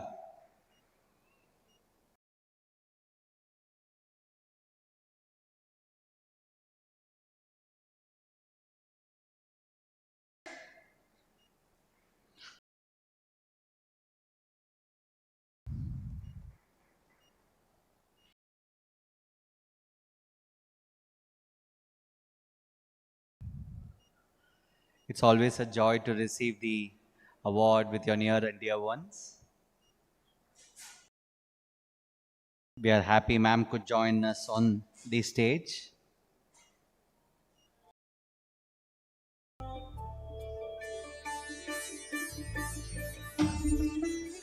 Thank you, dignitaries, chair, and once again, thanks to our speaker, Dr.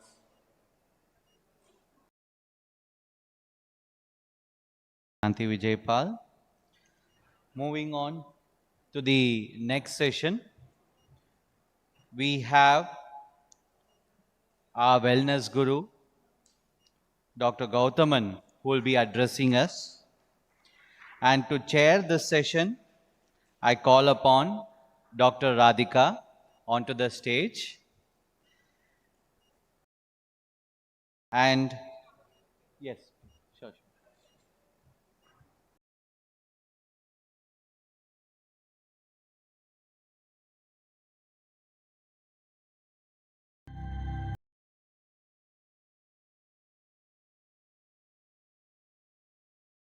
For joining us on the stage. Please take a seat. She would be chairing, and we have Dr. Salim and Dr. Dharmesh to join us on the stage to co-chair this session.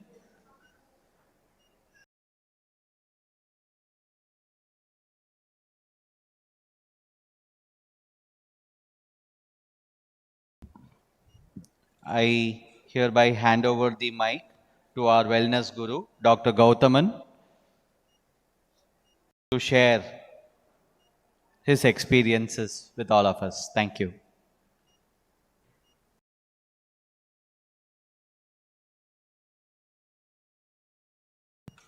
Hello, அனைவருக்கும் மாலை வணக்கங்கள். I think எல்லாரும் ஒரு லஞ்சுக்கு அப்புறம் இப்படி லேசாக ஃபேஸில் ஒரு ஃப்ரெஷ்னஸோடு இருக்கிறத பார்க்க முடியுது. கொஞ்சம் எல்லாரும் முன்னாடி வாங்களேன். இந்த லாஸ்ட் ரோக்கு முன்னாடி இருக்க row, right side, left side, students, doctors, எல்லாரும் கொஞ்சம் முன்னாடி வரீங்களா ப்ளீஸ்? எல்லாம் செக்யூரிட்டியை கூப்பிட்டு எல்லாரையும் தரன்னு முன்னாடி இழுத்துட்டு வரணும். What shall I do? எல்லாம் வந்துட்டீங்களா? அவ்வளோதானா? குட். எல்லாருக்கும் அன்பான மாலை வணக்கங்கள். ஒரு நீண்ட பிரயாணம், கொஞ்சம் கால் கடுமையான வழியில் இருக்குது. அதனால் என்னால் நின்று பேச முடியல. அதனால் உட்காந்து தான் பேசுகிறேன். யாரும் தவறாக நினைக்க வேண்டாம். இன்னைக்கு நான் பேச போகிற ஒரு டாபிக் வந்து இந்தியா வந்து 2035 உண்மையிலே வல்லரசு ஆகுமா ஆகாதா அப்படிங்கிற ஒரு கேள்வியை உண்டாக்கக்கூடிய ஒரு டாபிக் பற்றி தான் இன்னைக்கு நான் பேச போகிறேன். இங்கே நிறைய மருத்துவர்கள் நம்ம இருக்கோம். நம்ம எல்லாருமே நம்மளோட சிஸ்டமில் ரொம்ப confident.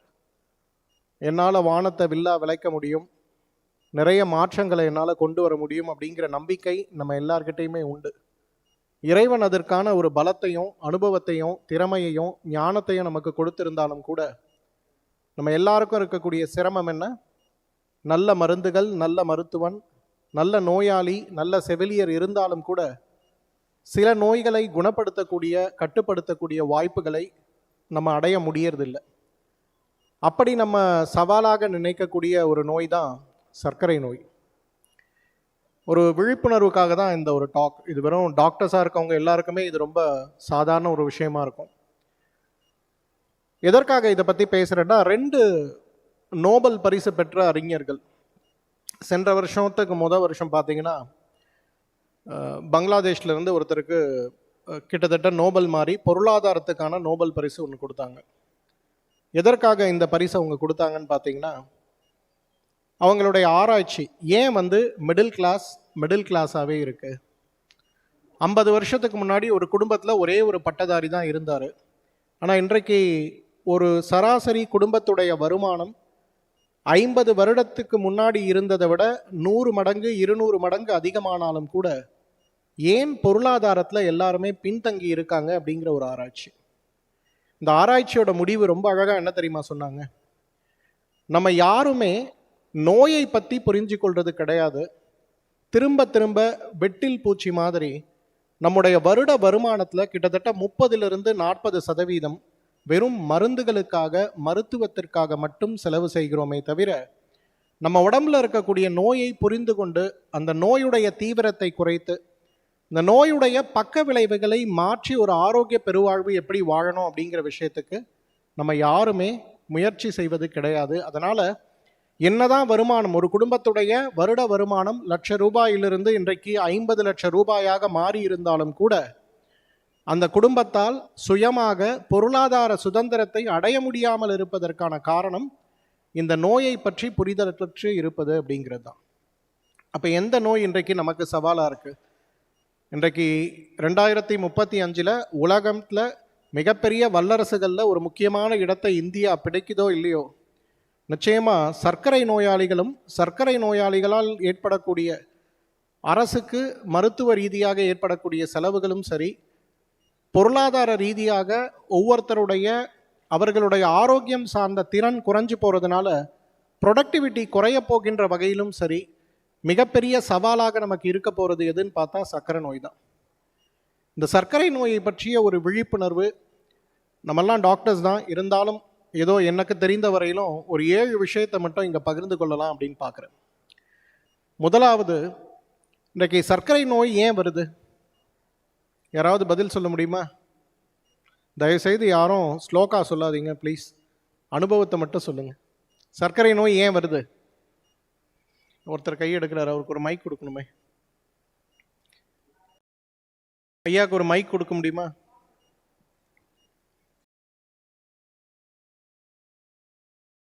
Wrong food, lack of exercise. Okay, very good sir. வேற யாருக்கும் அது கூட சொல்ல முடியல?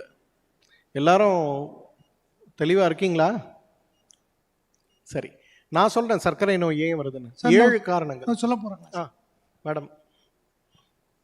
Change in lifestyle, late night sleeping, அன்டைமில் எடுக்கிற செரிக்கக்கூடாத உணவுகள், செரிக்க முடியாத உணவுகளை செரிமானம் ஆகாத நேரத்தில் எடுக்கிறது, ஆயில் பாத் இல்லை.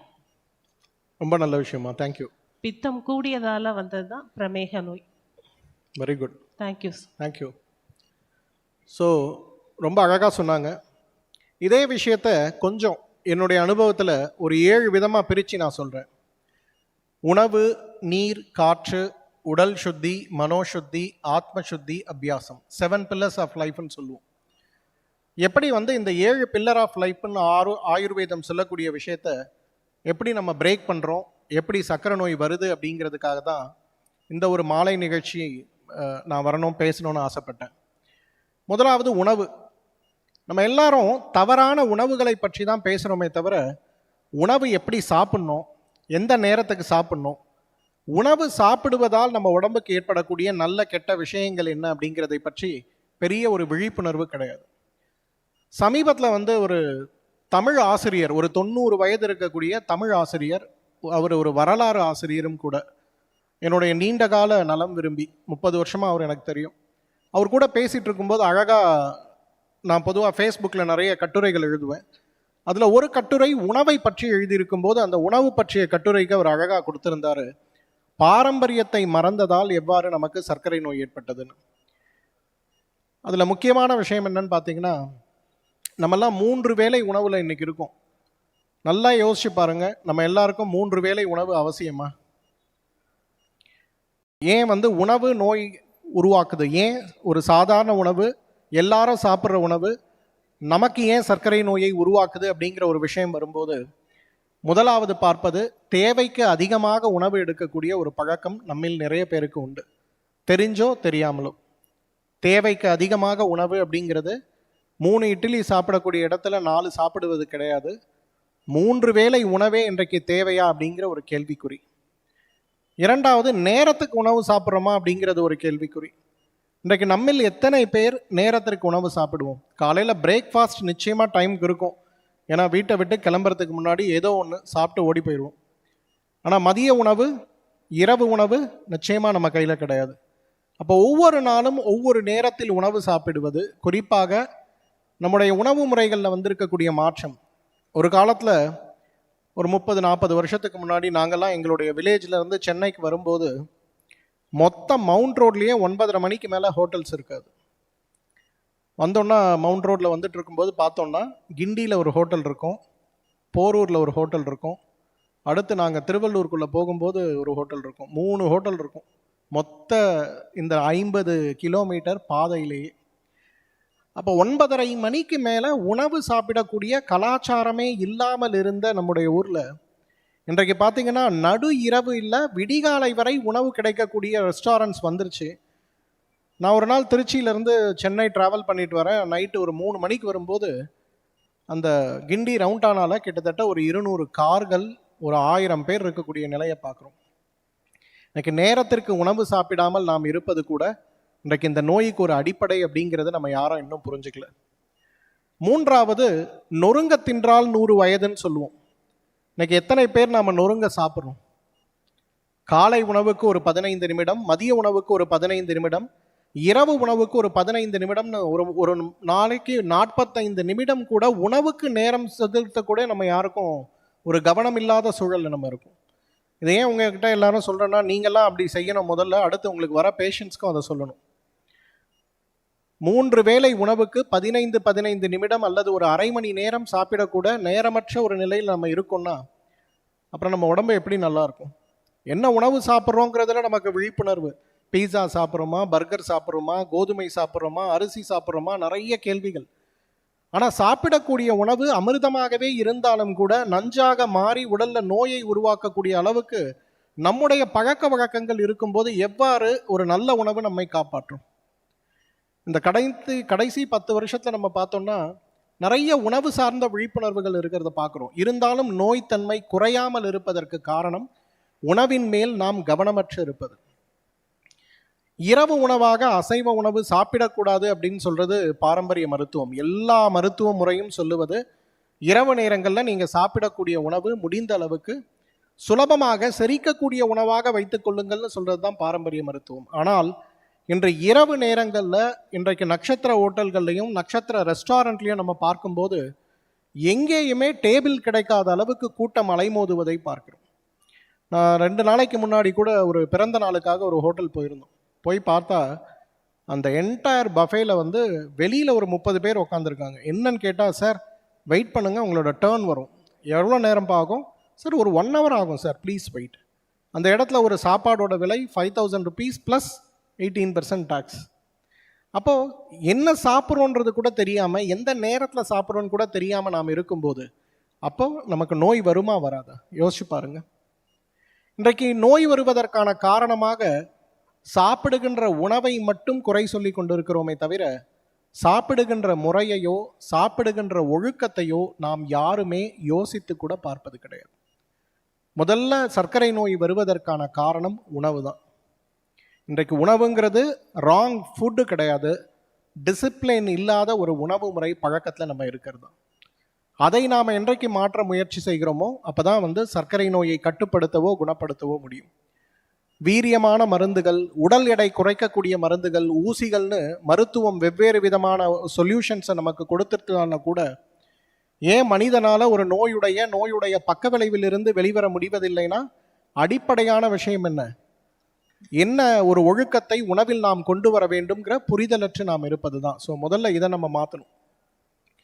உணவுக்கு அடுத்து, உணவை பற்றி பேசணும்னா இன்னைக்கு முழுதும் பேசிக்கிட்டே இருக்கலாம், அவ்வளவு டாபிக்ஸ் இருக்குது. ஸ்டில் இரண்டாவது நீர். இன்னைக்கு ஒரு மனுஷனுக்கு எவ்வளோ தண்ணி தேவை? யாராவது ஒரு நாளைக்கு நம்ம எவ்வளோ தண்ணி குடிக்கணும்? 2 லிட்டர், 2 லிட்டர்ஸ், அப்புறம் 3 லிட்டர்ஸ். தேவையை பொறுத்து குடிக்கணும். Very good. அவ்வளோதானா? No choice. சரி, ஒரு நாளைக்கு எவ்வளவு தண்ணீர் நாம் குடிக்கணும்னு டிசைட் பண்ணுறது நம்முடைய தாகமா, நம்முடைய உடல் வாகு தான். அந்த இடத்துல தாகம் கிடையாது. ஒரு மனிதன் வாதம் சார்ந்த உடலமைப்பை கொண்டவனா, பித்தம் சார்ந்த உடலமைப்பை கொண்டவனா, கபம் சார்ந்த உடலமைப்பை கொண்டவனா, என்ன காலநிலையில் நாம் இருக்கிறோம், இந்த ஒவ்வொரு விஷயமுமே நமக்கு எவ்வளவு தண்ணீர் தேவை அப்படிங்கிறத நிர்ணயம் பண்ணுது. துரதிர்ஷ்டவசமாக இன்றைக்கு நிறைய பெண்கள், ஆண்கள் வேலை செய்யக்கூடிய இடங்களில் கழிப்பறைகள் ரொம்ப பெரிய அளவில் இல்லாமல் இருக்கிறதுனால, அல்லது சுகாதாரமற்ற ஒரு நிலை இருக்கிறதுனால வேலைக்கு போகக்கூடிய பெண்கள், பெரும்பாலான பெண்களை இன்றைக்கு நம்ம பார்க்கிறோம், தண்ணீர் குடிப்பதே கிடையாது. அதே போல் வேலைக்கு போகக்கூடிய ஆண்கள் பெரும்பாலானவர்களை பார்க்கிறோம், என்னுடைய அலுவலகம் முழுமையாகவே ஏர் கண்டிஷன் செய்யப்பட்ட அலுவலகம், அதனால் எனக்கு தண்ணீர் தாகமே எடுப்பதில்லை அப்படின்னு தண்ணீர் குடிக்காமல் இருக்கும். பொதுவாக ஒரு உணவு நம்ம சாப்பிட்றோம், உதாரணத்துக்கு ஒரு கோழி இறைச்சி நம்ம சாப்பிட்றோம், ஒரு 100 கிராம் சாப்பிட்றோம்னா அந்த கோழி இறைச்சி நம்ம உடம்புல செரிக்கும் போது ஏற்படுகின்ற கழிவுகள் நம்ம உடம்பை விட்டு போகிறதுக்கு குறைந்தது 1.5 லிட்டர் தண்ணி தேவை. ஒரு ஆடு இறைச்சியோ அல்லது மாடு இறைச்சியோ நம்ம சாப்பிட்றோம், 200 கிராம் சாப்பிட்றோன்னா அந்த கழிவுகள் நம்ம உடம்பை விட்டு போகிறதுக்கு குறைந்தது 1.25 லிட்டர் தண்ணீர் தேவை. அந்த மாதிரி வாட்டர் ஃபுட் பிரிண்ட்னு சொல்லுவோம். ஒரு உணவை நம்ம சாப்பிட்றது, இட்லி சாப்பிட்றோமோ, தோசை சாப்பிட்றோமோ, எந்த வகையான உணவுகளை நாம் சாப்பிட்டாலும் கூட அந்த உணவு உடலில் ஏற்படுத்தக்கூடிய கழிவுகள் இரத்த அணுக்களிலிருந்து முழுமையாக வெளியேறுவதற்கு குறிப்பிட்ட அளவு நீர்ச்சத்து நமக்கு தேவை. ஒருவேளை அந்த நீர்ச்சத்தை எடுக்கக்கூடிய ஒரு வழிமுறையை நாம் பின்பற்றாத போது நமக்கு ஏற்படுகின்ற மிகப்பெரிய பாதிப்பு உடல், இரத்தம், அணுக்களுக்கு இடையே இருக்கக்கூடிய நீர்த்தன்மை, அணுக்களுக்கு உள்ளே இருக்கக்கூடிய மைட்டோகாண்ட்ரியா வரை வேலை செய்ய முடியாத அளவுக்கு நம்ம உடல் கழிவிடமாக மாறிப்போகுது. இன்றைக்கு ஒரு சாக்கடைக்கும் மனிதனுடைய ரத்தத்திற்கும் பெரிய வித்தியாசமே இல்லை அப்படின்னு சொல்லுவாங்க, என்னோட குருஜி சொல்லுவார். ஏன்னு கேட்டால் யாருமே உடல் சுத்தி அப்படிங்கிற ஒரு விஷயத்திற்கு முக்கியத்துவம் கொடுப்பதே கிடையாது. அப்போ என்ன ஆகுது? சாப்பிடுகின்ற மாத்திரையுடைய சக்தி கூட இன்றைக்கு நம்ம உடம்புல வேலை செய்கிறது கிடையாது. இன்னைக்கு நிறைய மாடர்ன் மெடிசனை நம்ம பார்க்குறோம். எல்லா மருந்துகளுமே மனிதனுடைய ஆரோக்கியத்திற்காக உருவாக்கப்படுவது தான். ஆனால் சில இடங்களில் விலையுயர்ந்த மருந்தாக, உயிர்காக்கும் மருந்தாக கொடுக்கப்படும் போது கூட அந்த மருந்துகள் ஏன் வேலை செய்வதில்லை அப்படின்னா அந்த உடலில் தேங்கி கிடக்கக்கூடிய கழிவுகள். I will not follow this. Okay, go take this. Be happy. 2 topic கூட முடிக்கல, அதுக்குள்ளே 5 நிமிஷம் தான் இருக்குன்னு சொல்றாரு. அந்த கழிவாக நம்ம உடம்பு இருக்கிறதுனால தான் நிறைய மருந்துகள் நம்ம உடம்புல வேலை செய்வதே கிடையாது. நம்ம அதான் யோசிப்போம், நான் நல்ல டாக்டரு, இந்த மாதிரி கேசஸ் நிறைய பார்த்துருக்கேன், இருந்தாலும் ஏன் இந்த மருந்து என்னோட உடம்புல ஒர்க் பண்ணலை, ஏன் பேஷண்ட்டோட உடம்புல ஒர்க் பண்ணலைன்ற கேள்விக்கான பதில் most of the time drug ரெசிஸ்டன்ஸ்ன்னு சொல்லக்கூடிய அளவுக்கு கழிவுகள் நம்ம உடம்புல தேங்கி இருப்பது தான். அப்போது அந்த கழிவுகளுடைய இருப்பிடமாக நம்ம உடம்பு மாறும்போது என்ன ஆகும்? தங்க பஸ்மம் சார்ந்த மருந்துகளை கொடுத்தா கூட உடம்புக்குள்ளே போய் 1% கூட அதோட அப்சார்ப்ஷன் இருக்காது. அப்போ நம்ம ஃபெயிலியர். இந்த கண்டிஷன் இந்த டாக்டரால் அல்லது இந்த சிஸ்டமால் ட்ரீட் பண்ண முடியாது அப்படின்னு சொல்லக்கூடிய அளவுக்கு மாறி போகிறத நம்ம பார்க்குறோம். இன்றைக்கு 16 வயசு 17 வயசு குழந்தைகளுக்கு சர்க்கரை நோயும், பித்தப்பை கற்களும், சிறுநீரக கற்களும், அறுவை சிகிச்சை செய்துதான் ஆக வேண்டும் சொல்லக்கூடிய அளவுக்கு கணைய பாதிப்புகளும் சர்க்கரை நோய்களும் புற்றுநோய்களும் ஏற்படுவதற்கு காரணம் என்ன? உடல் சுத்திங்கிற ஒரு விஷயத்தில் நம்ம கவனம் எடுப்பதே கிடையாது. அதற்கு தண்ணீர் அவசியம்ங்கிற புரிதல் இன்றைக்கு பெரும்பாலும் கிடையாது. இன்றைக்கு காற்றுன்னு வரும்போது மூச்சு பயிற்சி, இங்கே இருக்கக்கூடியவர்களில் எத்தனை பேர் பிராணாயாம பயிற்சிகள் செய்கிறீங்க? 4, 5, 6 பேர், 7 பேர், வெரி குட்.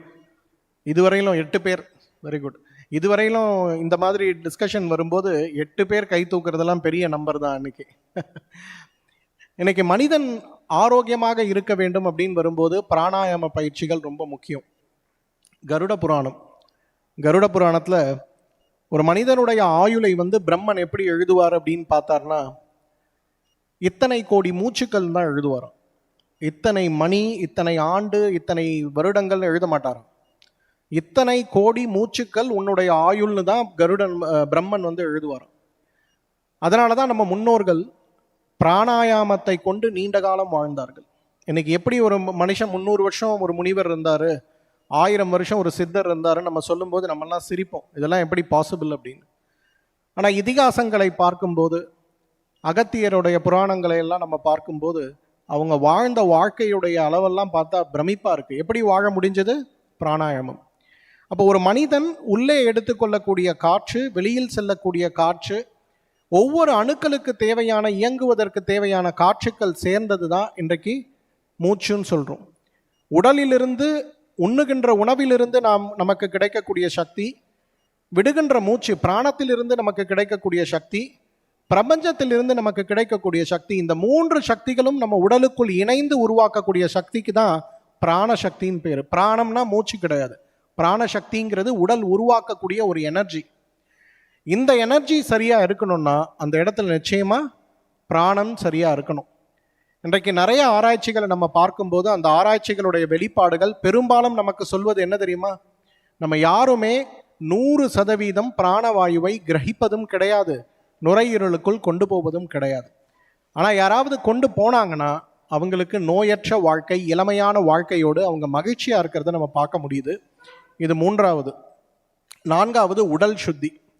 எத்தனை பேர் குறைந்தது மாதத்துக்கு ஒரு முறையாவது பேதிக்கு மருந்து எடுத்து உடம்பை சுத்தம் பண்ணுறீங்க? 1, 2, 3. நீங்களாம் உடம்பை சுத்தம் பண்ணுறீங்கன்னா உங்களுக்கு தொப்பையே வரக்கூடாதே. ஆனால் சார் கையை தூக்குறாரு, அவருக்கு கொஞ்சம் தொப்பை இருக்கு போல இருக்கேன். இன்னைக்கு உடல் சுத்தி அப்படிங்கிறது ரொம்ப முக்கியம். இந்த உடல் சுத்தி அப்படிங்கிறது எவ்வளவு முக்கியமானதுன்னா, நம்ம மருத்துவமனையில் நம்மளோட ப்ராக்டிஸில் ரொம்ப முக்கியமாக உடல் சுத்தியை நான் ரெக்கமெண்ட் பண்ணுவேன். புற்றுநோய் ஆராய்ச்சி கடந்த 10 வருடங்களாக நம்முடைய மருத்துவமனையில் ரொம்ப சிறப்பாக பண்ணிகிட்ருக்கோம்.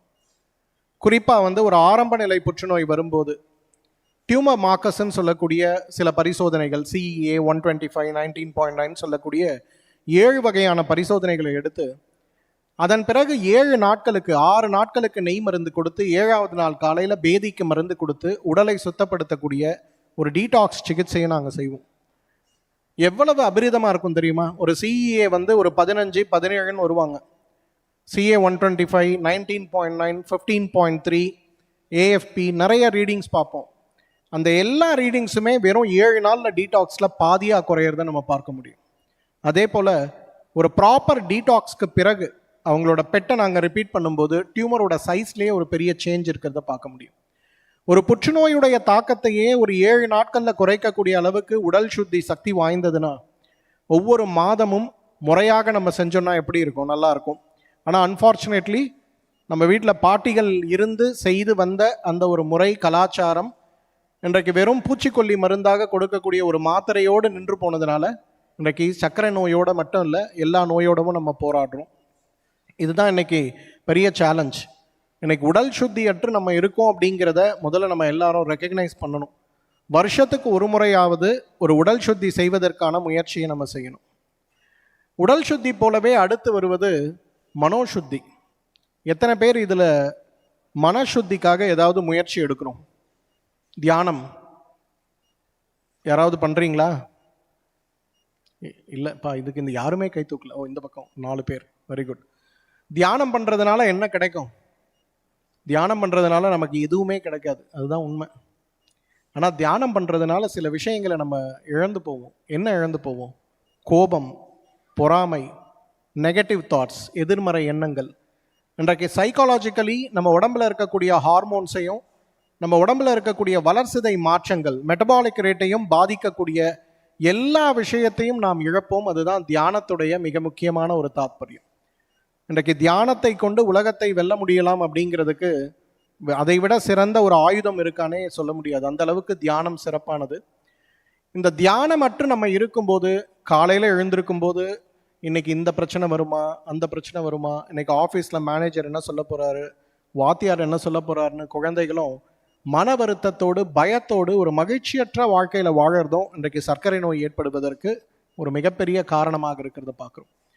மனசுத்தி பரவாயில்ல, அடுத்து வர்றது ஆத்ம சுத்தின்னு சொல்லுவோம். ஆத்ம சுத்தினா நீங்கள் எல்லாம் என்ன நினைக்கிறீங்க? யாராவது தெரியலையா? அம்மா புரியல. Mic mic mic. Where is the mic man?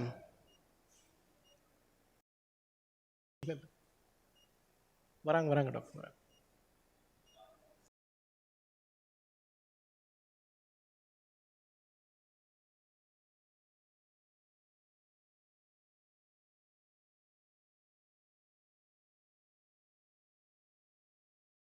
Doing everything without doership. அப்பா, பயங்கரமான டெஃபினேஷன் இருக்கு. ஆத்ம சுத்தி அப்படிங்கிறது ரொம்ப ரொம்ப முக்கியம். ஏன்னா ஒரு மனிதனுக்கு ஏற்படக்கூடிய சிரமங்களும் நோய்களும் 3 காரணத்தால் ஏற்படுது. ஒன்று ஆத்தியாத்மிகம், இன்னொன்று ஆதி பௌதிகம், இன்னொன்று ஆதி தெய்வீகம்னு சொல்லுவோம். ஆத்தியாத்மிகம் அப்படிங்கிறது நமக்கு நாமே நோயை கொண்டு வருவதற்கு நாம் எடுக்கக்கூடிய முயற்சிகள். ஆதி பௌதிகம்னு சொல்றது கிருமிகள், தொற்றுக்கள், விபத்துகள், மழைக்கால நோய்கள், குளிர்கால நோய்கள், கோடைக்கால நோய்கள் நமக்கு ஏற்படுது. இந்த ஆதி தெய்வீகம் அப்படின்னு வருதுதால இதுதான் ரொம்ப முக்கியமானது. நம்ம எல்லாருக்குமே தெரியும், நம்முடைய வாழ்க்கை இந்த பிறப்போட முடிய போகிறதும் கிடையாது. நம்ம யாரும் புதுசாக மனுஷனாகிறதும் கிடையாது. ஏகப்பட்ட பிறவிகளுடைய தொடர்ச்சியாகத்தான் நம்ம இங்கே இருக்கோம். அப்போ நாம் செய்யக்கூடிய பாவ புண்ணியங்களை நாம் கொண்டு தொடர்ந்து எடுத்து போகக்கூடிய முயற்சிக்கு பேர் தான் இந்த ஆத்மாங்கிறது. அந்த ஆத்மாவில் நம்ம கொண்டு வர்றது நல்ல விஷயமும் இருக்கும், கெட்ட விஷயமும் இருக்கும். சில நேரங்களில் அந்த கெட்ட விஷயங்கள் அதிகமாகும் போது நமக்கு ஏற்படக்கூடிய நோய்களில் ஒன்றாகத்தான் ஆயுர்வேத மருத்துவம் சர்க்கரை நோயை பார்க்குது. அதுவும் வாதம் சார்ந்த சர்க்கரை நோய் ஏன் வருது அப்படிங்கிற ஸ்லோகத்தை எடுத்து பார்த்தா ரொம்ப அழகாக கொடுக்குறாங்க. பூர்வ ஜென்மம் கிருதம் பாபம் வியாதி ரூபேன சஞ்சத்தேன்னு சொல்கிறாங்க. அந்த அளவுக்கு இன்றைக்கு ஆத்ம சுத்திங்கிறது ரொம்ப ரொம்ப இம்பார்ட்டன்ட். ஆத்ம சுத்தி அடையிறதுக்கு 4 வழிகள், ரொம்ப சுலபமான வழிகள் சொல்லியிருக்காங்க. மணி மந்த்ரா ஔஷத தியானம்னு சொல்கிறது. இன்றைக்கு ஜெம் ஸ்டோனை பற்றி எல்லாரும் பேசுகிறோம், ரொம்ப கமர்ஷியலாக பேசுகிறோம்.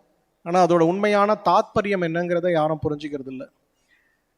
மந்திரங்கள், இன்றைக்கு ஒவ்வொரு மந்திரைகளும் உருவாகக்கூடிய அதிர்வலைகள் நம்ம உடம்புக்குள்ளே எப்படி இன்ஃப்ளூயன்ஸ் பண்ணுது அப்படிங்கிறது ஒரு கேள்விக்குறி.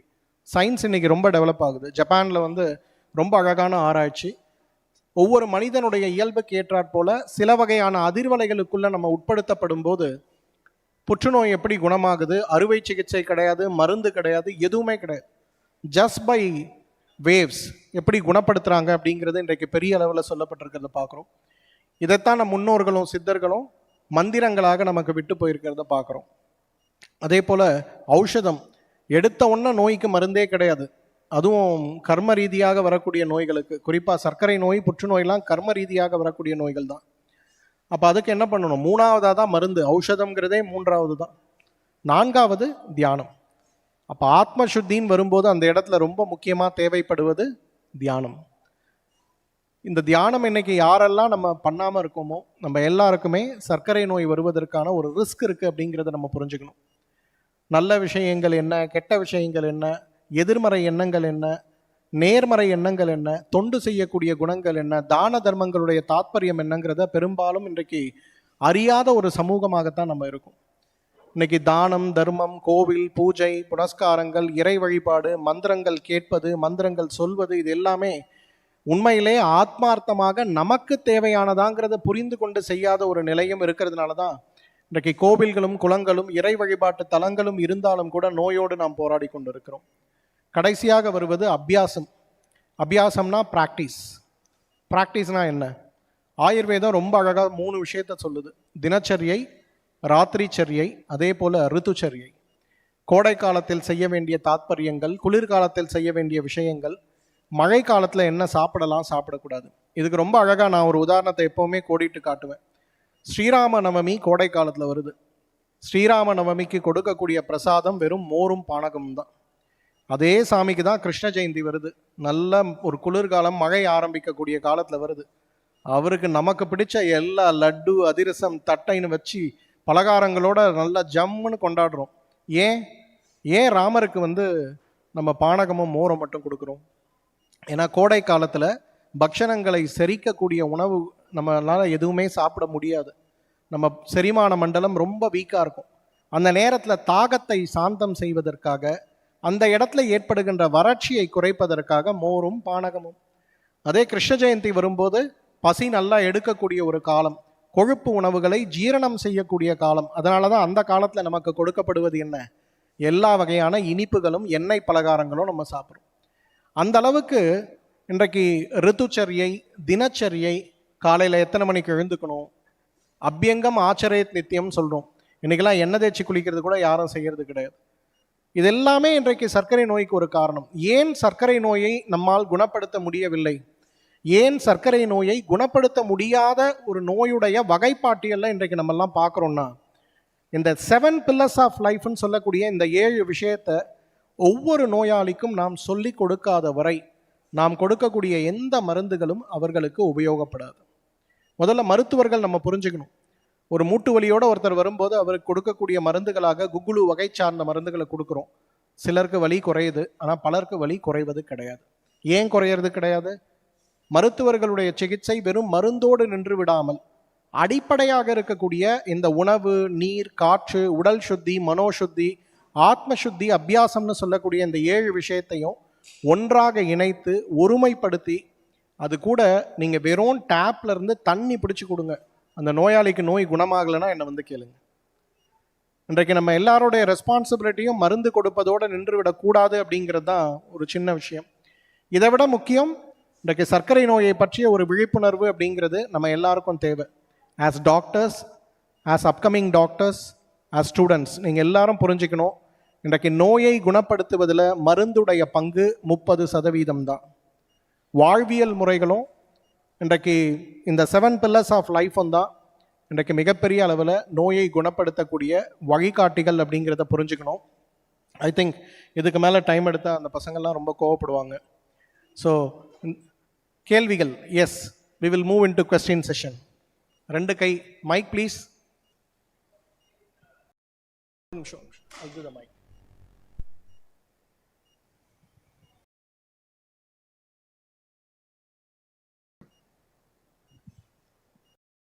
Good evening, sir. A beautiful talk you had given. Sir, is diabetic hereditary? My father passed away because of high diabetes because he used to eat a lot. Is it, that is the second part of it. The first question is diabetic hereditary? Have I to be more cautious because my father had diabetes, and what are the precautions I should take? Thank you. நல்ல கேள்வி இது. சக்கரை நோய் பரம்பரை நோயா, அதே போல் எனக்கு சக்கரை நோய் வருமா? ஸோ இந்த 2 விஷயம் இதில் ஆஸ்பெக்டில் பார்க்கணும். நம்முடைய கலாச்சாரம் அப்படிங்கிறது, நம்ம பெற்றோர்கள், முன்னோர்கள் நமக்கு விட்டு செல்லக்கூடிய நிறைய விஷயங்களை ஏன் செய்கிறோம் அப்படின்னு தெரியாமல் நம்ம ஃபாலோ பண்ணுறது அப்படிங்கிறது ஒன்று. உதாரணத்துக்கு, இன்றைக்கி நிறைய குடும்பங்களில் நம்ம பார்த்தோம்னா சாப்பிடுகின்ற உணவு ஒரு கலாச்சாரமான உணவு தான் இல்லையா? காலையில் இட்லி, மதியம் சோறு, ராத்திரி இட்லி, தோசை, இதே கலாச்சாரத்தில் நம்ம இருக்கும். அதே போல் நம்முடைய ரோல் மாடல் யாருன்னா நம்முடைய அப்பா தான். பெரும்பாலான காலங்களில் அப்பாவும் அம்மாவும் அண்ணாவும் நமக்கு முன்னாடி இருக்கவங்க தான். ஒருவேளை அப்பா ஒரு பெரிய ஃபிட்னஸ் ஃப்ரீக்காக இருக்காருன்னு வச்சுங்களேன், பையன் நிச்சயமாக பெரிய ஃபிட்னஸ் ஃப்ரீக்காக தான் இருப்பார். பட் ஆனால் போன தலைமுறைக்கு இன்றைக்கு உடற்பயிற்சி செய்யக்கூடிய அளவுக்கு ஒரு லக்ஸுரி இருந்ததான்னு கேட்டால் இல்லை. அவங்கெல்லாம் வாழ்க்கையை நடத்தவே போராட வேண்டிய சூழலில் தான் இருந்தோம். அப்போ என்ன ஆகுதுன்னா, அந்த குடும்பத்துடைய உணவு முறை, அவங்க பிரச்சனைகளை அணுகுகின்ற முறை, அவங்களுடைய பொருளாதார நிலை, அவங்களுடைய வாழ்வியல் முறை எல்லாம் கேள்வி கேட்காமல் பின்பற்றக்கூடிய ஒரு கலாச்சாரத்தில் நம்ம இருக்கும்போது அப்பாவுக்கு இருக்க நோய் பையனுக்கு வருது, பையனுக்கு இருக்க நோய் அடுத்த ஜென்ரேஷனுக்கு வருது. இது அப்சல்யூட்லி பிரேக்கபிள் சைக்கிள். இன்றைக்கு அப்பாக்கு கிட்ட இருந்து சொத்து பணம் வாங்குற மாதிரி சில நேரங்களில் நம்ம நோயும் வாங்குவோம், அது இல்லைன்னு நான் சொல்ல வரல. ஆனால் இன்றைக்கு வாழ்வியல் முறைகள் மிகப்பெரிய அளவில் நோயை கொண்டு வருது. எங்கள் அப்பாவுக்கு இருக்க கூடிய நோய் எனக்கு வரக்கூடாது, நான் என்ன பண்ணணும்? 7 pillars ஆஃப் லைஃப். நம்முடைய மருத்துவமனையில் நீங்கள் எந்த கிளைகளுக்கு வேணால் ப்ளீஸ் வாக்கன், டாக்டரை பாருங்கள், கம்ப்ளீட் ஹெல்த் அசஸ்மெண்ட் செய்யுங்க. உங்களுக்கான 7 pillars ஆஃப் லைஃப்ங்கிறது என்னங்கிறத அவ்வளவு அழகாக சொல்லிக் கொடுப்பாங்க. இது கட்டணமற்ற சேவை. It's a free procedure we follow. எதுக்காகனா இது ஒன்லி ஃபார் விழிப்புணர்வு. எங்களோட ஆர்கனைசேஷனில் எங்களோட சேர்மேன் டாக்டர் ஸ்ரீவர்மாவோட பெரிய விஷன் என்னென்னா, மருந்துகள் அப்படிங்கிறது நோயை தீர்ப்பதற்கான முயற்சியாக இருந்தாலும் கூட ஆரோக்கியமான சமூகம் நம்ம எல்லாம் நல்லா இருக்கிறதுக்கு பெரிய அளவில் மருந்துகளை நம்ப வேண்டிய அவசியம் கிடையாது அப்படிங்கிறது எங்களோட இன்டெக்ரல் பாலிசி. அதனால தான் நாங்கள் மருந்துகள் கொடுக்கறத விட டீடாக்ஸ்க்கு ஒரு பெரிய முக்கியத்துவம் கொடுக்கறதும், அதை விட முக்கியமாக என்ன பிரச்சனைகள் இருக்குது அப்படிங்கிறத உங்களுக்கு சொல்லிக் கொடுக்கறதுக்கு முயற்சி பண்ணுறதும். ஸோ அந்த வகையில் இன்றைக்கி நம்ம பரம்பரையாக வரக்கூடிய நோய்களை பிரேக் பண்ண முடியுமா? சில நோய்களை பிரேக் பண்ணலாம், சில விஷயங்களை தள்ளி போட முடியும். இன்றைக்கி கேன்சர் ஹீலிங்கில் நாங்கள் இருக்கோம். லாஸ்ட்டு 25 வருஷமாக ப்ராக்டிஸில் இருக்கோம். நிறைய குடும்பங்களை நம்ம பார்க்குறோம். முதல் generation, next generation, 3rd generation வரலாம் இன்றைக்கி எங்கள் கூட ட்ராவல் பண்ணுறவங்க இருக்காங்க. அவங்களோட லைஃப் ஸ்டைல் அவங்க மாற்றும்போது அவ்வளவு பெரிய மாற்றங்கள் வரதை நான் பார்க்குறேன். நல்ல கொழுன்னு 90 கிலோ இருக்கக்கூடிய அம்மா, 70 கிலோ இருக்கக்கூடிய மகள், ஆனால் வெறும் 35 கிலோ 40 கிலோ இருக்கக்கூடிய பெண் அவங்களோட லைஃப் ஸ்டைல் சேஞ்சஸில் கொண்டு வந்து அவங்க ஃபேமிலியில் ரன் ஆகக்கூடிய ஒபிசிட்டியும் டயபெட்டிஸையும் பிரேக் பண்ணுறதை பார்க்க முடியுது. ஸோ விழிப்புணர்வு அப்படிங்கிறது இந்த இடத்துல ரொம்ப அதிகம். அந்த விழிப்புணர்வுக்காக நம்மளோட ஆரோக்கியத்துக்காக ஒரு 2 மணி நேரம் நம்மளால் டைம் ஸ்பெண்ட் பண்ண முடியும்னா, எஸ், உங்கள் அப்பாவுக்கு வந்திருக்கக்கூடிய சர்க்கரை நோய் உங்களுக்கு வராமல் பார்க்க முடியும், தள்ளி போட முடியும். It's possible.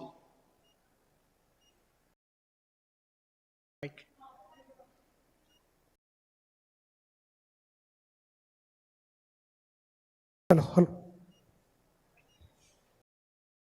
A very insightful talk, sir. Just one question. You talked about detoxification. Is detoxification required even if one doesn't have problem, or should it be done regularly? Number one. Number two is that, does detoxification has the side effect of removing good bacteria from the gut? முதல்ல டீடாக்சிஃபிகேஷன்னா என்ன நம்ம எல்லாரும் புரிஞ்சுக்கணுங்க. பேதிக்கு சாப்பிட்றது detoxification கிடையாது. First இந்த understanding நமக்கு வேணும். டீடாக்ஸ்னால் என்ன அர்த்தம்? பொதுவாக நான் எல்லாருக்கும் புரிகிற மாதிரி சொல்கிறேன். நம்மளோட பாடி எப்படி இருக்குன்னா, பஞ்சபூதங்கள், அதிலிருந்து வாத பித்த கபங்கிற 3 தோஷங்கள், இதிலிருந்து உடம்புல இருக்கக்கூடிய 7 தாதுக்கள், செரிமான மண்டலம், ரத்த மண்டலம், தசை மண்டலம், கொழுப்பு மண்டலம், எலும்பு மண்டலம், எலும்பு மஜ்ஜை மண்டலம், இனப்பெருக்க மண்டலம், நோய் எதிர்ப்பு சக்தி மண்டலம். இதிலிருந்து வரக்கூடியது 7 சக்கரங்கள், மூலாதாரம் டு சஹஸ்ரஹாரம். இதிலிருந்து வர்றது 5 அவயங்கள், உடம்போட எனர்ஜி லேயர்ஸ்ன்னு சொல்லுவோம். அன்னமய, பிராணமய, மனோமய, விஞ்ஞானமய, ஆனந்தமய கோஷம். இதிலிருந்து வர்றது 108 வர்மங்கள். இந்த பஞ்சபூதத்திலிருந்து இந்த வர்மங்கள் வரை இருக்கக்கூடிய எனர்ஜி ஃப்ளோவும், எனர்ஜி இங்கிருந்து முன்புறத்திலிருந்து வெளிப்புறமாகவும் வெளிப்புறத்திலிருந்து உட்புறமாகவும் இருக்கக்கூடிய எனர்ஜி ஃப்ளோவை ரீஸ்டோர் பண்ணக்கூடிய ஒரு ப்ராசஸ் தான் டீடாக்ஸ். டீடாக்ஸுங்கிறது நல்லா ஞாபகம் வச்சுங்க, பேதிக்கு சாப்பிட்றது கிடையாது. இன்றைக்கி எல்லாம் சுலபமாக பண்ணக்கூடிய டீடாக்ஸ் அது. ஏன்னா வயிற்றில் இருக்கக்கூடிய கழிவுகள் போனாலே நம்ம நல்லா இருப்போம்னு நினைக்கிறோம். இன்றைக்கி மாடர்ன் மெடிசன் ரொம்ப கட் ஹெல்த்தை பற்றி பேசுகிறத பார்க்குறோம். கட்டில் நல்ல பாக்டீரியா இருக்குது, கெட்ட பாக்டீரியா இருக்குது, ப்ரோபயோட்டிக் சாப்பிடுங்க, ப்ரீபயோட்டிக் சாப்பிடுங்க, இதெல்லாம் ஓகே. பட் இதெல்லாம் க்ளீன் பண்ணாமல் நீங்கள் பண்ணிங்கன்னா எப்படி இருக்கும்? ஒரு வீட்டில் ஒரு இடத்துல அழுக்கு இருக்குது, அந்த அழுக்கை சுத்தம் பண்ணாமல் திரும்ப திரும்ப அது மேலே ஒரு பர்ஃப்யூம் போடுறதுல அந்த இடம் சுத்தமாகுமா? இன்றைக்கி டீடாக்ஸ் அப்படிங்கிறது இது ஒரு ப்ராசஸ். இந்த டீடாக்ஸுங்கிறது ஒரு நாளைக்கு பேதிக்கு எடுக்கிறது இல்லை. முதல்ல உடம்புல இருக்கக்கூடிய 7 திசுக்களையும் 6 நாளுக்கு நெய் மருந்து எடுத்து முதல்ல அதை என்ரிச் பண்ணணும். இந்த என்ரிச் பண்ண பிறகு கொடுக்கக்கூடிய ஒரு மருந்து உச்சந்தலையிலிருந்து உள்ளங்கால் வரை இருக்கக்கூடிய ஒவ்வொரு அணுக்களுக்கும் நடுவே தேங்கி கிடக்கக்கூடிய, ஒவ்வொரு அணுக்களுக்குள்ளேயும் தேங்கி கிடக்கக்கூடிய தேவையற்ற விஷயங்களை நீக்குவது. நம்ம ரத்தத்தில் பார்த்தீங்கன்னா லிம்ஃபாட்டிக் சிஸ்டம்னு ஒன்று இருக்குது உடம்புல.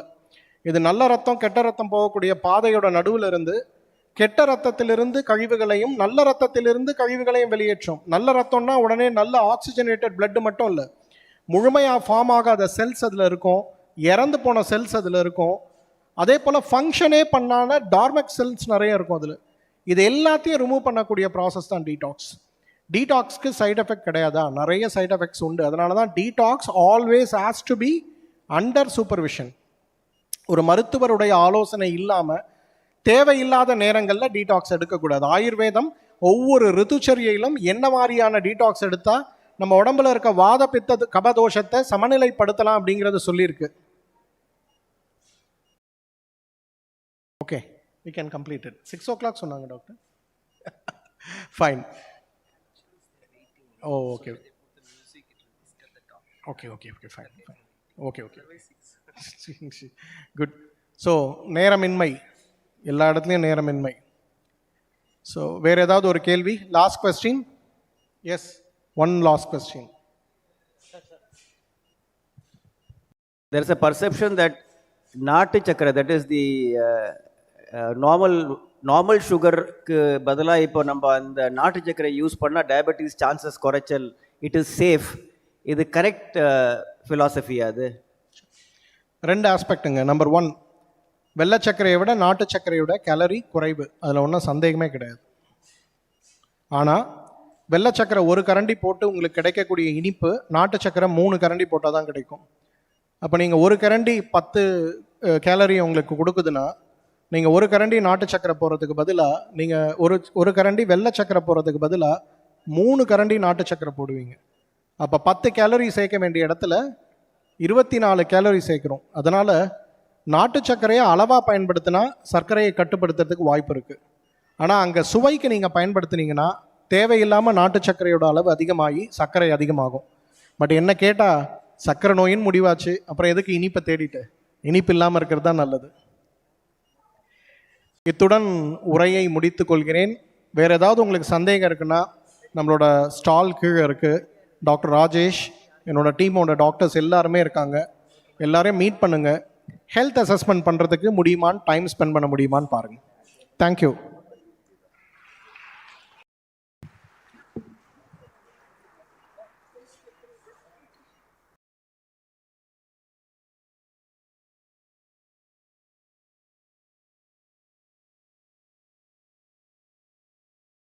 Thank you, Gautaman sir, for your valuable insights on wellness and how to manage the diseases.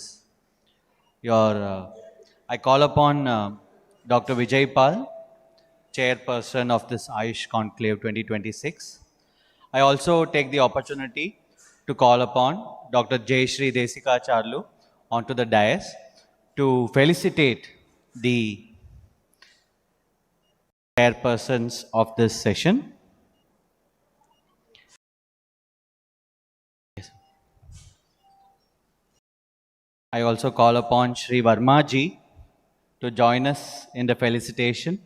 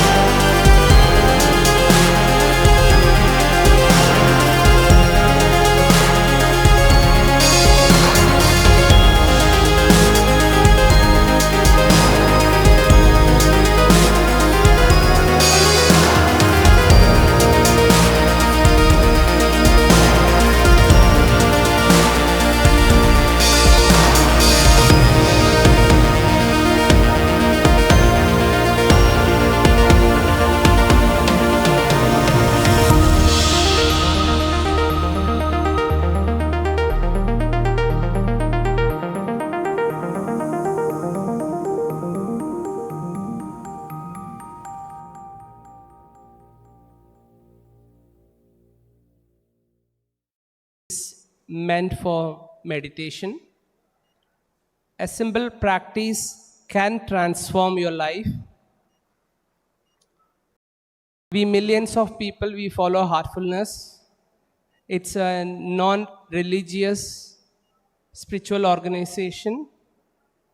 How we talk about integrated medicine, all systems are same towards the goal to heal people. In the same way, we treat all religion taking us towards the same path. Once you realize spirituality doesn't have any language, any religion, it directly connects you with the divinity. We wish to give you an experience of relaxation. I invite Dr. Veronique Nicoli. Please give a relaxation session.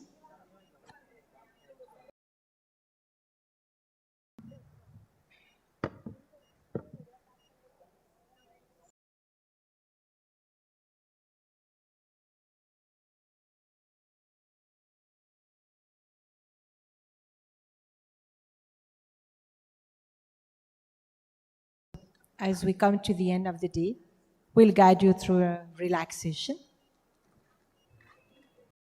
So sit comfortably. If you want to sit cross-legged, please feel free. Make sure your back is rested so that your body does not disturb you at all. Gently close your eyes.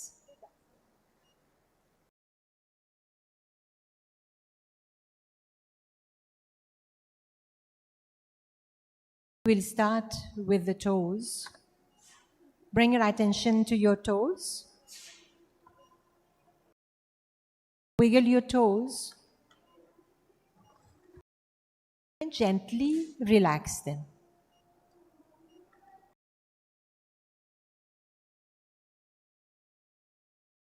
Invite the divine energy of Mother Earth to enter your feet, your ankles, relaxing them.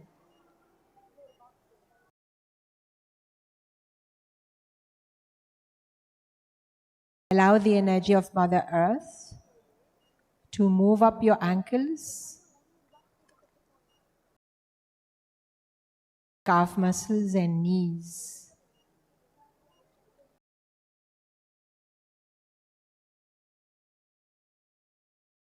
Feel your lower legs relaxing.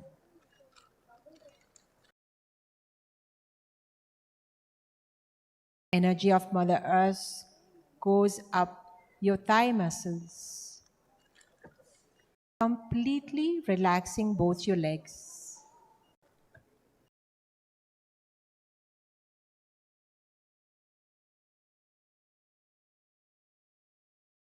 Now deeply relax your hips, lower back, lower abdomen. Feel that area completely relaxing.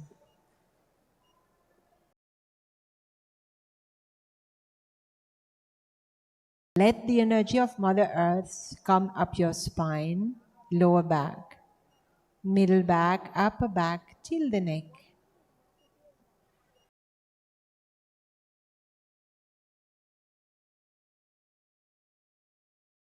Bring your attention to your stomach and let the energy permeate and relax all the organs in your abdomen.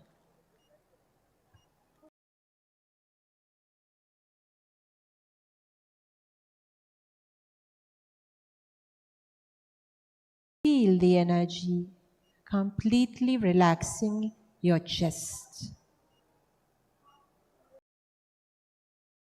Moving up the chest to the shoulders. Feel your shoulders completely relaxed and melting away.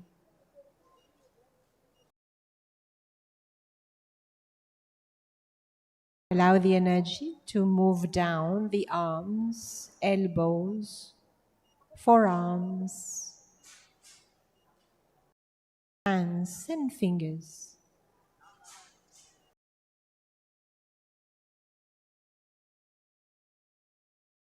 Now bring your attention to your neck and have your neck muscles completely soften, as well as the face, the jaw,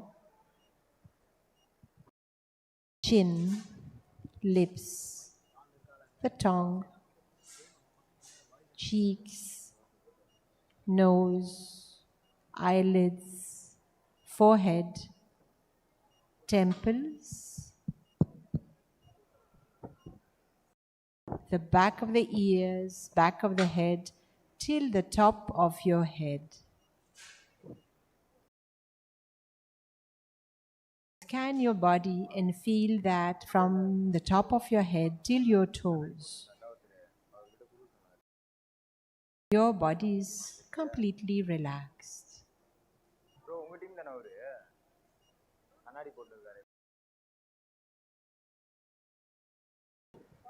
Now gently bring your attention to your heart, in the center of your chest where you feel the heartbeat. And have a thought that there is already a divine light present in your heart. That it's taking you, pulling you inwards.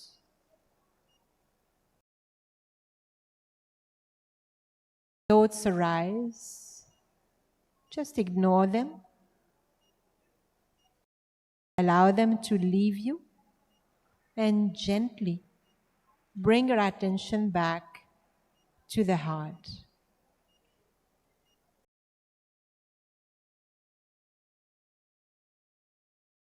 Allow yourself to settle in the joy and the love of the heart.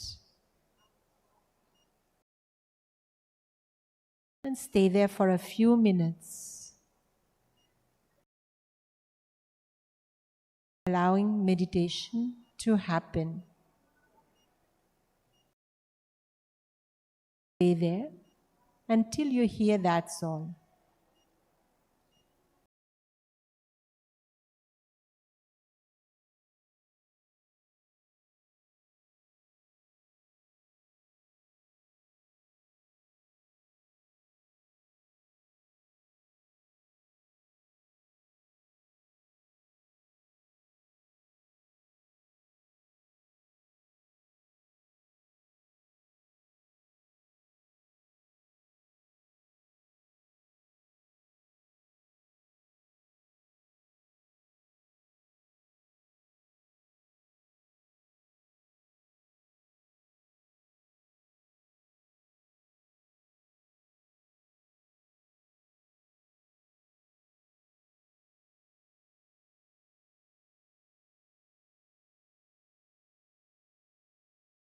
And that's all. Just keep your eyes closed. Observe how you're feeling. Relaxed feeling. And when you feel ready, you can gently open your eyes.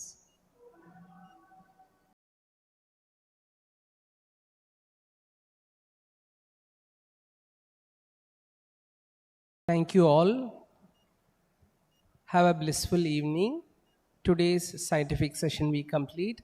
Tomorrow morning sessions start by 9 a.m. Please have dinner and you can go home, have a peaceful sleep. Thank you.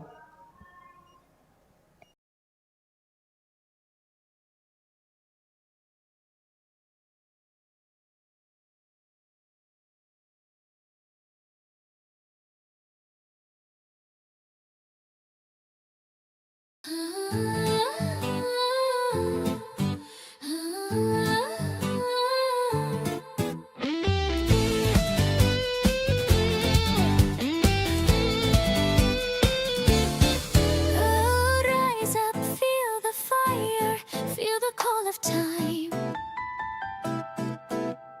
Ancient roots, new minds, one future, one design. From the past to tomorrow, hear the wisdom resonate. Ayush Conclave, this is where destinies elevate. Oh, From the lands where sages dreamed in science and soul, healing was a vision making humans whole. herbs and harmony, the body, breath and mind, a knowledge so timeless it bends space and time. Now the world is watching, the circle is wide. Tradition meets research, walking side by side. Data meets darshan, innovation aligned. This is not the past, This is the future refined. from silence to signal, from roots to reform. We don't erase the old, we transform. When wisdom evolves, it doesn't divide, it integrates truth on a global stride. Transforming Ayurveda, hear the future speak. Through research, innovation, integration, unique. One science, one vision, humanity first. Ayush Conclave, knowledge unleashed. Thoughtful minds in one frame, no borders, no fear. Clinician, scientist, pioneers appear. From lab to life, from theory to care. Holistic and sustainable, we're already there. Not hype, not trend, this is proof in motion. Ancient algorithms decoding human devotion. When evidence listens to tradition's voice, healthcare evolves. It's a conscious choice. Uttranalavam piniyalavum kalamum. Katran karudichaya. Know the patient, the disease, and the time. Only then act with wisdom. From knowing the cause to choosing the way, true healing listens before it will say. Not just to cure, but to understand the art of life, held gently in hand. Transforming Ayurveda, past and tomorrow collide. Science with soul, the world unified. From India to Earth, one truth we defend. Ayush Conclave, where healing begins. Ancient wisdom,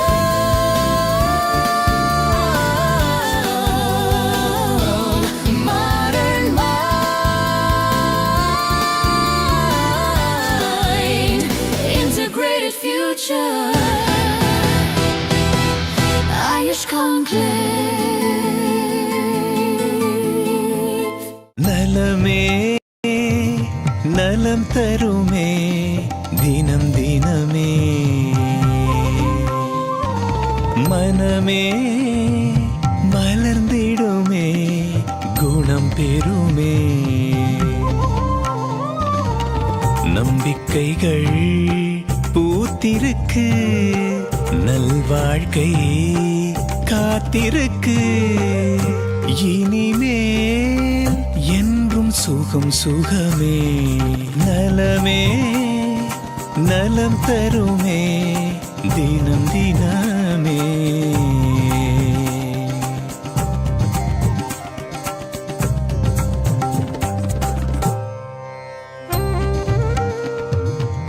This place is something so close to my heart. Now I'm happy, thanks to Kana Wellness. My experience here is life-changing. This is my new home. Thanks, Kana Wellness.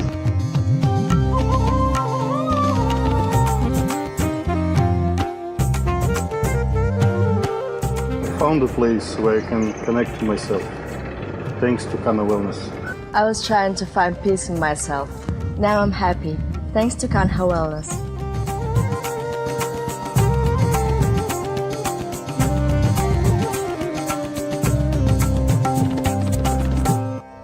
I teach yoga for basic and advanced teachers training course. For yoga and my flexibility, I believe in Ayurveda. Thanks for Kana Wellness. निजी स्वास्थ्य और ऊर्जा के लिए हमारे पूर्वजों की then Ayurveda बहुत ही लाभदायक है। कान्हा शांतिवन एक अद्भुत केंद्र है संपूर्ण स्वास्थ्य के लिए। தேங்க்யூ கானா வெல்னஸ். என்னோட அழகுக்கும் ஆரோக்கியத்துக்கும் ஆயுர்வேதத்தை தான் நான் நம்புறேன். என்னோட இளமைக்கும் தன்னம்பிக்கைக்கும் இதுதான் காரணம். Thanks to Kanaa wellness.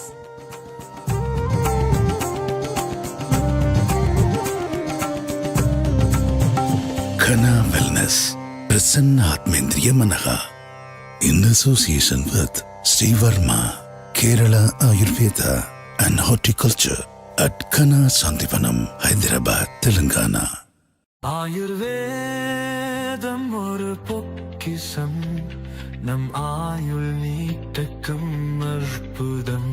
Doctor Srivarma's அறுவை சிகிச்சையில் குணம், இது ஆயுட்கால நிவாரணம். டாக்டர் ஸ்ரீவர்மாஸ் அனைத்து நோய்களுக்குமான குணம், அழகு தரும் மூலிகைகள், ஆரோக்கியம் தரும் மருத்துவர்கள்.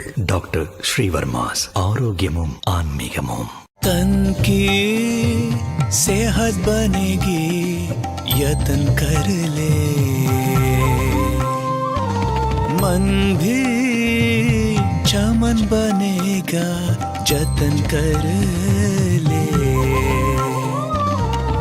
राह नई मिलती यहाँ, उम्मीदें खिलती यहाँ, अभी आज सुख से दामन भर ले.